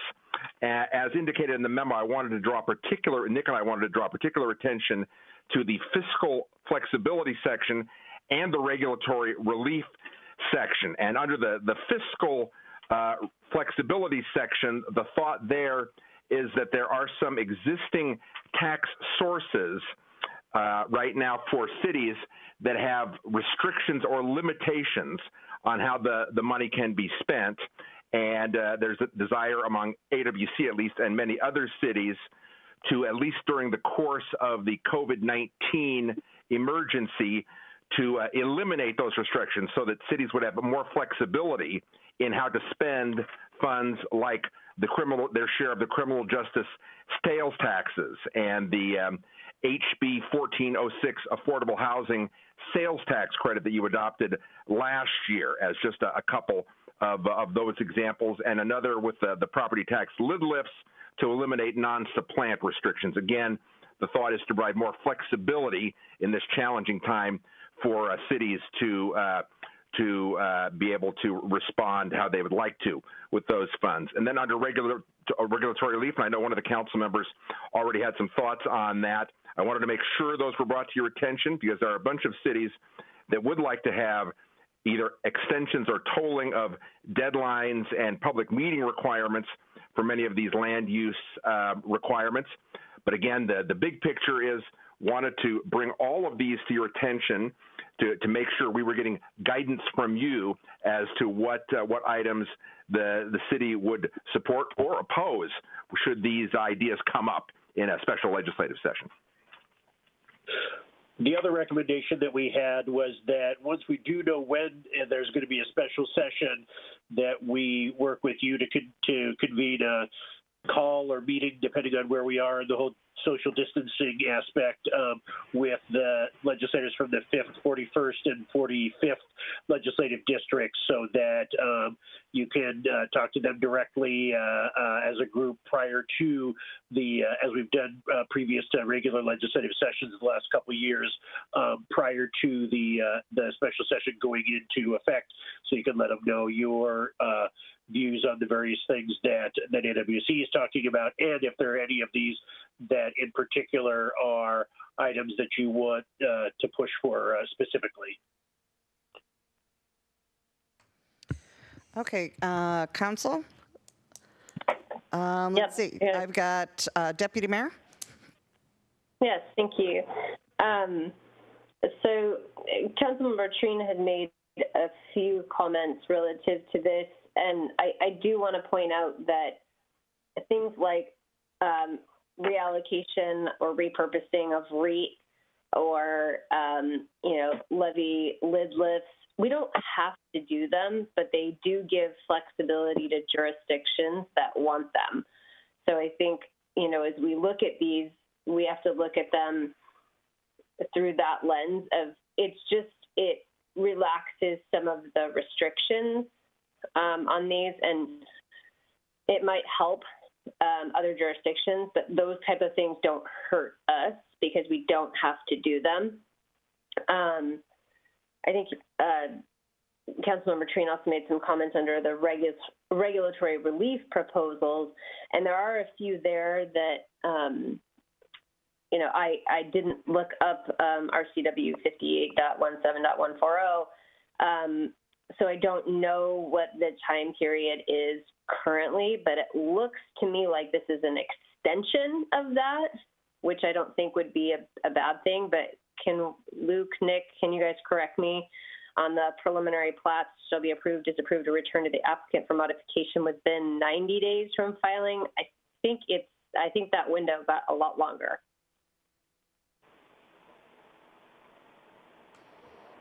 Luke or Nick, did you have anybody want to address that? Or Mike? I was just going to say that it was my understanding, and I'm happy to be corrected by legal counsel, that for each of those RCW sections cited, the language in the parentheses is the current law and the current deadlines, and many cities would like relief from those deadlines as they're finding it much harder with many employees working from home to process these items within those deadlines. Okay, that makes sense, and I think that I'm supportive of deadlines that are being extended for staff. I'm looking specifically at the public hearings one. It's just an extension of when the public hearing has to occur. So I don't know that I see anything under the regulatory relief proposals then that gives me any indigestion, unless I'm just missing something. But I think as we look at these and whether or not we support these legislative priorities, please look at them through the lens of PIC as well, because they are a PIC topic as well in the future for support. So. Good point, Deputy Mayor. Thank you. Any other questions? Do we have any other questions from council? Oh, Councilmember Stewart. Yeah, on the regulatory relief where it offers additional time, would that just be time for cities to respond, or is it adding time for everyone involved? I guess I'm still not totally understanding. It's my understanding that it's an extension of the time for the city's required timelines, and each of these appears to be a requirement by the city or county, whatever the appropriate local government is. For example, in the first one, RCW 58-17095, must hold a public hearing within 21 days. So that it's a relaxation of requirements of local governments during the land review process. Okay. Councilmember. Because I guess I'm wondering, in asking for that, is there going to also then be a request from others to extend, like for, us providing feedback on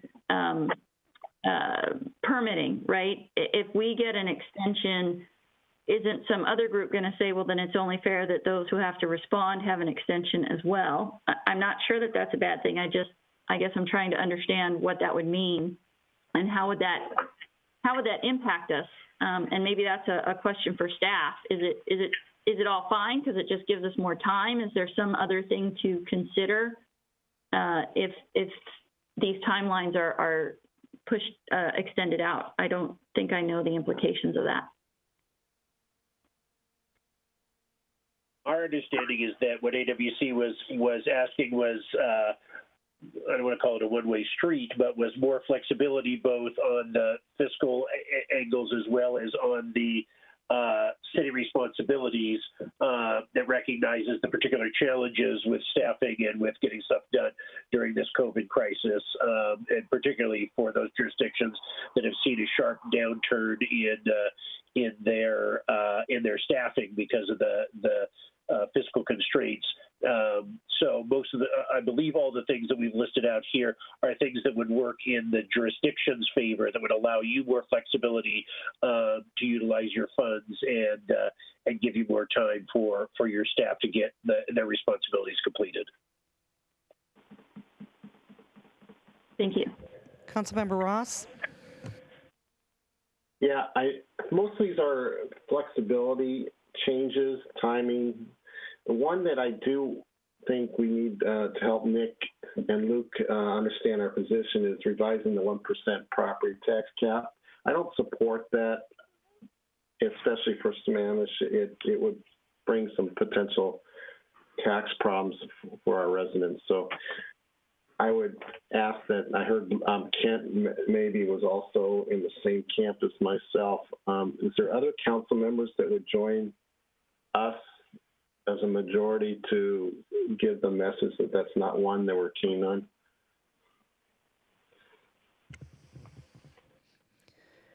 I have a comment if I can.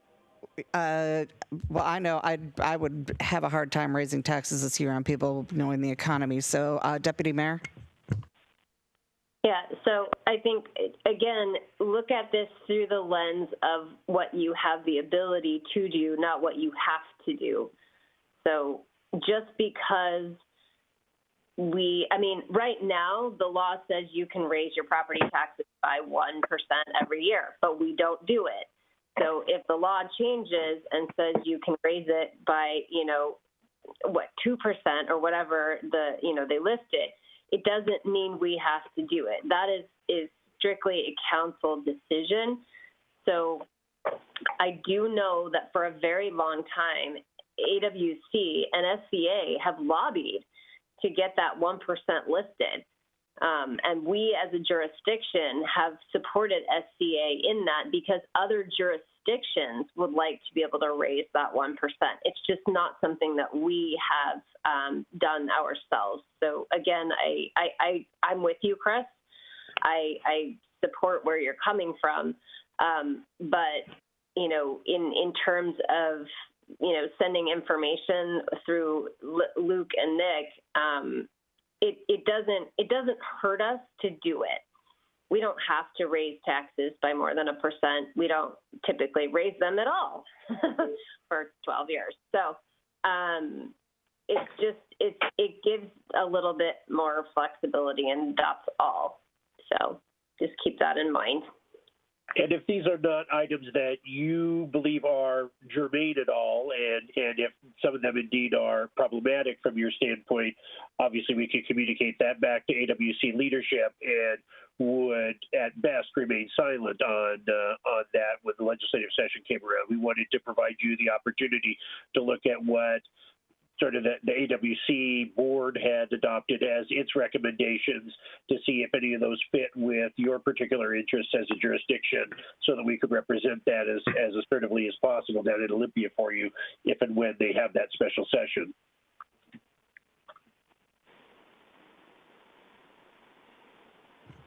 Okay, I've got Councilmember Stewart.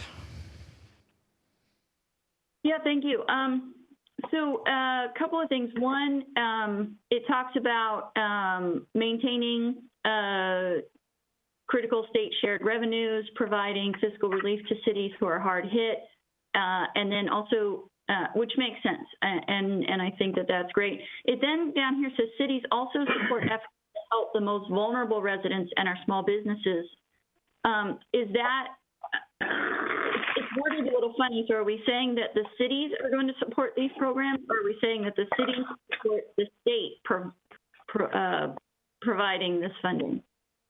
My understanding of that was that the AWC board was recommending, is requesting that the state legislature and governor ensure that economic development is, assistance of some sort is provided, and that the legislature and governor recognize their responsibility to help lift folks out of the crisis through whatever mechanisms they can, while still, again, as I read this, protecting the most vulnerable from the potential of budget cuts or sort of piling on either businesses or families and individuals that have already been harmed by the crisis. Got it. So it's really just kind of saying, like, as you go through and we're, you're going to have to cut $3.5 billion for this biennium, these are the areas that should be to some degree untouchable, is kind of what I'm sort of saying. Okay. And then I wanted to add on to the property tax. I don't think it matters what the limit is, because technically we could raise ours by, I think, 11%. So I don't think that revising that property tax cap limit is going to make a difference to Sammamish one way or the other, because I don't think we're going to ever raise it to hit our current limit. So I'm not sure that's one way or the other. But to the deputy mayor's point, I think it's potentially important to other cities, and I think the idea of joining on with AWC and the PIC is to make a louder voice to get cities in general what they need. And so for that reason, I would be supportive if there are other cities who needed relief for that we should support our fellow municipal leaders in that. I guess the other thing that I would, like to see modified is where it says, continue the emergency action by the governor to provide flexibility on regulatory requirements and statutory deadlines. Where is it? The one where it talks about the Open Public Meetings Act. Sorry, it's late. I know that it was here somewhere. It's under regulatory relief proposals. It's the first item on the second page of the AWC document. Okay. Anyway, wherever that is, can we add something there or propose something somewhere that says that we get more clarity on what that is and more specificity? We can absolutely request that.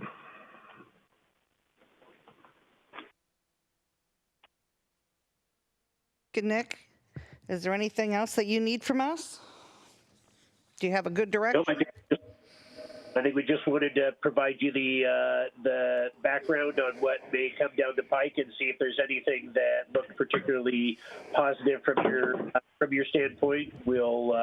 I think we've gotten some good guidance from you that none of these are must-haves, but that there's some items that we want to see clarified by AWC, and we'll get those answers back to you as possible. Excellent. Do you have any when this special session might take place? No, that's still very much up in the air. As I think I mentioned earlier in the memo, it says that that the revenue forecast is on June 17th. They may act right then so that they can start bending the fiscal curve faster than otherwise. But they don't have to balance this fiscal year's budget, only the biennial budget. So they could theoretically wait until next January when the regular session convenes and just do their budgeting then. That causes people a lot of nervousness for a lot of different reasons, not least of which that, as I said earlier, that the governor can only take an across-the-board approach. The legislature is the one authorized to pick and choose winners and losers, if you will, in the budgetary stakes. And so there's a lot of folks who are interested in having the legislature use a scalpel rather than just allowing the governor to use his more across-the-board acts. Great. And Christy, do you need anything more specific from us from a PIC perspective? Do we need to make a motion to support these? No, not right now, because we don't have another PIC meeting until June. So we have time. We'll have another meeting. Great. And we will certainly let you know as word comes of a special session, and that will give us an opportunity to connect at least one more time for any further guidance as you've had a chance to reflect on these matters even more. Great. Thank you, guys. Thank you. Thank you. All right. Have a good evening. You too. Okay. Next up is our Human Services contract. Actually, before we start this, Councilmember Treen, we need to extend. What? We're going to extend. Okay. It's already 11:20. That we extend until 12 o'clock. Second. Yep. Who seconded it? Christy. Okay. All those in favor say aye. Aye. Aye. Okay. Opposed? Say nay.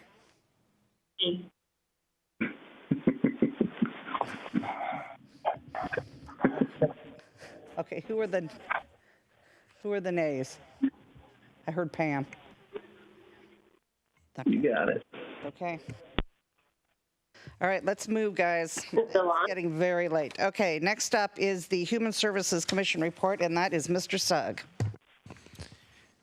Thank you, Madam Mayor, and good evening once again. Mike Sugg, Senior Management Analyst.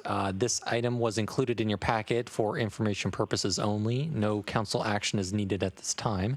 As you know, the city has canceled all of our commission meetings since early March due to the governor's order relating to the Open Public Meetings Act. Staff, in consultation with legal, have determined that it would be appropriate to restart the Human Services Commission in order to work on agenda topics that are allowed under the governor's order. And this will primarily include two topics, the first being the Commission's review and recommendation of human services grants. This review process consumes a majority of the Commission's meetings every other year when we go through this process. And unfortunately, we are already behind schedule due to COVID. The Commission really needs to start working on the review as soon as possible in order to develop a recommendation in time for the Council's budget review process this fall. The second topic on which they could discuss under the governor's order is just any Commission review of COVID-19 related human services topics as needed and as directed by the City Council. So the Commission is composed of a highly qualified group of residents who are able to help the Council with recommendations as needed related to COVID-19. And I'm sure they would be very willing and happy to help in any capacity that the Council needs. And as mentioned in the agenda bill, the Commission's meetings will be held virtually and streamed while this is going on. And we are looking at early June to hold the first grant review kickoff meeting. And that is all for my report. I will turn it back to the mayor if there's any discussion. excused. Jason, is he still on? I still see Jason in the list. All right. No, now he popped off. Okay. So, I didn't think I vote, so that's why I asked. okay, so we have, do we have any questions for Mr. Sugg? Sorry, I'm still here. Sorry. He's here. I'm here. He went to get another cookie. Okay, so does anybody have any questions for Mr. Sugg?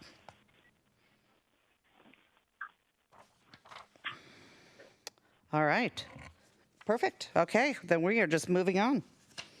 That was informational. Good job. We love that. Okay, next up is the farmer's market, and I'm going to.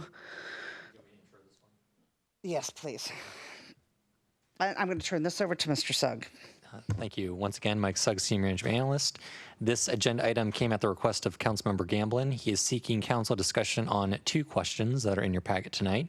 The first being, how can the city protect its rights and intellectual property relating to the farmers market? The second question is, how can the city ensure residents are fully informed about the ownership and management of the farmers market to prevent confusion on the city's involvement? As you all know, you received earlier today some background materials and documents related to this topic, and I wanted to ask Councilmember Gamblin if he had any further commentary on this request. Yeah, thank you so much, Mike. So when we voted on this, the council did make some tough decisions on canceling all events, not just the farmers market. We just didn't want to risk public health here. I think we all like the farmers market. I personally worked on it for years, volunteered lots of my time, know everybody likes it. But realistically, to risk any illness at all from our residents didn't seem like a good idea. It seemed like a small sacrifice. We do have a very low infection rate in the city because our residents understand and accept social distancing. My point with this is that there are 2 items. Number one is intellectual property, in that there seems to be discrepancy on ownership of the intellectual property for the farmers market. And so I believe that we need that to be clarified, and I'll make a motion to that in a minute. The second point is, I know there's residents who are confused on what's happening with the farmers market. I've been contacted by several of them, and they think there's still a farmers market going on, sponsored by the city. They don't understand the difference between the city canceling the farmers market and the farmers market going on. In fact, right now it's going on, not in Sammamish, it's going on in Redmond. And so I feel we need to have the city communicate effectively to the residents exactly that the farmers market is not a city event, it is now a Chamber of Commerce event, and that the city is not promoting or endorsing this event. Again, if the Chamber would like to do the event or anybody wants to do it, that's fine, as long as they go through the proper channels. We don't want to discourage that, but there is some confusion now on what is happening, and I feel we need to have that clarified by the city communications. So as long as I'm doing it, and then for time-wise, I'd like to make a motion to instruct the interim city manager to, number one, identify and pursue all City of Sammamish farmers market-related intellectual property, including but not limited to domain names, websites, social media pages, images, etc. And number two, instruct the city communications staff to message to the public that a farmers market that is being proposed to be put on by the Sammamish Chamber of Commerce this year is properly identified as an event that is not associated with the city of Sammamish, and that the city is not promoting and or endorsing this event. That's it. Thanks. Okay, there's a motion on the floor. Do I hear a second?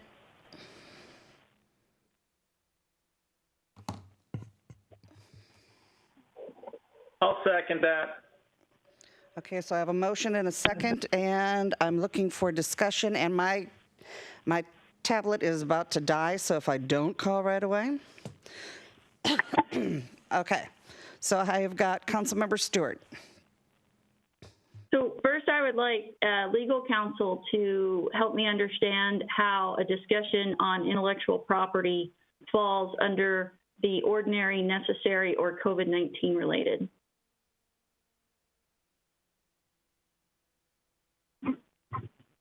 There is an argument that it is not strictly necessary and routine.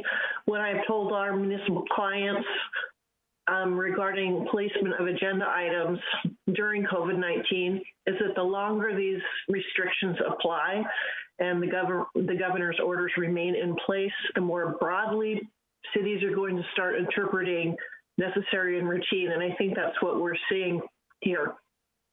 But in what stretch of the imagination is necessary or routine? The city's already canceled the farmers market for the year, so I don't see this as being necessary or routine in any way. Understood. Okay, well, I think it started with being a COVID issue and then has morphed into something completely different as it's been run off with the branding and everything. As where we're at now, it's how I'm looking at it. Councilmember Gamble. I'm sorry, I'm not done yet. I'm sorry, I have more. I'd like to find out from the lawyer, so is it your legal interpretation that this somehow does fall under ordinary and necessary? Or necessary? I think I've already answered that question. I'm sorry? I said, I think I've already answered that question. Okay, Councilmember Gamblin. I'm sorry, I have more comments, if I may, while I have the floor, if that's okay. I just want to go on record to say that in pursuing this, I think that we are not serving our community. We are in the throes of a health emergency that is creating an economic emergency. And the best use of our city resources, which include both time and money that we're paying to legal counsel and time from our city staff and our council, and it should be spent helping our residents and our businesses, not fighting against one of our best city partners that we've had through the years. Our community needs us to work together right now with our community partners, and this is a complete distraction, a complete waste of resources. And I couldn't be more opposed to taking this action right now in the middle of an emergency. I'm not really sure why we take it at all, but I can just say that whatever our issues are, I think that we need to be focused on serving our community, and that's our residents and our businesses. Our chamber needs to be able to be focused on serving our residents and our businesses. And we have heard and read everywhere that the farmers markets, the health department, the King County Department of Health regulations will limit the farmers markets to food vendors only. They have very strict requirements that will ensure social distancing. Most of it will be drive-through and will actually be safer than going. Councilmember Stewart, can you speak to the motion at hand? I am speaking to the motion, which is that we shouldn't be fighting against these things. And Councilmember Gamblin brought up the safety issues when he spoke to the motion, and I'm addressing those safety issues that Councilmember Gamblin raised when he spoke to this motion, that we need to support our local farmers and that residents will be able to get fresh produce safer at a farmer's market than they will at the grocery store. Okay, everybody's entitled to their opinion on this. So is there any other questions?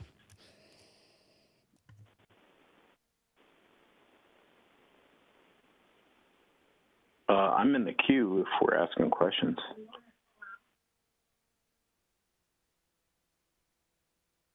Okay, so I'm going to have to ask the attorney because I read that we have a conflict. So Jason, Lisa, I'm going to have you weigh in on this. Jason wants to know if he can be involved in this and ask a question.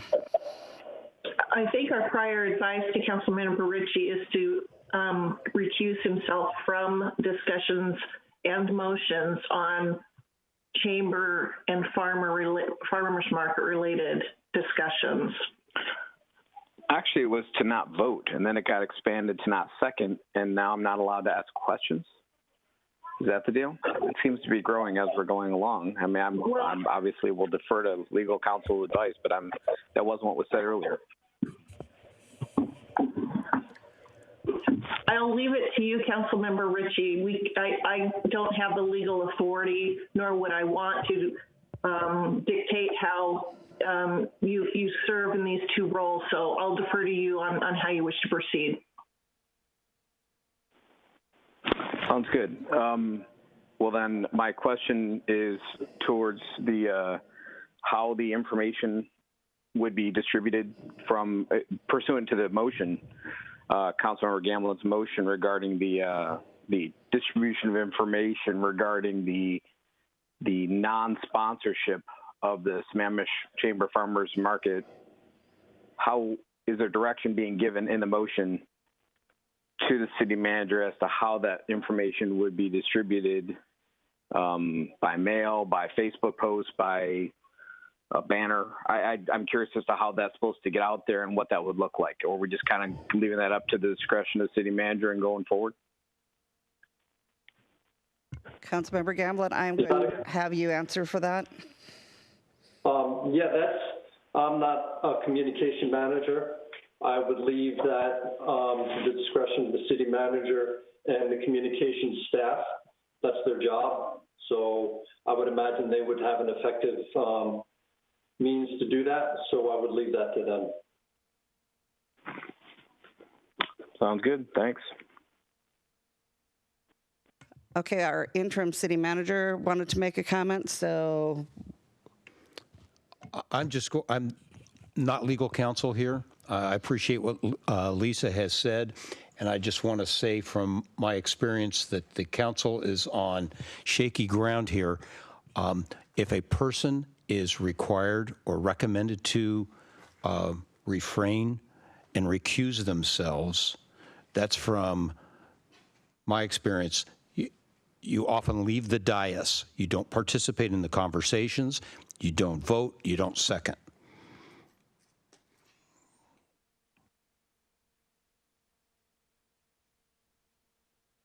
So, if I can, the point.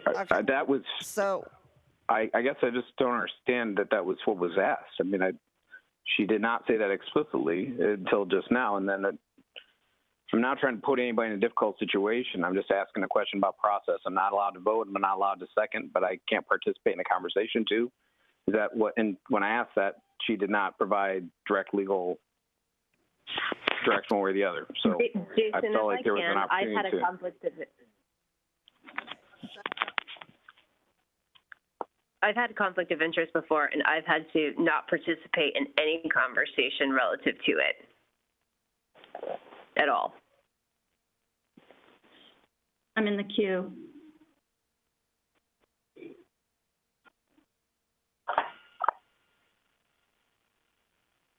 Okay, so is there anybody, okay, still on round one. Is there any other council member on round one that has anything to say? Oh, Councilmember Ross. Yeah, I'm disappointed that given a choice, a council member chooses not to recuse himself, but that is his choice. I suggest we call to vote because it's clear on the motion and leave it at that. So there's no further discussion on this. I'll second that. People in the queue. Okay, but we have a call for the vote on the floor, so we have to deal with the call for the vote. Mayor, I'm still in the queue waiting, so you either need to let me speak or call or ask for the vote to go on. We have to vote on call questions. I know I call the question after the queue is cleared. It has to, okay, perfect. Because my question is real simple here. I need Councilmember Gamblin to restate his motion, please.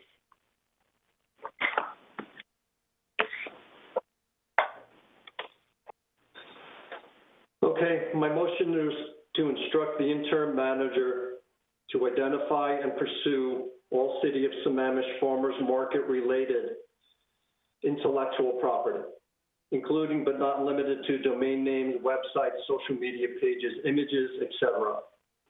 Further, instruct the city communications staff to message to the public that a farmers market that is being proposed to be put on by the Sammamish Chamber of Commerce this year is properly identified as an event that is not associated with the city of Sammamish and that the city is not promoting and or endorsing this event. Thank you. You're welcome. Okay, now we've got the call for the vote, and I'm going to go through the order for a vote. Going Councilmember Treen. Aye. Councilmember Stewart.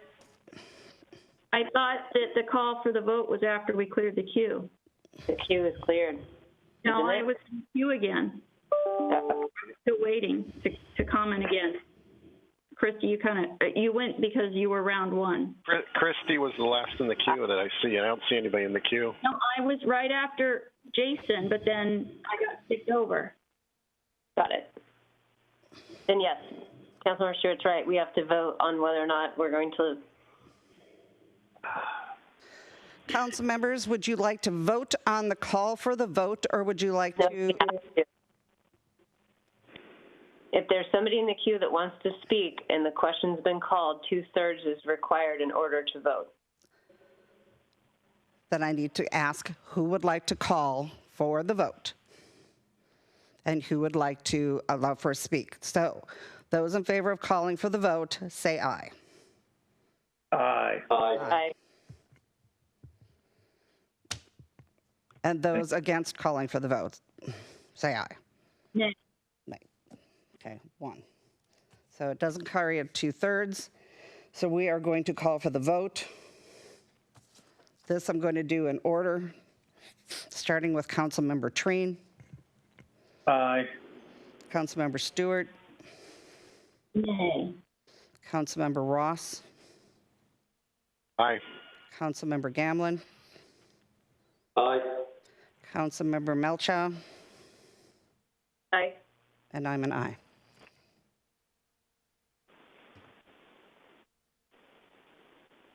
Reports. Reports.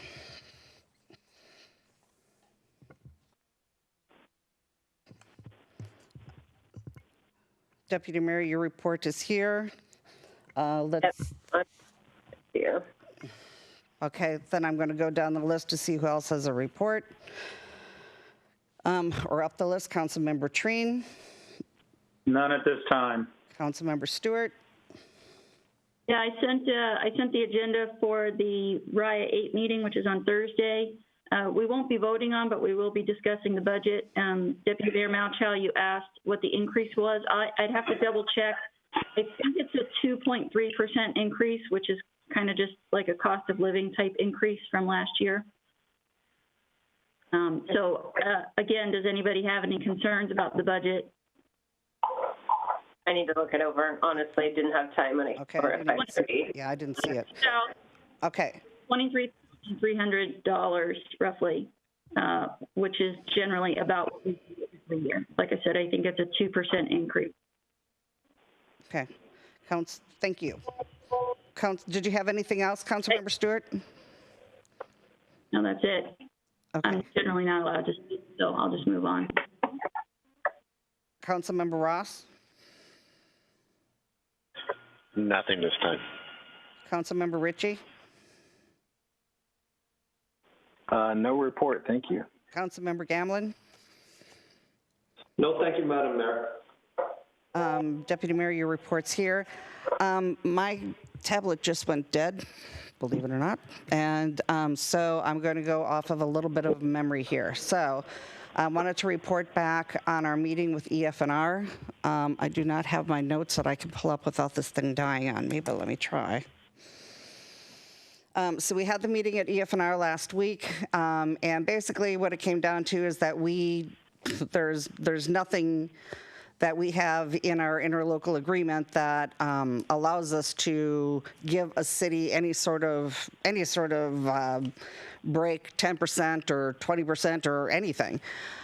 So what we're looking at is all the cities are all in the same situation. Everybody's looking at their budgets. Everybody's, apprehensive of what the year end is going to bring.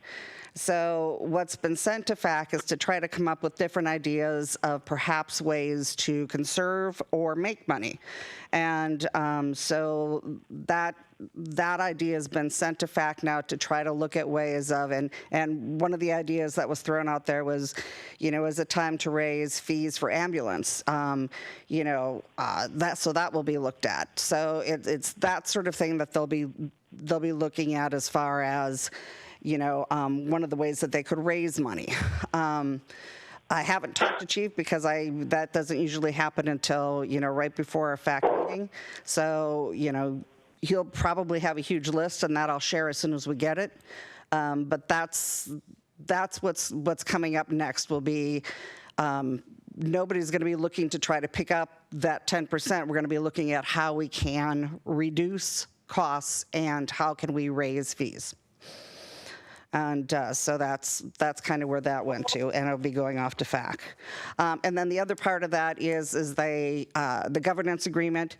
I'm going to send you, because I know you guys will all be just bored without anything to read over the next week or two. So I think what I'll do is I'll send you, it is still a marked up copy of the governance, but it'll be enough for you to read so you can start reading it. And as soon as I get the clean script that we get from the attorneys, then I'll send that one out. But that way you can at least see the final changes that have been made. And then what will happen is that it's supposed to be coming back into the directors sometime in June, at the June meeting, but that's very tentative. If not, it might be July. After that, what happens is that Chief will start, it'll start its little horse and pony show, as we call it, and he will be making his way around to all the different councils and answering questions for everybody and making sure everybody is, okay and doesn't have questions to ask. The attorney who helped write everything has said if we have questions and we'd like him to come and speak with us, he's more than welcome to do that. So I will send that out so everybody can start reading it. I wouldn't want everybody to get bored. Okay, that's all I have. And then I am going to pass this off to the interim city manager. Thank you. Mayor, can I ask a question about the EFR? I'm sorry. With the change in the interlocal agreement, you said that you can get us a marked up copy that we can read, but the chief wouldn't come until after it went to the board? Well, because what's going to happen is the board's going to say, okay, now take it out and get comments from everybody. Get comments. So this thing won't be voted on till the very end of the year. They're still looking at a final vote and everything on this, looking at, I think he said December, but it could be January, February, depending on what COVID's doing. Okay, that's great. And yeah, I think it would be great if I could request it that we get, not only having the marked up copy would be great, but if there's something where we could have something that outlines how it's different from the current agreement so that we can more clearly understand what would be changed. I actually sent that out, a month or 2 months ago, but I can resend that. And what it was the original, what we have now to the very first of what was come up with by the attorneys. And I sent that out, I want to say it was back in February, but I'll go back and look again and resend. Thank you. Mayor, members of the council, quick brief from your city manager. The appeal was filed by Eglick and Whited on the Jaron matter, as agreed to by council. Jaron has until tomorrow, May 20th, to file an appeal with the Growth Management Hearing Board if it wishes to appeal any part of the hearing board's final decision and order. We may be notified immediately, or it may be within a few days. I talked to Mr. Eglick earlier today, and we agreed we would notify each other as soon as we heard anything. If no appeal is filed, I'll agenda agendize this for our next meeting in executive session to revisit the issue. Parking at the parks. We are looking at aligning ourselves on the issue of where the governor is coming up with his phase 1, phase 2 on parking, but we understand that there are concerns have been raised with members of the council, and we will have the parking lot on North Sammamish Lake Drive open for sure. And if there are any other concerns that you have, please share them with me, and we may look at another parking lot or two to open up on this weekend. Staff is just getting back from into the field, and we are still a bit limited. And Parks is advising to keep parks closed, but I know you have constituents that are very concerned about limited parking. So let me know, and we'll try to get that addressed. The other one is, I'm requesting that council think about and provide direction at the next council meeting regarding setting some meeting dates in August rather than it being dark. We've fallen behind due to the limitations on public meetings that we're allowed to have, and we must try to catch up on some significant issues, not the least of which will be some of our environmental update meetings and decisions that we may have to make on the Jaron matter for the Growth Management Hearing Board. And we've got staff planning on having some meetings held by the Planning Commission as well. So please think about that, and we can talk about that at the next meeting. I sent this out just before the meeting on Councilman Stewart's request for the emails. I've talked with staff about what it's going to take. There are some other requests in the queue for PRRs, and so that's the process that we're doing on pulling down all of the emails that are related to the farmers market issue. And staff is advising it could take up to about 3 weeks to fulfill the request going back to January, because they're estimating there's some 5,000 emails to go through. One of the alternatives that is there for consideration, and that I'm going to ask staff to at least initially do, is one of the PRRs was requested for emails related to the farmers market issue 21 days back from May 8th. And those should be completed, we hope, by this next Monday. And I will make copies of those and get those distributed, sorry, it's getting late, to all of you. And if there is any reconsideration that that's adequate, please let me know. If not, it'll just take a longer period of time. And that's it for tonight. Thank you very much. Thank you. So 5,000, Pam, is that adequate for you if you went, I think you're the one he said that needs to go back, so is that 21 days back, is that adequate for what you need? I'd like to see the mails first before I make Okay, that's still 1,900, holy crap. I'd like to see those emails before I make the call, because I don't know what conversations and what mails have been sent. So I'd like to see them first before I decide.